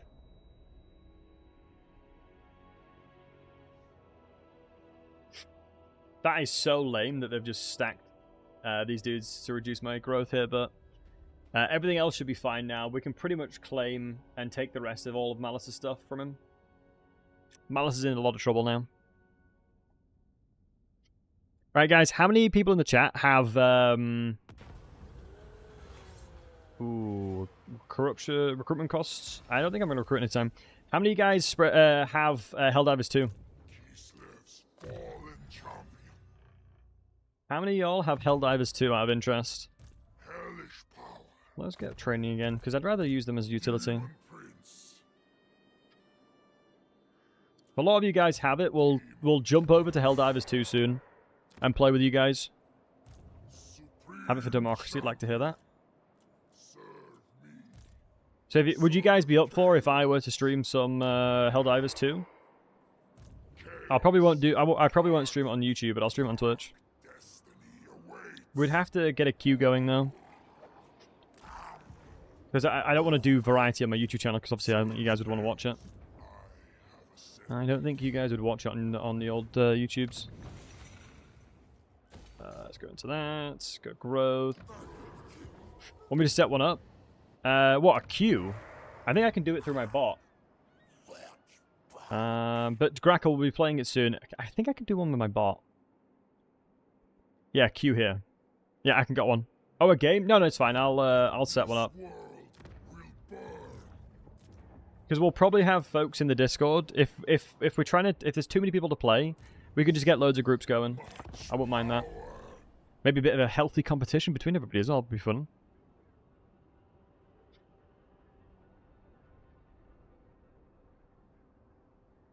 Right.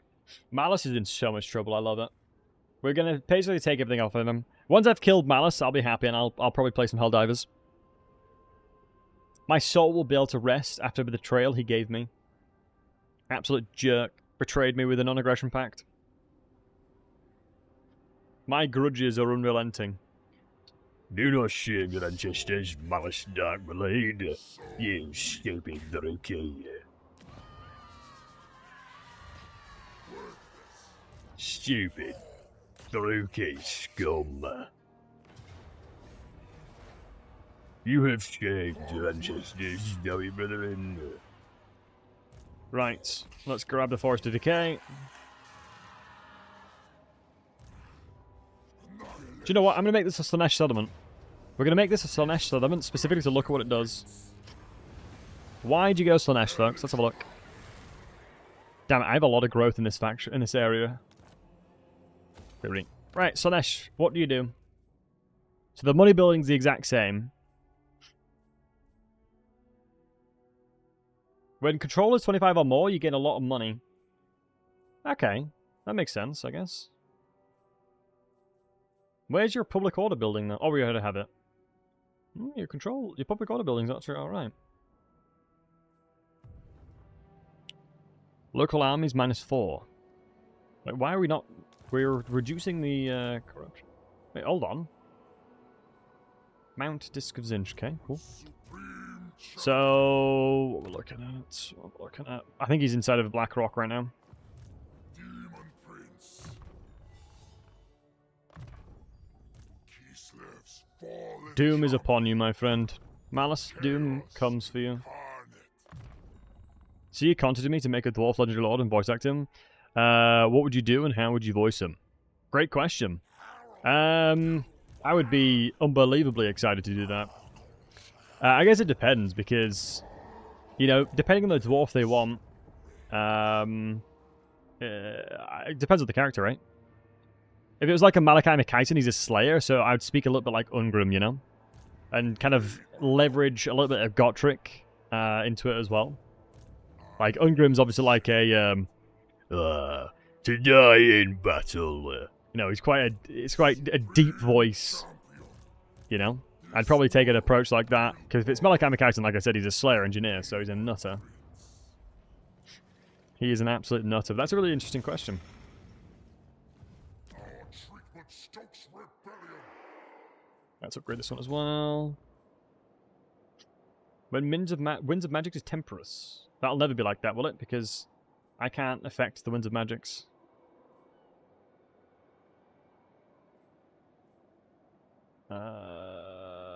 We should go Growth. We're going to make a Slayer or any Dwarf, but the main goal is to unite all Dwarves. That'd be cool. I mean, sort of like, kind of Grombrindle-esque.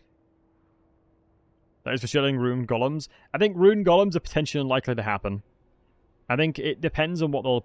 I think the most... The most realistic thing I think they'll add in is a wide variety of Slayers. Malachi Makaisun. And then the Legendary Lord's a tough one.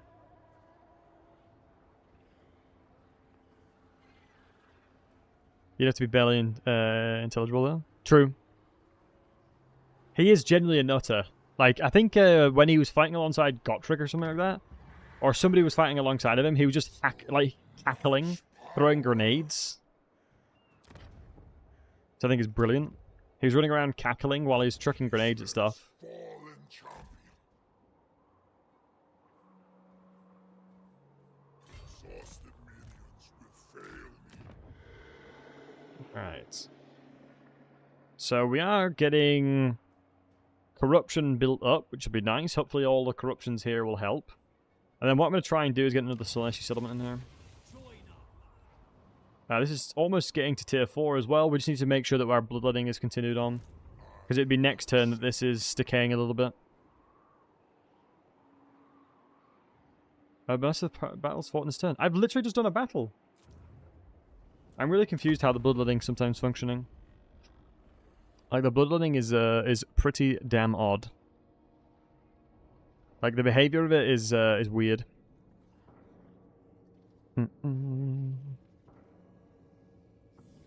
I do not understand it.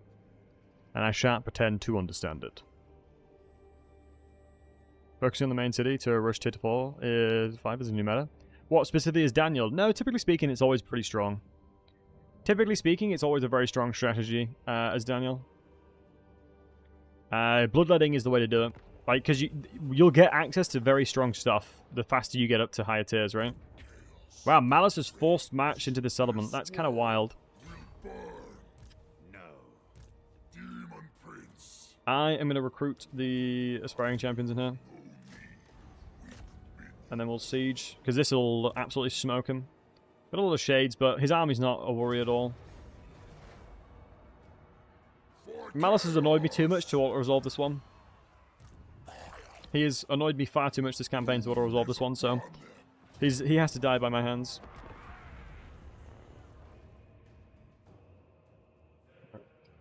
So, in the next DLCs, guys, so in Thrones of Decay, what are you guys looking forward to? What are you guys looking for? Are you looking for, you know, what kind of units do you want the Empire to get? What kind of units do you want the Dwarves to get? What kind of units do you want Nurgle to get? Very interested to see your thoughts. Halflings. Do you think the Empire would expand into Halflings? Would be pretty cool to get Halflings. We'd finally get some cock riders. And that's why I actually generally think they're called cock riders. Because they're riding chickens.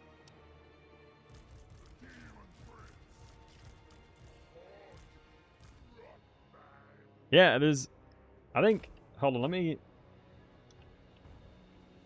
Oh, I literally was Googling cock riders into Google. Holy crap, that would have been a very, very bad thing to Google. Warhammer Fantasy, let's put that first. Halflings. Halfling military.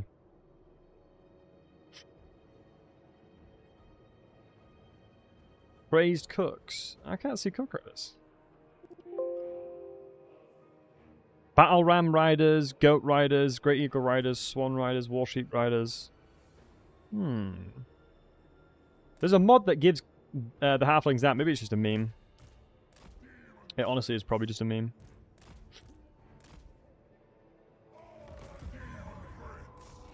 In hindsight, it's probably just a meme. Empire heavy inventory, Magic Lord. Magic Lord would go really hard. Imperial authority and prestige rework. Yeah, all agree. Oh, Emin agrees with that. That'd be nice to see. All of those would be solid changes, honestly.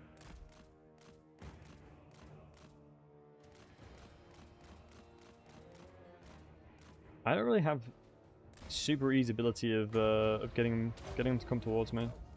We'll do a Fate of Buna, and that should probably be enough to annoy them enough. I forgot about the Black Ark, boys. Classic. Spread out as much as we can on the Black Ark, we'll do less. You want Shard Dragons and Thunder Barges? I'm in agreement with that. Toad Dragon for Nurgle. Toad Dragon would be very, very interesting for Nurgle. They're called Rooster Riders. Thank you, Crackle. I'd have to keep saying the same word over and over again.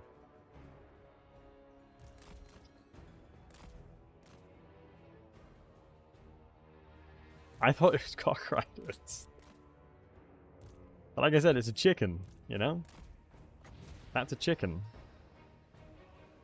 I would love for the dwarves to get a way to spend their, whatchamacallit?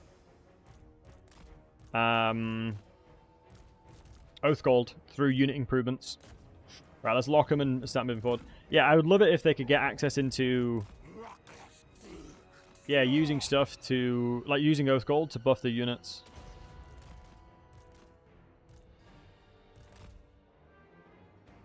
Oh, they're in trouble now. You ain't gonna do much versus this, Chief. This is like the counter to Shades. If there's a ton of Shades and it's so annoying to fight them, legit just run at them like this. What can they do? Summon some inventory here as well. Need reworking their mechanics. I don't think, honestly, this might be unpopular, but I don't think dwarves are that weak. I think dwarves are not that weak in the slightest. They're just boring. Is the way I would conclude them. Personally. I have never felt like dwarves are weak. In actual fact, I think they're quite strong. But yeah, the mechanics that they have are just relatively boring. And that's why people don't like them. You know, in the grand scheme of things, they've got pretty boring... they've got a very, very lackluster roster, right?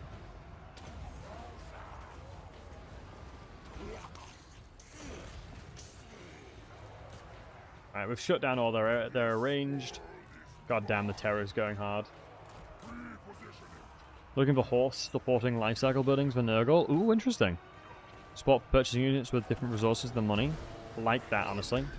Yeah, it's kind of annoying that it doesn't make sense too much that demonic factions have money. Nice. Malice is in a lot of trouble, thankfully. Keep casting in here.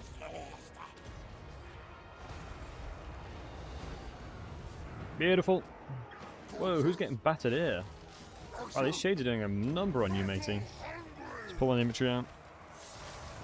Yeah, I think the cycle of life and death makes a lot of sense for Nurgle, right? That's the entirety of the faction's identity. But it doesn't make a lot of sense in-game, right? It doesn't work that well in-game, is the only problem with it. And plus their military buildings are so damn expensive, it's not even worth it. That's why I end up just using Nurglings for bloody ages as Nurgle.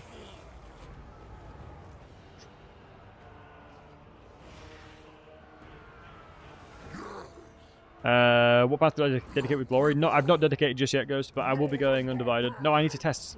I normally go undivided, but I'm going to test Horn probably. Nah, undivided is too good not to. Undivided is way too good. You can basically use anything as undivided. But I'm gonna have to test each individual dedication now, just so I can say the pros and cons of it in my guide. Because the whole point is a making guide, right? Should make a save and diverge to both. Yeah, I'm gonna. That's the plan. That is the plan. Right. Oh, I forgot about my Severed Claw, but it just didn't matter because we just crushed their inventory too quickly. The more and more I fight against Malice, the less I feel he's a problem. You just ignore him, honestly. If I spent ages trying to kill him, I'd have struggled in that fight. I'd have really struggled. Zinch probably also has also nice because the Mirrors of Madness item still looks nice. It's not that good, unfortunately. Zinch dedication is not worth it. Zinchian units is not as good as everything else. Like, as a Zinch dedicated, stopping all glory, not ideal. It's the reason why dedicating to Zinch, Nurgle, or Khorne is not as ideal, because you stop glory. You gain no glory benefits from the point onward of dedication. So it kind of sucks a little bit. Alright, we're not too far off beating Malice here. And then we're in a really, really nice spot in this campaign. Interesting if we do like Nurgle here as well. Get a really nice mix of corruption inside the province and see how that handles it.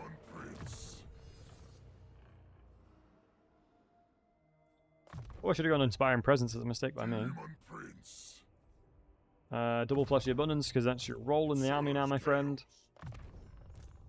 You're going to be there healing all of our... So, melee defense and physical resistance. I always go mitigation of damage. That is just the TLDR of what I prefer. Always damage mitigation over anything. Okay. There's Black Ark is pretty much the only thing left. Does his Black Ark attack settlements? I don't think it does. You'd have assumed it would have done already. Let's get Nurgle corruption over there, or Nurgle-esque stuff over there. So 7 more turns till this. We just need to keep fighting for the bloodletting. Hopefully we'll be able to attack the Black Rock next turn. If not, we'll just kill the Admiral. But the problem with attacking the Admiral is we'll be really far away from attacking the settlement, because you start decaying in 2 turns. The decay happens in 2 turns, which is not ideal. I don't think I'll have enough movement, honestly, though. We have a lot of variants of bonuses, though. And do you guys like my name? Like and subscribe. I thought it was funny today. When I was thinking of a new name, I thought it was funny. And Terrathil, what would that bring up for me? Slanesh unit's not that good. Oh, nice. We actually can attack the Black Rock. And Jackin, thanks for the follow. Nice. Love how strong these guys are. I really wish he had red lines, though. Is it the lick and sub once we play Prince? Oh my goodness. I guess logically makes sense. What we dedicating towards? We'll go Corn again here. We should have gone Slanesh. We should have gone Zinch. It's fine, though.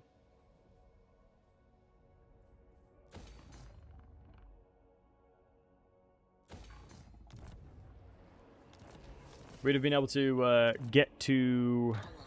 Oh no, we're already recruiting this. Getting that there. That's fine. It makes sense. This world will burn. Demon Prince. Right. We've almost murdered the rest of Malice here. Which I'm happy about. I'm going to go towards Zinch now. Get Knowing Diplomat. Demon Prince. Light Boil, and then we'll get Arcane Conduit afterwards. Pink Fire into Prismatic Polarity, Foe Seeker, and then Health, because we've got a relatively decent mount for money, for HP. The higher the health I have, the more overall HP I can regenerate. And we'll leave that, and obviously there's just 2 of these settlements left. How many have you got left, buddy? 2 more. Yep, good. His main balance of power is because of his Black Ark. Howdy ho, buddy. Howdy ho. Wow, what a jerk. I'll give you to them. I'm not fighting anytime soon. What a douchebag. Threatening me like that. I don't want to be at war with anybody in the south. I want to pick and choose my battles, because you never know what's going to happen. I declare war on him there, and then all of a sudden I'm at war with somebody else. You know, it's just not worth it. It's just not worth running the risk. Just is not worth running the risk. Supreme champion. Wow, he really is screwed, isn't he? Malice legit can't do anything right now. He's got nothing left. I've got nothing left. Let's go Corn again, because I want to max out Corn. To get that 15% additional weapon strength.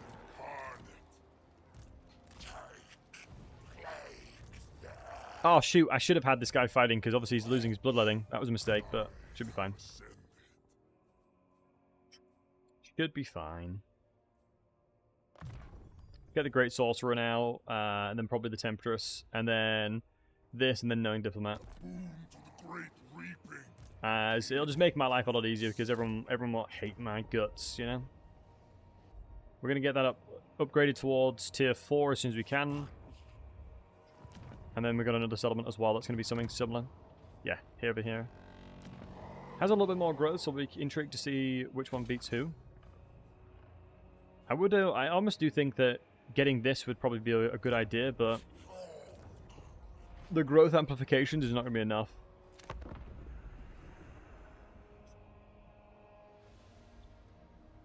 And at this point, pretty much with Malice dead, Arkin loving us on the right side, you know, this is a solid start. This is a solid position. You near enough couldn't go wrong now. You can do whatever you want.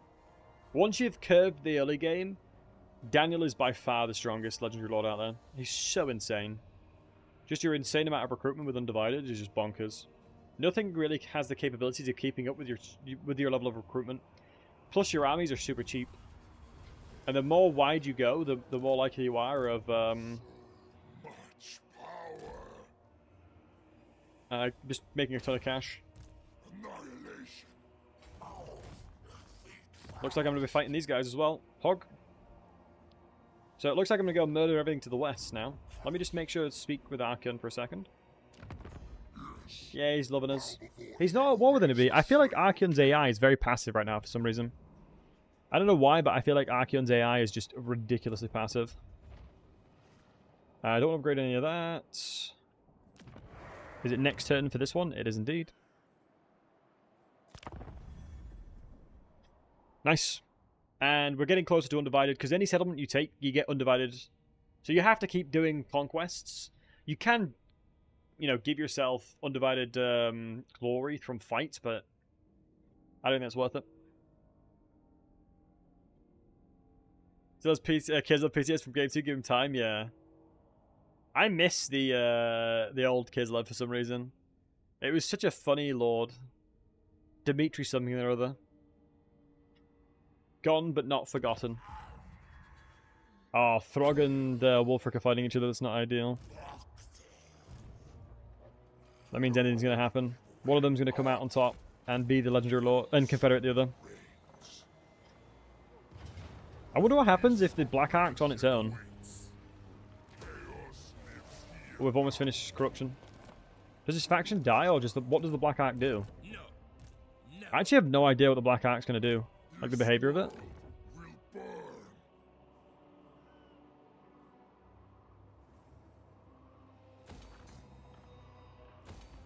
Genuinely not a clue. Also, I really do think that these resources should give you better rewards.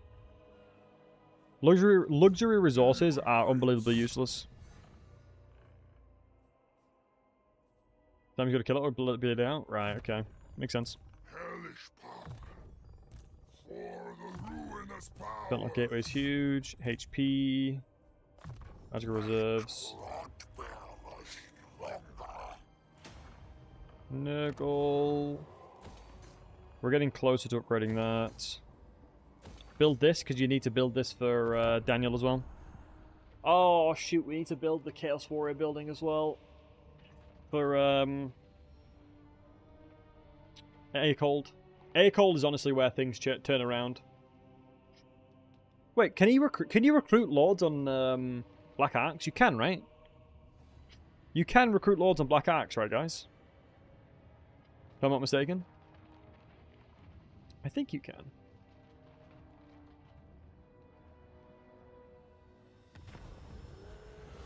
Face your accusers. Oh, public order all day, every day, baby. Give me that. But annoyingly, it's going to take us away so far away from our bloodletting.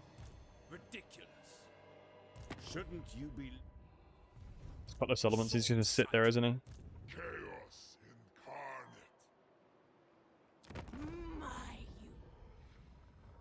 incarnate. Aid Khorne's murderous cause. All this. Right. More murdering is afoot. So much power. How far will I get here? Wow, my movement is like... My movement with Daniel here is the same as this guy in Force Match. That's kind of wild. No. Look at this beauty. Look at that beauty. Right, happy with that. We've recovered it. Right, boys. That's made me happy, that one. That has made me happy with what we've achieved here. We've managed to get to the point where Daniel's in a really good spot here. I'm very pleased with that. I think it's definitely showcasing that Khorne corruption is just kind of top tier. Or Khorne in general is really top tier. Because your garrisons are so good as Khorne. No one else has the capabilities of defending as much as Khorne. And tier 4 unlocks Minotaurs of Khorne as well. Minotaurs of Khorne Doomstack goes real hard, I can tell you that for free. It goes pretty goddamn hard. Oh, and I'll be able to show you guys something really cool too. So, every single time we siege the settlement, there's a chance that they're going to seduce one of my units. So, seduce a unit, let's just continue the siege. Let's attack it again. And they didn't seduce this time. Just keep rinsing, repeating until they give up. Right, folks. On the YouTube side of things, thank you very much for watching, guys. What we're going to be doing is jumping over and playing some Helldivers. So if you want to watch on the YouTubes, excuse me, if you want to come watch on Twitch, by all means, please do so. So thanks for watching, guys. Appreciate you. On the Twitch side.